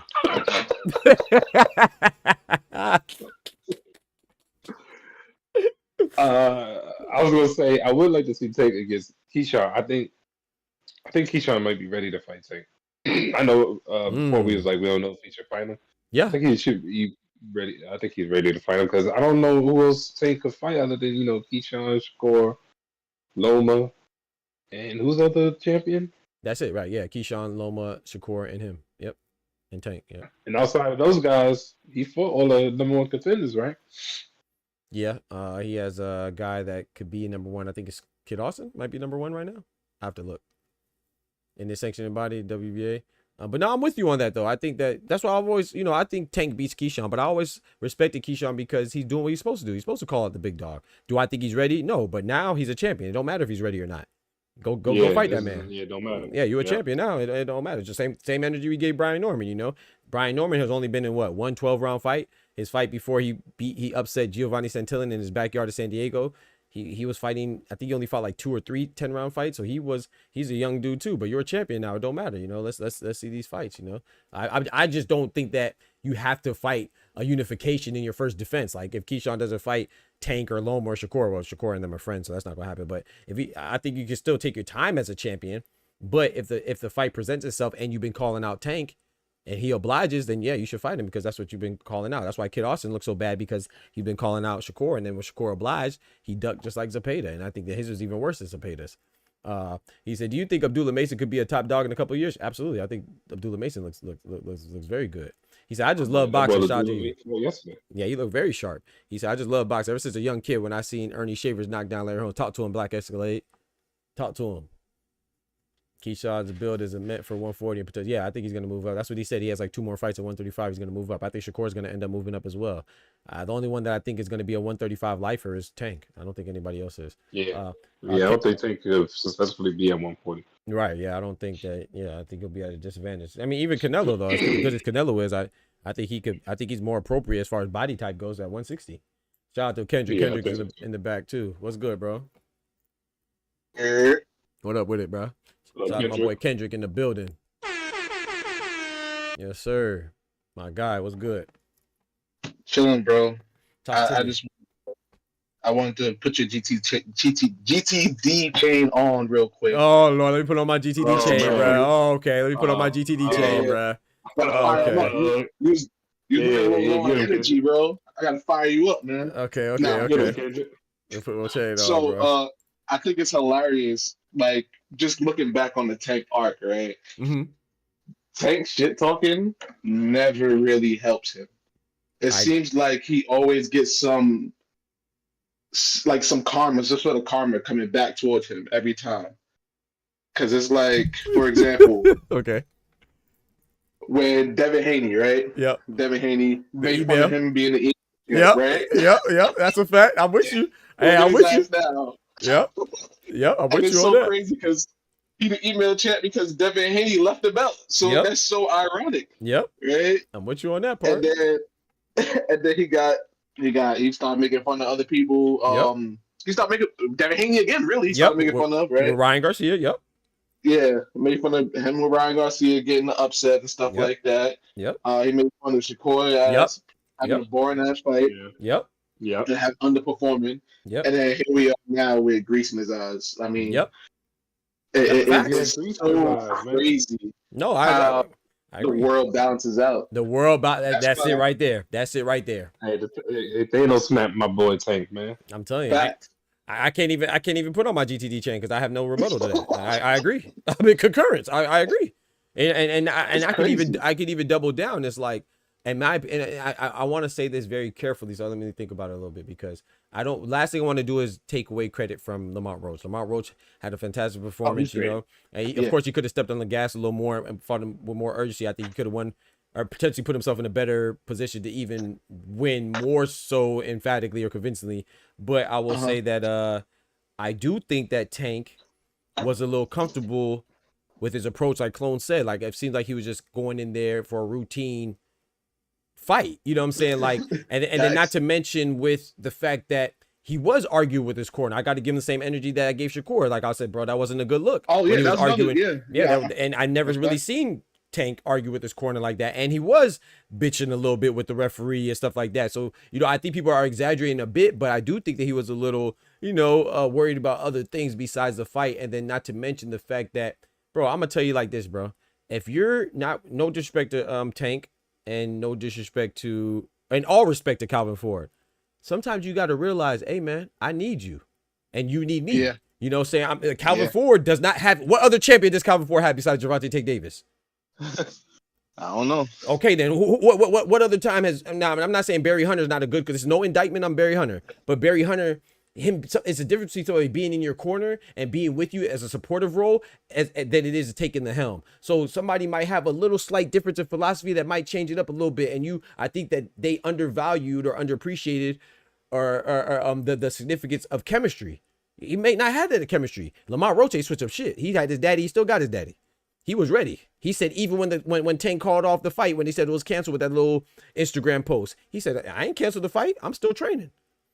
So I think that's indicative. And like I said, I'm not trying to say that Tank was half-stepping or took some time off or to try to make it seem like, oh, that wasn't a full Tank and Lamont Roach was only able to capitalize off of a half-ass Tank. I'm not saying that. But I do think that you should factor that in. Any change, you know, I think that matters. And I think that, you know, if they review it and it doesn't turn into a loss for Tank, then I think that he should count his blessings and hopefully he'll get back on it and get refocused and realize, hey man, you know, I need Calvin just like Calvin need me and Kenny Ellis or his whole team. You know what I'm saying?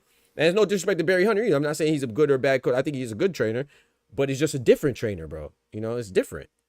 And synergy. That synergy, perfect word. Thank you, bro. Synergy, perfect word right there. If it's off a little bit, bro, hey, you can't take stuff for granted, man. They coming to knock your head off, bro. Ain't nobody coming to play. Mess around talking about you getting your hair did. And that grease your eye, man. I mean, I don't think that's, I think he really couldn't see, but at the same time, like Ty said, man, cut that shit off, man. Or secure it in a way where, you know what I'm talking about? You over here getting your edges done. Tighten up, man. Yeah, Keyshawn did it. Keyshawn cut his hair. Cut that shit off. I'm not saying cut it off. Maybe don't cut it off, but get it in a manner to which it won't impair your vision or something like that will potentially happen, man. It's like, you know? Wearing crisscross braids, man. You gotta cut that off. Yeah. Nah, he need to go back to Caesar Tank. Something. You gotta do something, man. Because Caesar Tank was knocking heads off. You feel me? So he wasn't back to Caesar Tank. You can't be a sassy boxer, bro. You can't be sassy. I don't know the man being sassy now, but I agree. You know, I agree. Yeah, I ain't go that far, but I do agree. Yeah, and I think it was Kendrick. Correct me if I'm wrong. I won't put words in your mouth, right? Or whoever said it. Somebody said, that. Dang, what? I just lost my train of thought now. Something about, it was a good point. About the coach? No, not the coach. It was about dang, I don't remember, bro. I don't remember. It'll come back to me. We keep it going. It'll come back to me. But it was a good point though. I don't remember if you said it. I hope Tank just learns to be more humble in this moment, even when you're at the top, because people say shit like Mayweather was cocky and arrogant and stuff like that, but if you really pay attention, Mayweather is extremely humble. Talk to him. In his craft. You Talk feel to me? him. Like Mayweather is the type to win a fight and go straight to the gym. Talk to him. Lead a club. Yeah. Go there for appearances only and go straight to the gym. Run back home. Consummate professional. To stay on top. Talk to him. Talk to him. But he always said that when he was training, he was like, I still kind of believe he watched the tapes, even though he say he don't. But he'd be like, I don't watch these fighters tapes, but I train so hard that I don't think nobody could beat me. Yep. I think he watched the tape either. I think his trainers was watching the tape. Mm-hmm. Yeah, of course they was watching the tapes. Mm-hmm. Yeah, I don't think he probably was telling the truth. He probably don't watch the tape. He don't seem like the studying type. Let's be real, right? Yeah, you're right. I mean, you gotta learn how to read to study. Yeah, come on. See. Y'all was doing good. Now y'all disrespecting my boy. Set me up for that. Come on, dog. Come on, man. Y'all disrespectful as hell, man. That on Kendrick. This how you know. This how you know I'm not a Tank hater, because Mayweather's my favorite fighter of all time. Yeah, and I'm still talking shit about him. Absolutely. The Pill Out. What's good, Pill Out? Yeah, I think I wish I could remember. I can't remember the point, bro. It was a good point too. I said that was a good point. I can't remember what it was, but it was something about Tank and man, I don't know. Maybe Kendrick said it in the chat. You probably got scrolled up. No, it wasn't today. It wasn't today. It was like maybe yesterday or the day before. It was a good. Only It was a great point. Only thing I remember was the adjustment thing that I mentioned. Oh, we lost you, bro. I don't know if you can hear me, but we lost you. Flag on the play. Talk to about Booger. We lost you, Kendrick. You gotta repeat that, please. We lost you. Oh, you can't hear us. Dang, what was it, bro? It's about Gervonta. Man, somebody said it too. It was like, you sure it wasn't about his trainer and stuff? I don't think it was a trainer. Yeah, nah. Okay, go ahead, Kendrick. Yep, we hear you. I was saying that I think, remember that point that I made before the fight? Mm-hmm. Where I was like, how's Tank gonna make adjustments given this new, team that he got going on? Mm-hmm. And we saw that it's not good. Mm-hmm. He didn't make any real adjustments, I don't think, personally, that benefited him. I think that another thing that I don't really agree with, and Todd said this, and I think you reiterated it, is that Roach he should have pressed the issue more. Mm-hmm. I don't agree with that. He's in a chess match. He's not playing checkers at the end of the day. So you press the issue on Tank. We see everybody press the issue on Tank, and what happened? True. Rolly pressed the issue. Ryan tried to press the issue. That GTT chain on, man. Yeah, you have to put that on. I'm back. I'm back. I'm not with it. I think that Roach fought the smart fight. He didn't give Tank what he wanted because Tank is a counter fighter. So if you press the issue on Tank, you falling right into Tank's trap. As far as pressing the issue, in the championship rounds, he should have made it definitive. That's something he didn't do. I thought he won at least one of the championship rounds. The 12th round was up in the air, but he definitely won 11. Oh man, Candy Slim said, "Come on, man! He just got off the stool. He got grease in his eyes. 30 seconds later, my boy timing the grease drip, y'all. That's crazy, bro. Yo, Candy Slim off the chain, bro. Hey, come on, man. All I know is Taken about to be the black boxer in the era, regardless of how many people's pay-per-view sales he has. Entertainment doesn't necessarily mean the best. I mean, I don't know about that, but I don't know. I had to handle a medical emergency real quick. I hope everything's straight. Yeah, no, you ain't missing nothing. We just talking, chopping it up. But yeah, I mean, I don't. Yeah, but that's true. I'm gonna be honest though, in rebuttal to that Pill Out, I don't think that he ever was. Like I said, I mean, to me, the best boxer is, if you want to talk about by ethnicity or demographic or whatever you want to, cultural, whatever nationality, America. I mean, he's second. If you want to go there, the Black American is Terrence Crawford. I mean, it's what it is from accomplishment. So I never saw him as that. I do think he's my favorite. That's what I'm telling you, bro. Like, it's like you can like somebody and they can have value. They don't have to be the best. Like I wouldn't put Canelo over Usyk in a way, or well, in some regards, but Usyk in a way and Terrence Crawford to me right now are the best. So I never seen Gervonta take Davis is better than Terrence Crawford. not from an accomplishment standpoint. I mean, the only way maybe economically, but I don't really care about that. Like, it's good to have conversation on that, but I don't know. I think that's a very tough argument to kick that Tank is better than Terrence Crawford, in my opinion. And that's from any angle. Maybe, yeah, I don't even know what angle I could say. Like, maybe you could say he's a more complete fighter because he has the power to it. He's just as equally as dominant in his positions. In his fights. But Terrence Crawford is not just dominant in his fights. He's dominant in his divisions too. That's why he's undisputed 2 times. So, I don't know. And they're both undefeated. They're both, and Terrence Crawford beat more Hall of Famers or more champions. I think he beat more champions. Yeah, beat more champions and Hall of Famers, I think so. Because he has Sean Porter, Errol Spence.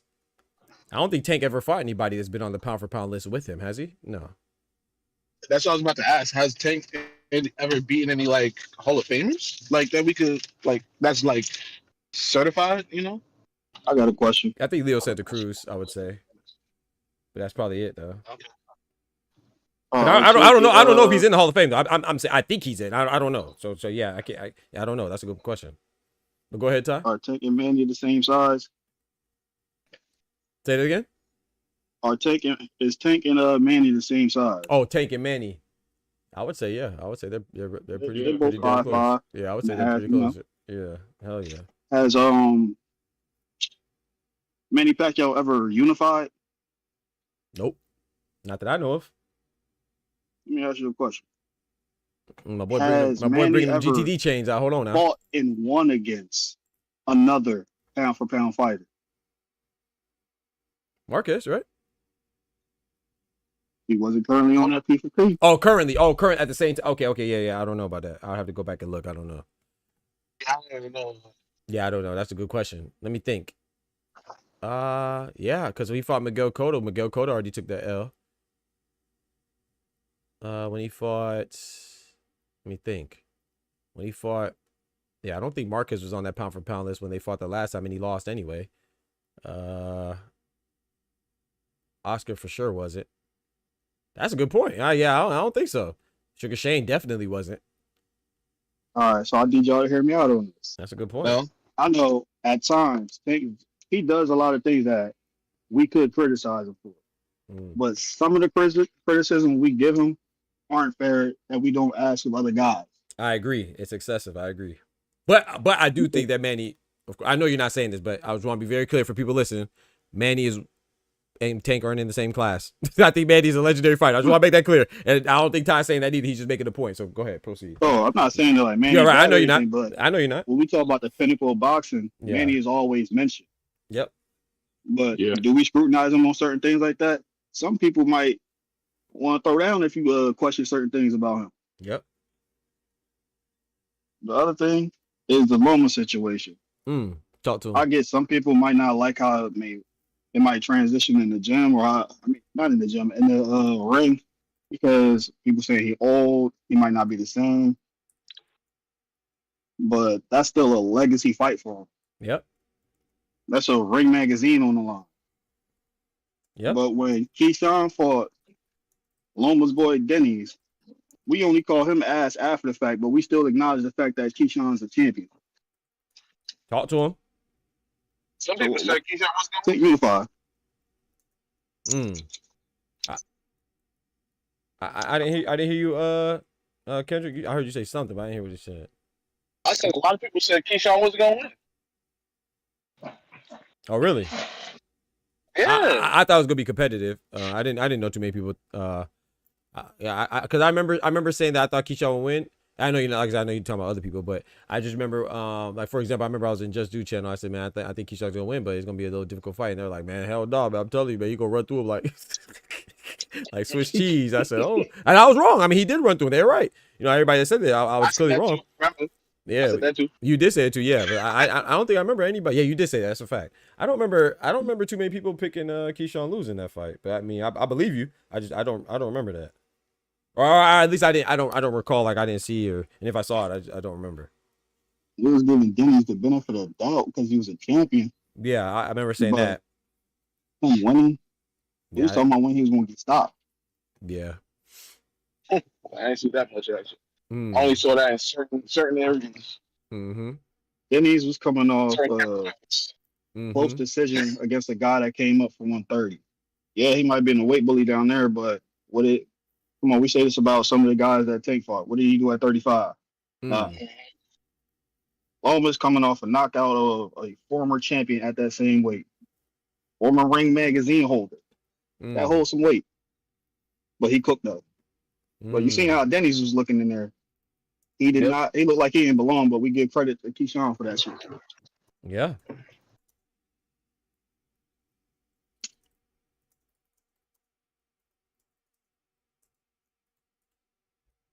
Hyped him up. That's a good point. That's a good point, though, man. That's a good point, man. But yeah, I definitely think that I definitely think that there's excessive criticism on certain fights, and Shakur's not defending Shakur or anything, but Shakur also gets unfair criticism as well. It's like people expect him to knock out people like Tank. Like there's not styles of fighting. Like that's not to defend him, or that's just the truth. It's like if you watch a Shakur, bro, a guy has a low KO percentage. Why are you expecting him to get a stoppage? You know, I'm not saying you can't get a stoppage, but every fight doesn't have to result in a stoppage, right? And that doesn't mean you lose, right? It's like some goofy people out there think that Tank lost to Pitbull because he didn't get the stoppage. This is called boxing, not knockout kings. You don't have to get a stoppage to win a fight, bro. Like, you know, so it's flip side of the coin though, because Tank, he always gets knocked out. So if he doesn't get a knockout, then people will say he lost. And Shakur, you know, if he doesn't knock somebody out, they're gonna say he's boring. And if he does knock somebody out, they're gonna say, oh, he didn't knock him out fast enough. And so it's like a flip side of the coin. Like, and with Devin Haney, people are gonna say, oh, you know, no matter what he does, people are gonna say, oh, you know, he was overweight or something like that, or weight bully, whatever they say. And then I'm trying to think. There's always every fighter has to Canelo, no matter who he beats. If it's not Dave Benavidez, it don't matter. You know, they're bums. So there's always something for most popular guys that comes with it. So. It comes with it, so to a certain extent, it comes with it. But I think that everybody has excessive criticism to a certain extent. Some may get more or less, you know, depending on who it is and stuff. But triangle theory is definitely not accurate all the time. I low-key think Tank has to knock out Roach next fight. Like, he got to stop him. I agree with that. I agree for sure. Yeah, I agree with that. And if he doesn't stop him, at least if he doesn't stop him, he can't win more than two. Yeah, he can't win more than 2 or 3 rounds. And even then, I still think he has to stop him. So I agree with you. Not for me. Like, I'll be like, okay, bet, you know, it's good. But I think to change the narrative, yeah, he has to stop him. Just like Devin Haney. I don't think Devin Haney's a different fighter, but he has to beat Ryan Garcia convincingly. Like, even if he skates by, if he can't just beat Ryan Garcia by a majority decision or a split decision. No. He got to beat him by. It got to be like, I'm talking about like 8 rounds to 4 at least. Yeah, they're gonna be looking at him crazy if he just kind of beat Ryan. They're gonna be like, what? You kind of beat him? Yep, it's unfair, but that is what it is. He got to pull, like I think Oscar said it. You know, he got to pull a Lennox Lewis and a Hakeem Rahman. When Lennox Lewis came back, and he made quick work of Rahman, I think in 2 rounds or whatever. But so he got to do something like that. He said Shakur TKO'd Herring who beat Roach. What does it? It doesn't say anything, bro. Tank not knocking out Roach and Shakur beating Herring and Herring beating Roach. What does that say? I mean, Tank knocked out. Yeah, Tank knocked out Frank Martin, and then Shakur fought Artem, who lost to Frank Martin. What does that say? I mean, I know that's not a triangle theory because they didn't fight, but it just doesn't say much. What? It's like when Ricky Hatton. Let's give another triangle theory. Ricky Hatton with Manny Pacquiao and Floyd. People tried to say that Manny Pacquiao was going to beat Floyd because Ricky Hatton got knocked out in 2 rounds by Manny Pacquiao, and it took Floyd Mayweather 10 rounds to do it. Well, they're different styles of fighters. So what does that prove? He said, "You guys are saying Shakur's knock is he doesn't have power." I did not say that. I just said, I mean, I'm not knocking it. Don't need power though. Right, exactly. Like, what do you? That's what I'm saying. People hear what they want. I literally just gave Shakur a compliment, bro. I said people shouldn't look at him to knock people out. That's not his style. I didn't say that as a detriment to his game, bro. I can't help how you perceive stuff, bro. Like that's crazy, bro. How did you just interpret that as a knock on Shakur, bro? Hold on, Doc. Come on, crazy, man. You gotta settle down. You know they be dousing him in the comment section. Yeah, you're right. Yeah, my fault, man. You're right. They be reaching like Dawson is perfect, bro. I'm telling you. Oh, now you read the chat. Okay, my bad. I thought you said me. My fault. Carry on. I mean, it is a not. I mean, that's not a strength. That's not a strength. That's not a strength of his. He has enough power. He just doesn't have the freaking hands to deliver the power. Okay. Yeah. I don't think that.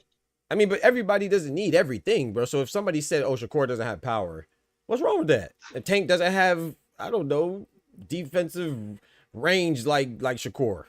What's wrong with that? I mean, you watch boxing, right? You gotta realize in boxing, you can have almost everything, but you know you're gonna be lacking somewhere. American had all of the things that you want in boxing. Perfect. He ain't had no fucking chin. Perfect. If he would have had a chin, Amir Khan would be the best fighter ever. I don't know if that's true, but you know what I'm saying, he'll be much better. Yeah. That's what the boxers say. If he had a chin. Yeah, facts. Yeah, what boxer got everything? I got you, GT. My bad, bro. I apologize. I thought you were talking to me. Tanking. Nah, GT been trolling. Yeah, he gotta be, bro. He gotta be. You can't go in to reread this. Shout out to you, though. You type it, but not listening. There you go. Tank ain't gonna be able to knock out Roach unless he changes his style. But that's the thing. You don't have to knock out somebody. But I agree. Roach too familiar with Tank's style to get knocked out unless Tank fights different. I agree with that, Peel Out. But I don't think that's the thing. That's the whole point of what we were talking about. You know, it's like we make it seem like because he gets knockouts, he has to get a knockout to win. Did Beterbiev knock out Bivol? He won the first fight, didn't he? That was his first time not knocking out anybody that he shared the ring with. No one said they. I mean, some people did say he lost, you know, but no one just kind of made it seem like, oh, it's imperative for him to knock him out or else he can't win. Nah. You don't have to knock out people to win, even if you're a knockout artist. He does other things well, you know? With the Bivol reference, Tank gonna have to do the same thing. Go to that drawing board. Yep. What did I do wrong? What do I gotta change up? Yep. I can't sit here and wait and try to be the counter puncher. He already showed me in spots. Yep. He's the better counter puncher. Man, he was tagging. Let me jump on him like how Jamel did him. Force him into doing something. I thought those were Tank's best nigga, man. He was looking for. I feel like he was looking for them openings and it wasn't coming. Pause. If Tank would have upped the output, he would have got to Lamont. Wait, what? I said up the output. No, not you, bro. It wasn't you. It was Clone, bro. Clone Wilding. Go ahead, bro. Not you, Ty. You can't be economical with the guy that has a similar style to you. I agree. You gotta be the aggressor in that sense. You can't sit there and try to fight in spurts like you do everybody else. That's the person you can't give away rounds to. Yep. And Ty, that's why I thought Shakur would beat Tank, because if Tank goes in there with that same style of fight against Shakur's winning that. Okay, I see what you're saying. Oh man. I would just use that as an example. I think that Beterbiev and Bivol. Come on, Al Booger. Come on, man. Yeah, he was wild. I ain't gonna lie. You was wild though, Cole. I think their rematch is gonna be just as competitive like the first fight was. I agree. I think it could be, but I think it also could not be. You know what I'm saying? But like I said, I like GT say he's a Tank Shakur fan. Nothing wrong with that. You know, I want to see Tank versus Shakur too. And I think that Tank versus Roach will be competitive, but I think that Tank, if Tank is on his game, I think he could stop Roach. But you know, I wouldn't be mad. I would be mad if he doesn't stop Roach in the second fight, just because I know that people will say that he won't win because he didn't stop him. But as far as Roach is a good fighter, bro. Like, you know, like I think GT was similarly saying that he lost to Jamel Herring. Jamel Herring was a champion. Nothing wrong with that. Where's the shame in that? Jamel Herring's a scrub. So I don't know. I mean, was Marcos Maidana undefeated when he struggled when Floyd Mayweather struggled with him? Like, styles make fights, bro. Like Marcos Maidana, didn't he get stopped to the body by Amir Khan before he fought Floyd? So what? Styles make fights. To be fair, though, people were treating Jamel Herring like trash after he lost to Shakur. That's true too. You're right. That is fair. Yep, you're right about that. I'm not saying Jamel Herring's the best now. So yeah, but I'm also the same person that says that I don't say, oh, Teofimo was garbage for losing Kambosos. I don't say that. So you have to take that into account too. So because I do respect the champions, but Kambosos is definitely not one of the best champions. So yeah, that was a good point too from Kendrick. Yeah, Jamel Herring's not the best champion, but he's still a champion. So, and Lamont Roach was young, right? Lamont Roach was what, like 23, I think, or 24, which is not. Not saying that you should lose because you're young, not an excuse, but one, like he was a veteran. Yeah, that's true. He grew from that. Yeah, he grew from that. Thank you. That's exactly what I was trying to say. He grew from that. And he came on late in that fight as well. Not stopped. He got up but lost the decision. He said he went down versus Khan, but he finished the fight. Yeah, thank you. Yeah, he lost the decision. Yeah, not stopped. Sorry. Not stopped. Appreciate it. Yeah, but Khan won. Yeah, sorry. And then the same Khan that got blitzed by Bradis Prescott. I remember that. That was crazy, bro. Oh man, that was an upset right there. When Bradis Prescott put that pressure on Amir Khan, I'm talking about he blitzed him, had Amir Khan in the turnbuckle sleep. That joke was crazy, bro. Bradis Prescott. Any given Sunday, man. Any given fight. Any given Saturday, usually, for boxing, I guess. I appreciate that correction, too, Irony and Candy Slim. Appreciate it. Does Ryo beat Tank? I don't think so. It's not knockout power, but it's lingering power that wears on you. You talking about Shakur? Or who you talking about, GT? My bad. I don't know who you're talking about. Bro, that was a shocker for sure. And in the UK, yes, sir. Are you talking about Shakur? Yeah, I mean, we're not saying he's weak, bro, but we're just talking about ratios. Like, so there's a stat, right, to kind of measure. It's a statistic to kind of quantify your power. So I'm not saying that he's weak. Like, if that's the case, then Edwin De Los Santos would have blistered. That's why I blame Edwin De Los Santos, too. There's 50-50 on the blame of that fight being so shitty. But obviously, it's like Floyd, right? People say Floyd didn't have power, but obviously people weren't blitzing him. They weren't just walking through a shot, so he had enough power to get you off him. So I'm not saying Shakur is weak. I didn't use that verbiage, or I don't know if anybody is. I didn't see anybody say he was weak, but he doesn't have knockout power. I mean, anything under like a 60%, you're not really considered a big puncher. I think Shakur is like 45% or something like that. It really should be seen as a compliment, the fact that you were still able to win despite having big power, or being a quote unquote incomplete fighter, whatever you want to classify it as. Shout out to Big Dog Willie, dropping that graffiti on the chat walls with that bread, that cheese, that butter.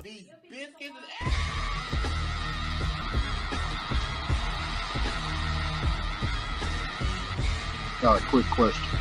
Let me hit the super chat real quick, and then I'll come back to you if you don't mind. Breaking news. I don't even know why I'm reading Willie shit, bro. Breaking news. Tank's hair grease was invented in the Soviet Union Chemical Warfare Department. Tank had some of the deadliest grease in history in his eyes. That's crazy. He said it was created in the Soviet Union Chemical Warfare Department, bro. Stop it, Willie. Stop it, bro. My boy, hey, Amanda Serrano got her fight canceled right before the walkout because she had a similar situation. Man, get off my dog now. Chill on my dog now. That's crazy. I was on her head top too. You know what I'm saying? Go ahead, Ty. What you saying though? You had a question? Shout out to Big Dog. Really appreciate the love. I wanted to ask, what was the context on the Jamel and the Lamont Roach shit? Because he's saying, wasn't that prior to him fighting Stevenson? That's a good question. Yeah, I think he was just saying the result. He's saying that Jamel beat Roach and Shakur beat Jamel. So I guess he's trying to say that Shakur beats Tank because Tank struggled with Roach. I meant to say before Shakur. Yeah, I know what you meant, but yeah, I don't know what. I think that's what he was saying. I don't know. I don't know if he's trying to say that he does. I don't know if you're talking about power too. I don't know if he's trying to say Shakur's power is good, or I don't know what he's trying to say. I think, but I took it as him saying that Shakur definitively beats Roach beats Tank because he beat a guy that Tank struggled with. I also seen something Candy Slim said about what Shakur said on Cigar Talk. I mean, to most people, it might sound like cap. I'm saying he could beat majority of the guys in the field one-handed. But if you look at Shakur's medical record, he really ain't had two hands in every fight. So, do it sound like cap or is it valid? I mean, y'all call him Doctor Strange with the hands. His shit broke, but they still magical. I see what you did there. I see what you did there. He said they broke, but they still magical. Talk to him. I said, yeah, I ain't gonna lie. That was a that was definitely a Yeah, you earned that one. Yeah, that was a bar right there. Yeah, that's hey, that was a bar. Hold on, I gotta drop the bomb for him. You need to Don DeMarco. Yeah, Don DeMarco. Yeah, that was a good one. I ain't gonna lie. Yeah. You definitely would have won the round if it was battle rap off that line. Yeah, for sure. That was a good one. Yeah, they'd have been going crazy. I would never accept that excuse for that. I don't see it as an excuse though. Really, like he had stuff in his eye. And he took a knee. I think I don't think. Would you have a problem if the points were deducted? That's the problem. You know, like if that's what they teach you. You know what I'm saying? What? No, like I said, regardless of it, I know greasing your eye sounds crazy. I'm not defending that. You know, cut your hair or whatever you do, or tie it back, whatever. But that's what you're supposed to do. Whether it's a punch and you take a knee, you roll your ankle, you take a knee, you hurt your hand and take a knee. When you take a knee, the only objection that I have, and I think that we should have, is that the knee wasn't deducted. He wasn't penalized like he should have been. He absolutely should have been penalized for it. The referee made a blunder. But I don't really care why you take a knee. If you take a knee, you should just have the points deducted. You know, that was the injustice that was served. Like, so I don't think that somebody should I don't know, because see, I'm gonna tell you what I think, Big Dog. Well, you ain't gotta agree, but this is my stance. If he would have got knocked down from a punch, and then after the fight said, "Hey man, I only got knocked down because I couldn't see," then that's an excuse. You see what I'm saying? I think that's an excuse if you say it like that, but that's not how it went down. He couldn't see, he took a knee. The only problem is that, you know, it wasn't counted. And the reason why I brought up Amanda Serrano is because, yeah, you could say it's an excuse, but Amanda Serrano canceled a fight because she couldn't see for a similar issue for hair chemicals in her eye. She canceled the fight. At least Tank took a knee and kept fighting. You know what I'm saying? There's other people that said, "Oh, I got sweat in my eye," like Devin Alexander. I know my boy George corrected me and said it was headbutts, but I remember him distinctly saying, "Oh, I got sweat in my eye." And he did complain. Everybody complained about Tim Bradley headbutting him, so of course it was his big milk dud head ass too. But it was also that he had sweat in his eyes that impaired his vision. I don't think that is I don't see that as an excuse. You know what I'm saying? It sounds weak though, for sure. I'm with you. I'm not saying, so please don't get it twisted, 'cause I know sometimes people misinterpret things. I'm not saying that it's a good reason or whatever. I don't know, you know, but my point is that he did what he was supposed to do and try to regather himself. That's what they teach you if you box. You know, like I said, I was an amateur boxer and I had something in my eye. Because I don't remember what, I think the dude's a glove or something was like ripped and it hit me in my eye and I couldn't see. And then I told my coach afterwards, after the round, he said, "Why you ain't take a knee or whatever?" He chewed me out for that because I was like, "Bro, I can't see." But he's like, "You don't win no award." He said, "This ain't even a real fight." He said, "You don't win no award, man." He said, "Gather yourself and we can try to address it or whatever." And this is just during sparring, but it's like I felt the, like, I'm gonna be honest, you know, you feel like, oh, you're soft. You do feel that way. You know, you feel like, oh man, I don't want to stop because I'm gonna look soft if I made this dude made me succumb to what he's doing or whatever. You know what I'm saying? So it is like a masculinity issue or a pride issue, but at the same time it's a welfare issue too. So it's not like he quit. He kept fighting, just took a knee and regathered himself. So I think if he didn't lose the point, I think if the proper thing would have happened and the ref would have deducted the point and counted as a knockdown, I don't think we would complain too much. I don't even think it would be an issue. Yes, sir. I got a question though. Yes, sir. That night, which you didn't notice or not, right? You said that Tank was taking the point essentially, right? Like he was like giving himself up to, and because he knew he could deal with the point, but he had to get that shit on his eye, essentially, right? Yeah, I thought he was taking a knee to regroup, but apparently he didn't even know. So, but go ahead. Exactly, because that was about to be my point. Because in his press conference, out of his own words, he said he took the knee, went to go wipe his face, and then he saw the ref count, and he was like, "What the fuck?" Right. Like, so clearly he wasn't giving himself up for that point. Right, but okay, but my rebuttal to that is though, Kendrick, is that, but he also said too that you could do that in the amateur. So he's thinking, which look. First off, it doesn't matter. It doesn't matter whether you know or not. I mean, it's still not up to him to take the point though. So yeah, I agree. You should know the rules. Right. So my point is that either way, he still did the right thing. Whether or not he's supposed to get the point or not, it's not up to him. So what? I don't think that's a good enough excuse to not know. Yeah, I know you're not saying that. But what I'm saying is that even if he didn't know that a point was taken, the point still should have been taken. And the fact that he took the knee, even if it's in amateurs, that's what they teach you. That's why he thought that, you know, like I said, I'm not saying, so I'm not saying that, oh, the point should not have been taken because he thought it was. No, that's still not an excuse. It don't matter if you know the rules. Yeah, I know you're not. Yeah, I appreciate it. Thank you. So yeah, so I still think, and that would be my rebuttal to that would be that, oh, he didn't know shit. I don't care that you didn't know. You still need the points taken. Yeah. That night, the argument Yeah, the conversation was you said that Tank was essentially giving himself up, but Right. and I thought that was the truth, right? Right, me And then too. I looked back at his stuff, Right. and I was like, oh, he give himself up. He just trying to take a knee for real, Right, and then my rebuttal, and then Yeah. my other rebuttal to that too, Kendrick, is which I think is more, which can address your question, and just for the discussion, bro, like that lets me further believe that if he would have known, he may not have never took the knee.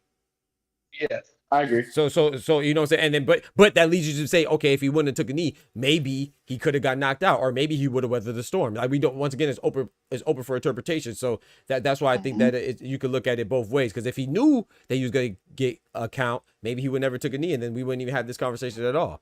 So, but like I said, at the end of the day, I don't care why you took the knee. I don't care if you knew the rules or not. That's shame on you and your team for not being acclimated and familiar with the rules. But it's still not an excuse. You violate, you violate. If I'm speeding and the cop pulled me over and if he say, hey, why were you speeding? I'd be like, hey, I thought the speed limit was what I was doing. You still gonna get a ticket. So it don't matter. Yeah, you still gonna get the ticket. It's just in this case the police didn't give the ticket, and which the police was a referee. He didn't get the ticket, so it is what it is. Now, I do understand what you said. I feel you, but I appreciate it, bro. I feel you. I appreciate it, bro. Nah, man, I always have your opinion, bro. I love it, bro. I love it, bro. I respect your opinion. Same with Kendrick and Ty and Clone. What'd you say though, Ty? Go ahead. I got a couple problems with that. Yes, sir. My main problem is I kind of look at the Miller situation kind of like when he said it was the hair grease. I look at it like the Wilder situation. He was just explaining his reasons. People just ran with it, said it was an excuse. Now, whether if he knew he was supposed to, like if it was a point deduction or not, yeah, he been in boxing for however long, but I give him a pass on that. He did give himself up. My only problem was he turned his back. Yep. Without getting acknowledgement from the ref. Yep. That should be enough. Explained it to him and let him slide. Yep. Yeah. The ref. Yeah. He did a lot of things. Yep. The ref let him slide twice, and once again, that's the ref too. You know what I'm saying? He should not have turned his back facts. He shouldn't have turned his back or interacted with the corner. Facts. People making this hair grease shit played out. Yeah, I agree. I don't care if it was the hair oil, that's my point. The conditioner, the grease, or the just for me. Just for me. That's my point. Right. It doesn't matter. The fact that he took a knee. It could have been anything. It could have been because his tooth was hurting. It doesn't matter. It's not like it's not conditional, right? You know what I'm saying? And like when you look at the rules, it's not like, oh, if you take a knee because there was grease in your eye, you won't get it. Or if you take a knee because your tooth was hurting, or you took a knee because of punch, oh, then you won't get a knock. No, if you take a knee, it's not like I said, it's not conditional. It's very rigid. If you take a knee, you stop at the time, and as a fighter, you stop the time, then you get points deducted. It counts as a knockdown. That's it. It should have been counted as a knockdown. Tank got away with 1 or 2 or 3. He got away with. Folks is running away with the memes. You should have stopped right there. Yeah. Facts.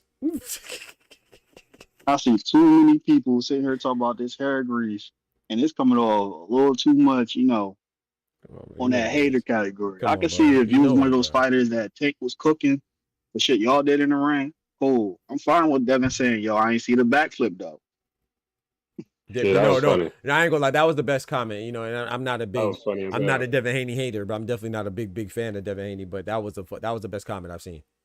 I was waiting for the backflip. Dudes out here talking about the hair grease, but they was big enough dudes that did funnier shit.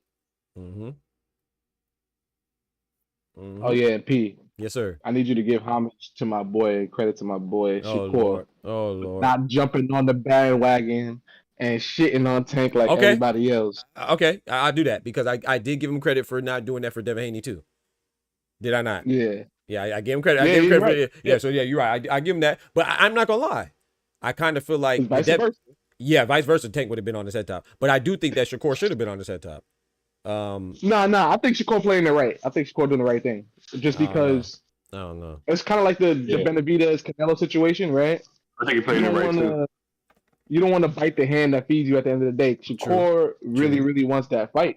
And if he wants that fight, you do everything to protect that fight.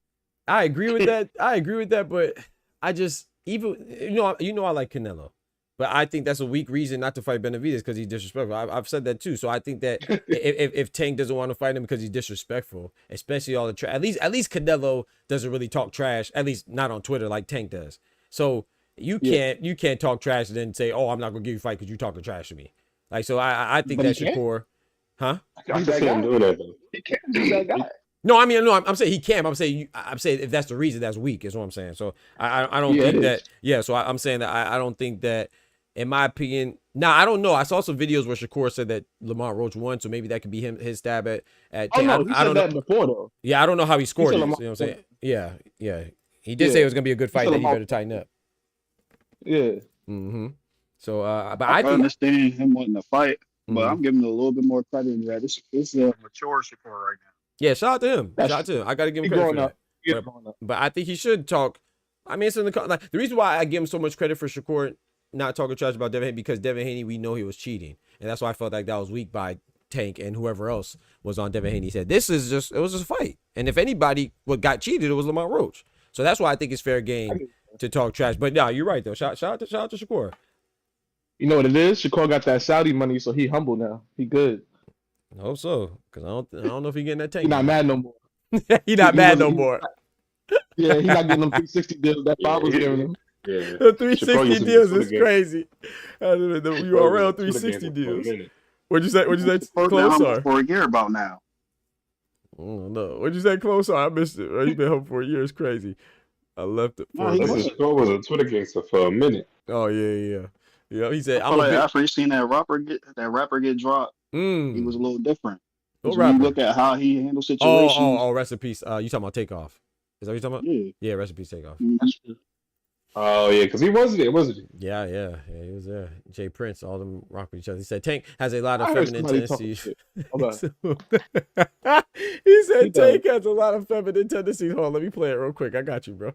He got a lot of feminine tendencies. It's sassy, bro. He said, so I'm not surprised his hair found a way to impact this fight. Might be the nails next time. It's crazy. Come on, man. Chill on my boy.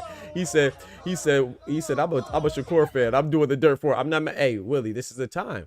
Like I said, this is a time, bro. Like, I don't feel compelled to pick sides, but like I said, I think everybody knows that I got Tank beating Shakur. I got Tank. So, I'm not looking for reasons to go on, I don't know, talk trash about somebody for losing their fight, because I also defended Shakur about his Padley fight, which I don't think there was anything. I was defending him, saying that there was nothing to defend. There was nothing wrong with that fight, his performance. That was great. So, yeah, exactly. I don't even know why somebody had to defend Shakur on that, because that's how ridiculous people are. But I'm saying that I have nothing against people who like Shakur, bro.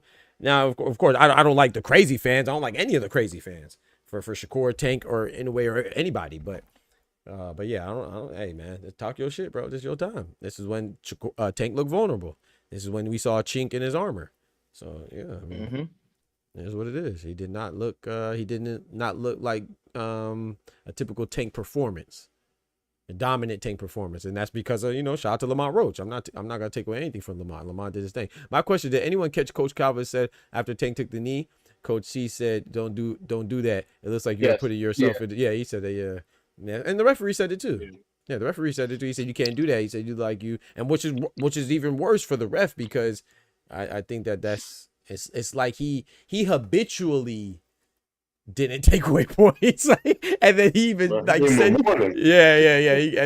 so it just, I feel like it really looked like he was trying to give Tank too much opportunity. But again, like Seth said, I don't agree as it pertains to the knee. The knee, it speaks for itself. That should be points deducted. But what Seth said, a lot of these fights, I don't think people realize how much discretion that the referees get. Like, they are in charge of officiating the fight in that moment. So a lot of times we see things, people get people like, oh man, he's getting too much. He's getting too many warnings. Oh, he didn't get enough warning.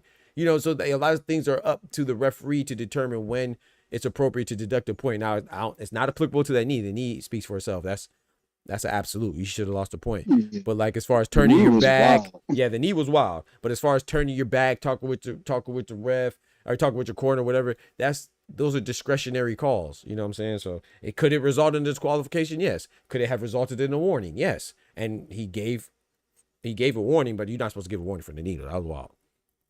Ain't no warning for me. Give him a warning. Say, man, you can't be doing that. I got paid. It wasn't even a real warning. I ain't gonna lie.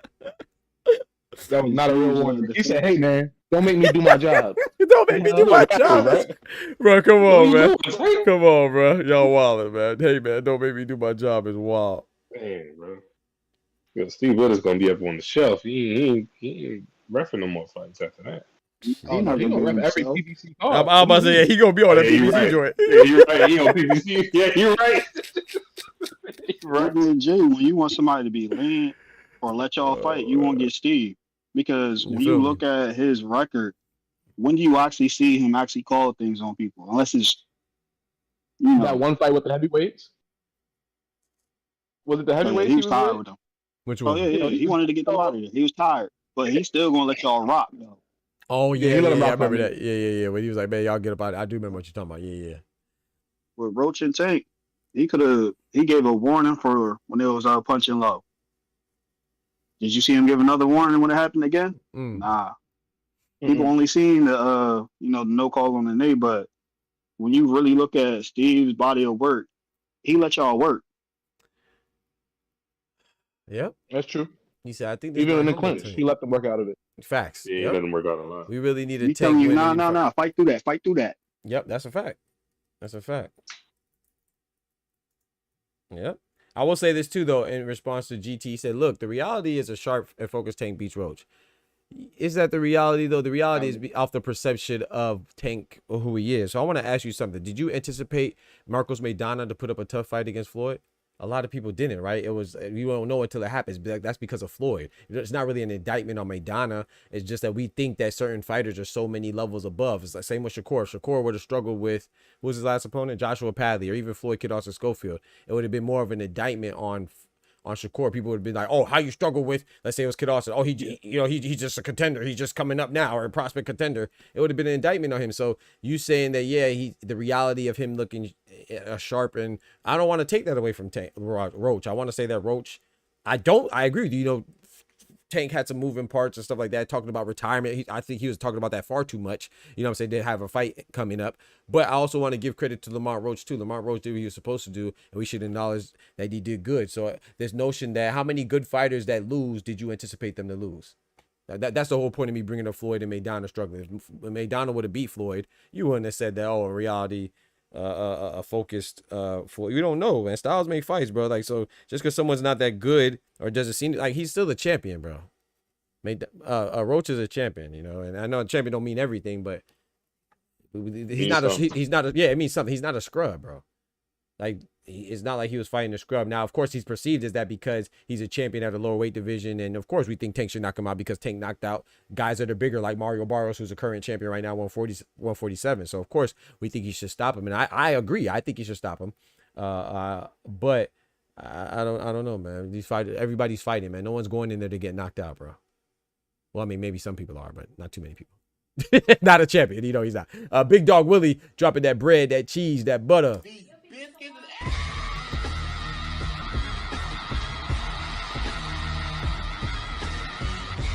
He says, Tank excuse isn't as bad as the 4 Kappa dads of the apocalypse. Hey, Kid Austin Senior is the worst. But Bill Haney, Schofield Senior, Teal Senior, Norman, these 4 are notorious for lying. They do. I like Norman. Somebody asked me, Clone asked me who would I like to interview. I would like to interview Norman or Norman Senior. I like them. You gotta get Bill Haney on the show, bro. Yeah. Oh, Bill Haney would be fire, bro. Bill Haney would be dope too. But I don't like Teal Senior or Schofield Senior. I'm with you on that, Bill Dog. But Big Dog Willie. But Bill Haney, I like Bill Haney, and I like Norman Senior as well. And I respect the hell out of Norman Senior for standing on business and going to fight. I respect him and Greg Hackett. It was Greg Hackett. Greg Hackett, yeah. The fact that they fought each talk trash or whatever, and they settled it in the ring, man. Not too many people would do that. So I respect. I didn't watch the fight, but I respect the fact that they did that. You know what I'm saying? So I like them. I can get you in contact with Troll Bill, but it's 2 things you gotta do. Oh Lord, that sounds. You gotta put on that DHP chain. Oh Lord. And you gotta let Unc get his shit off. Oh, you know I'm gonna let him get his come on, huh? You know I'm gonna let him get his shit off. Hey, you might have to you have to mute chat too. You gotta mute chat. You can't let him see. Nah, he like when the chat go crazy. Yeah, but I say I think he like that, yeah, because every time I see him, he be going crazy with the chat. All right, man. The chat ain't gonna hold back. I know I ain't. No. And Bill wants you to pull up too. Yeah, hook that up if you can. That'd be fine, yeah, man. I gotta bring out the DHP. It's gonna be tough for me to bring the DHP chains out though. I ain't gonna lie, it's gonna be hard, man. But that's the thing though. If you're talking, depends on what standpoint you're talking. If you're saying pull out a DHP chain to say that he's the best, like he'll beat Shakur or Tank, I can't do that because I disagree. But if you talking about bring out the DSP chain to tell the truth is that Devin Haney got cheated. And I said that I say that from the rooftops. You know what I'm saying? So it depends on what you're talking about. If you're talking about in regards to Ryan Garcia and him getting cheated, which I consider the truth, absolutely. But if you talk about saying like, oh yeah, I think he's gonna beat Tank or Shakur, or then I'd be lying. Then I can't do that. But I say it in a respectful manner. That ship is sailed yeah, since season. Yeah, I think Tank and Shakur sailed, unless Shakur moves up, which I think he'll move up to I'm talking about 140. Haney and Shakur. Yeah, that's what. Oh, well, if I didn't say that, I meant to say that. I said I think Tank and Shakur both. Okay. I think Tank and Shakur both have sailed. In regards to okay. I see what you're saying. Yeah. I think they both sailed in regards to Haney, unless Shakur moves up to 140, and then maybe they have like a catch weight between 140 and 147, or Shakur goes up to 147. Because we got to remember that Devin Haney said he's done with 140. That don't mean he's opposed to doing catch weights. Because they did agree on Twitter, which take that with a grain of salt, but they both said that if Turkey Al Sheikh puts up the bag, that they'll fight each other in a heartbeat. 144. 144. There you go. Boom. Make it happen, Captain. They ain't going. I don't think Shakur moving up in the next couple years. I don't think so. He'll be chill. I beg to differ. Whoa. Okay, well, 140. I can see moving up to 140 within a year. I don't think he moved up in the next couple years. I said to 140. Couple years, that might be a stretch. A year, that's more realistic when you look at what he got going on with his body and all that. Yeah, well, I in fact, I wouldn't be surprised if by 2026 Shakur is at 140. By the end of 2025, I mean, like, yeah, by the beginning of 126. I mean, by the beginning of 2026, I wouldn't be surprised if Shakur is at 140. If this is his last year. You say you wouldn't? I would not be surprised if this is his last year at 140. I mean, sorry. I don't believe that. Sorry. Yeah, you know what I meant. I wouldn't be surprised if this is his last year at 135. Dang, there you go. Shit, Eddie already trying his little bullshit. The same thing he was doing with Boots. He was already trying that with Shakur as far as trying to match him with 40s. Mm-hmm. That Subriel thing was real. Bill Haney said he offers Matias $4 million and Matias turned it down. That's a big fact.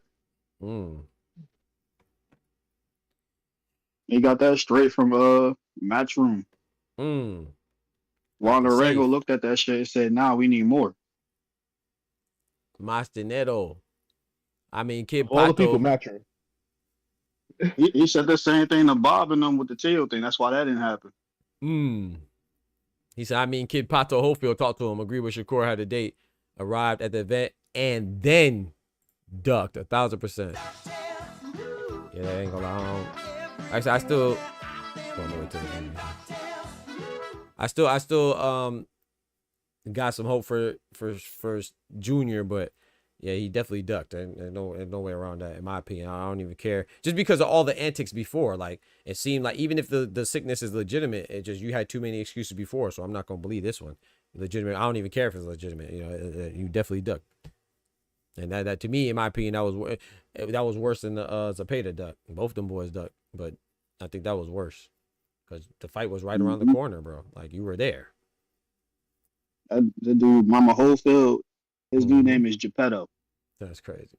Kid Austin, that's Pinocchio. He's a puppet. That's crazy. Bill Haney body of work capping on the last 5 years is legendary. I don't know, big dog Willie. I don't know. You know, he said he been capping. Let's go for he been capping, but he been saying some facts too, though. Y'all find what every other promoter giving y'all a little bit of cap, and then they might be honest about some things. That's true. That's a good Remember, point. Bill a promoter too. That's a good point. That's a good point. That's a good point right there. He said Barrios is the most skilled champ at 147, but at least he fights is not. Excuse me. Barrios is not the most skilled. Who? He said Barrios is not the most skilled. Oh, okay. Not. Oh. I read it wrong initially. That was my fault. I read it wrong. He says not the most skilled at 147, but at least he fights anyone and everyone. You don't crack at all like some other. Yeah, I rock with Barrios. I like Barrios a lot. Whew, you about to have me on this head top. I was about to put on my boots and his chain. My boots and his chain. Hey, yo, we might need that, man. JBE chain? The JBE chain, bro. You just gotta put a Chamberlain up there. I'm telling you. I'm telling you, man. Who's his next opponent? Who are you supposed to be fighting next? Stanionis. Stanionis? Yeah, the Lithuanian champion. In the summer? Nah, April 12th. Oh, that should be good. You said bet I'm the not trying to knockout earn with time? Hearn. Yeah, you trying to earn with Hearn? Bet the knockout. Bet the knockout. Excuse me. I'm telling you, bro. Well, I gotta see what Dub is betting first, then I'll let you know. I'm telling you, bro. Bub. Nah, don't even address the. Yeah, facts. Dub like Drake in the Bro, chat. Yo, just go. If you take the opposite, you always guarantee to win. Tell me. Matter of fact, but tell Dub don't even speak on Javon in his boots. Yeah, we don't want that pressure on him. Not that yeah, pressure. because he already got Tank smoked. I'm telling you, bro. Compared to what he's supposed to. Bro, What did Dub say? Dub picked Tank? Yeah. Oh, he did pick Tank. Yeah. Yeah. Yeah, you gonna have to sit that one out. That's actually insane, bro. We love you, Dub got but you bad got to sit that juju. one out. I'm telling you. Dub the Drake in the trap. Yes, bro. Facts. He had a couple cards right, and then he went back to his old ways. I'm telling you, bro. If DLA said this shit would be for Victoria, it gotta be for Victoria's Secret. Or Sheen? It was diabolical, Willie. Facts. This cap, it was crazy, bro. Yo, don't forget to smack that like button if you haven't done so already, man. I think this is the most likes we ever received in a stream, man. Shout out to y'all, man. Almost at 50, I think. Let's go, man. Shout out Nah, to you y'all. got more likes than that before. Stop playing. I remember when you was commentating one of them English fights. You got up to at least like 70. Appreciate you, right? Appreciate it, bro. Oh, yeah. It was a lot of people in that one. Yeah, appreciate it, bro. Yeah, I think it was Johnny Fisher, too. I think it was like Johnny Fisher was Alan Babick or something. Thank you, bro. I appreciate it. Shout out to y'all, man. I'm about to go get me some food, man. Talking about the grease, though? Yes, they still talking about the grease, bro. Yo, where was these dudes at when Tio and Bob was out here saying my man lung Respiratory. exploded? Come on, man. His lung exploded, bro. God. In New York. That was the worst one. His that lung exploded, bro. He could. Y'all let that shit slide, though. Let it slide, bro. Nothing worse than that. That's why I don't rock with Tio like that. Manny Pacquiao with the holy water. The holy water, facts. Peel said, I'm going to the Bucks and Mavs game tomorrow. Dang, yeah. Kyrie just hurt his back, right? Shout out to Kyrie, man. Hope he recovers. You got towards ACL. ACL? Oh, I thought it was his back. Oh, whoa. Nah, he towards ACL. They showed a picture of it. It looked nasty, bro. Yeah, my boy Kai is good. Dang, that I felt bad sucks. for him. Yeah, bro. They didn't traded Luka and gave him Anthony Davis, and now he hurt. Oh man, I did not know it was a season injury.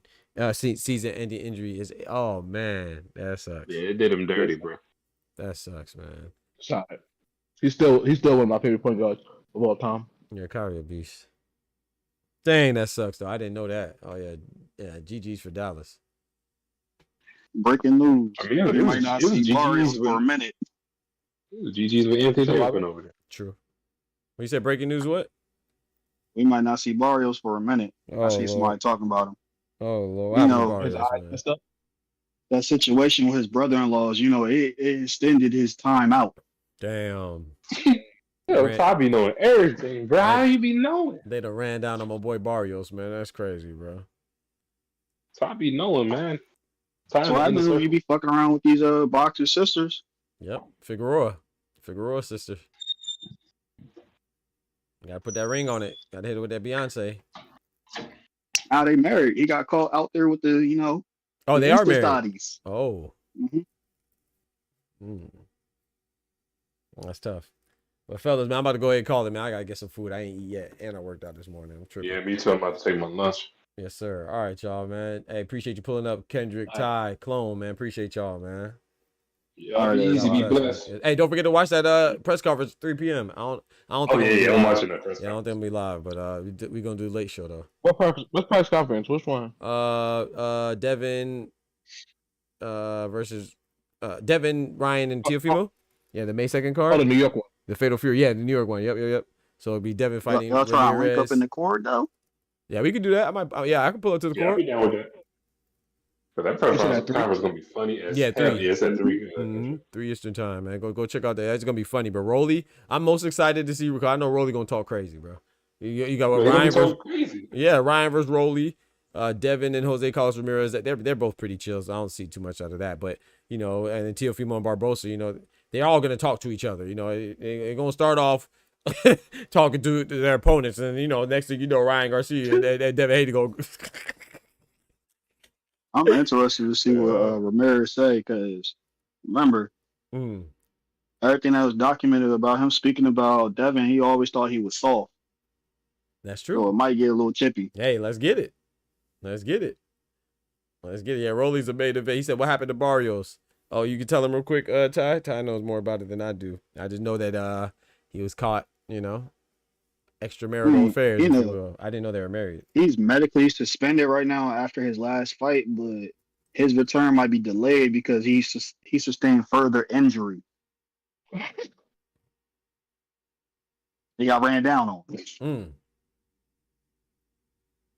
That's probably why Brandon Figueroa ain't looked the same against Stephen Fulton. Not just playing. Nah. He definitely looked the same. Stress on his mind. Yeah. Stephen Fulton did his thing, man. He definitely looked the same. Stephen Fulton did his thing. I'm just joking. Touching your brother-in-law at the in and out is crazy. Yeah, that is crazy. What was that? Omar Figueroa, Brandon Figueroa.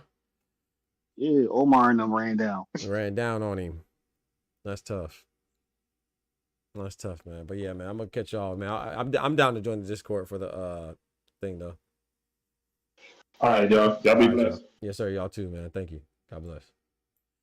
Chad, I'm about to go ahead and call it, man. I appreciate y'all rocking. We did a long stream. I was not anticipating doing a almost 5 hour stream today, man, for the morning show. We'll be back on for the late show at 7 p.m. Eastern Standard Time at the very least. Go watch that presser at 3 p.m.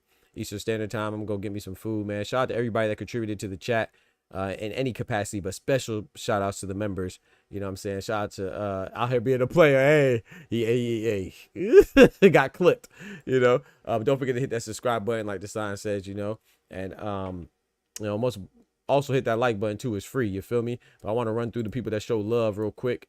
Shout out to Oscar with the $5. Shout out to Oscar for the $5. Shout out to Oscar for the $5 again, man. Going crazy in the super chat. Shout out to Oscar, man. Dropping that graffiti on the chat walls. Shout out to Candy Slim for the $5. Big Dog Willie for the $5. And Big Dog Willie for the $5 again, man. I appreciate y'all, man. Y'all keep the lights on, keep us going and growing. Like I said, I love talking boxing, man. I couldn't think of better people to discuss boxing with and share an established fellowship with, you know what I'm saying? So shout out to my brothers and sisters, my kings and queens, hermanos, mi hermanos, my brothers and sisters, you know what I'm saying? Friends, ladies and lads, you know.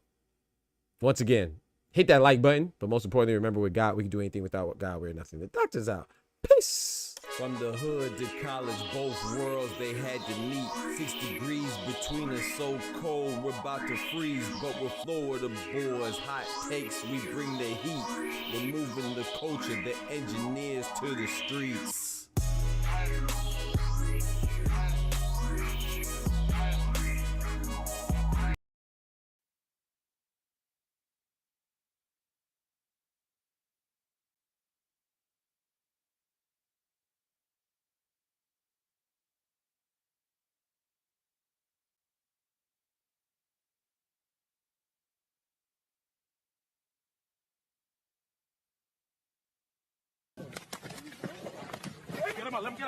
Let him get up. Fight back, man. Fight back.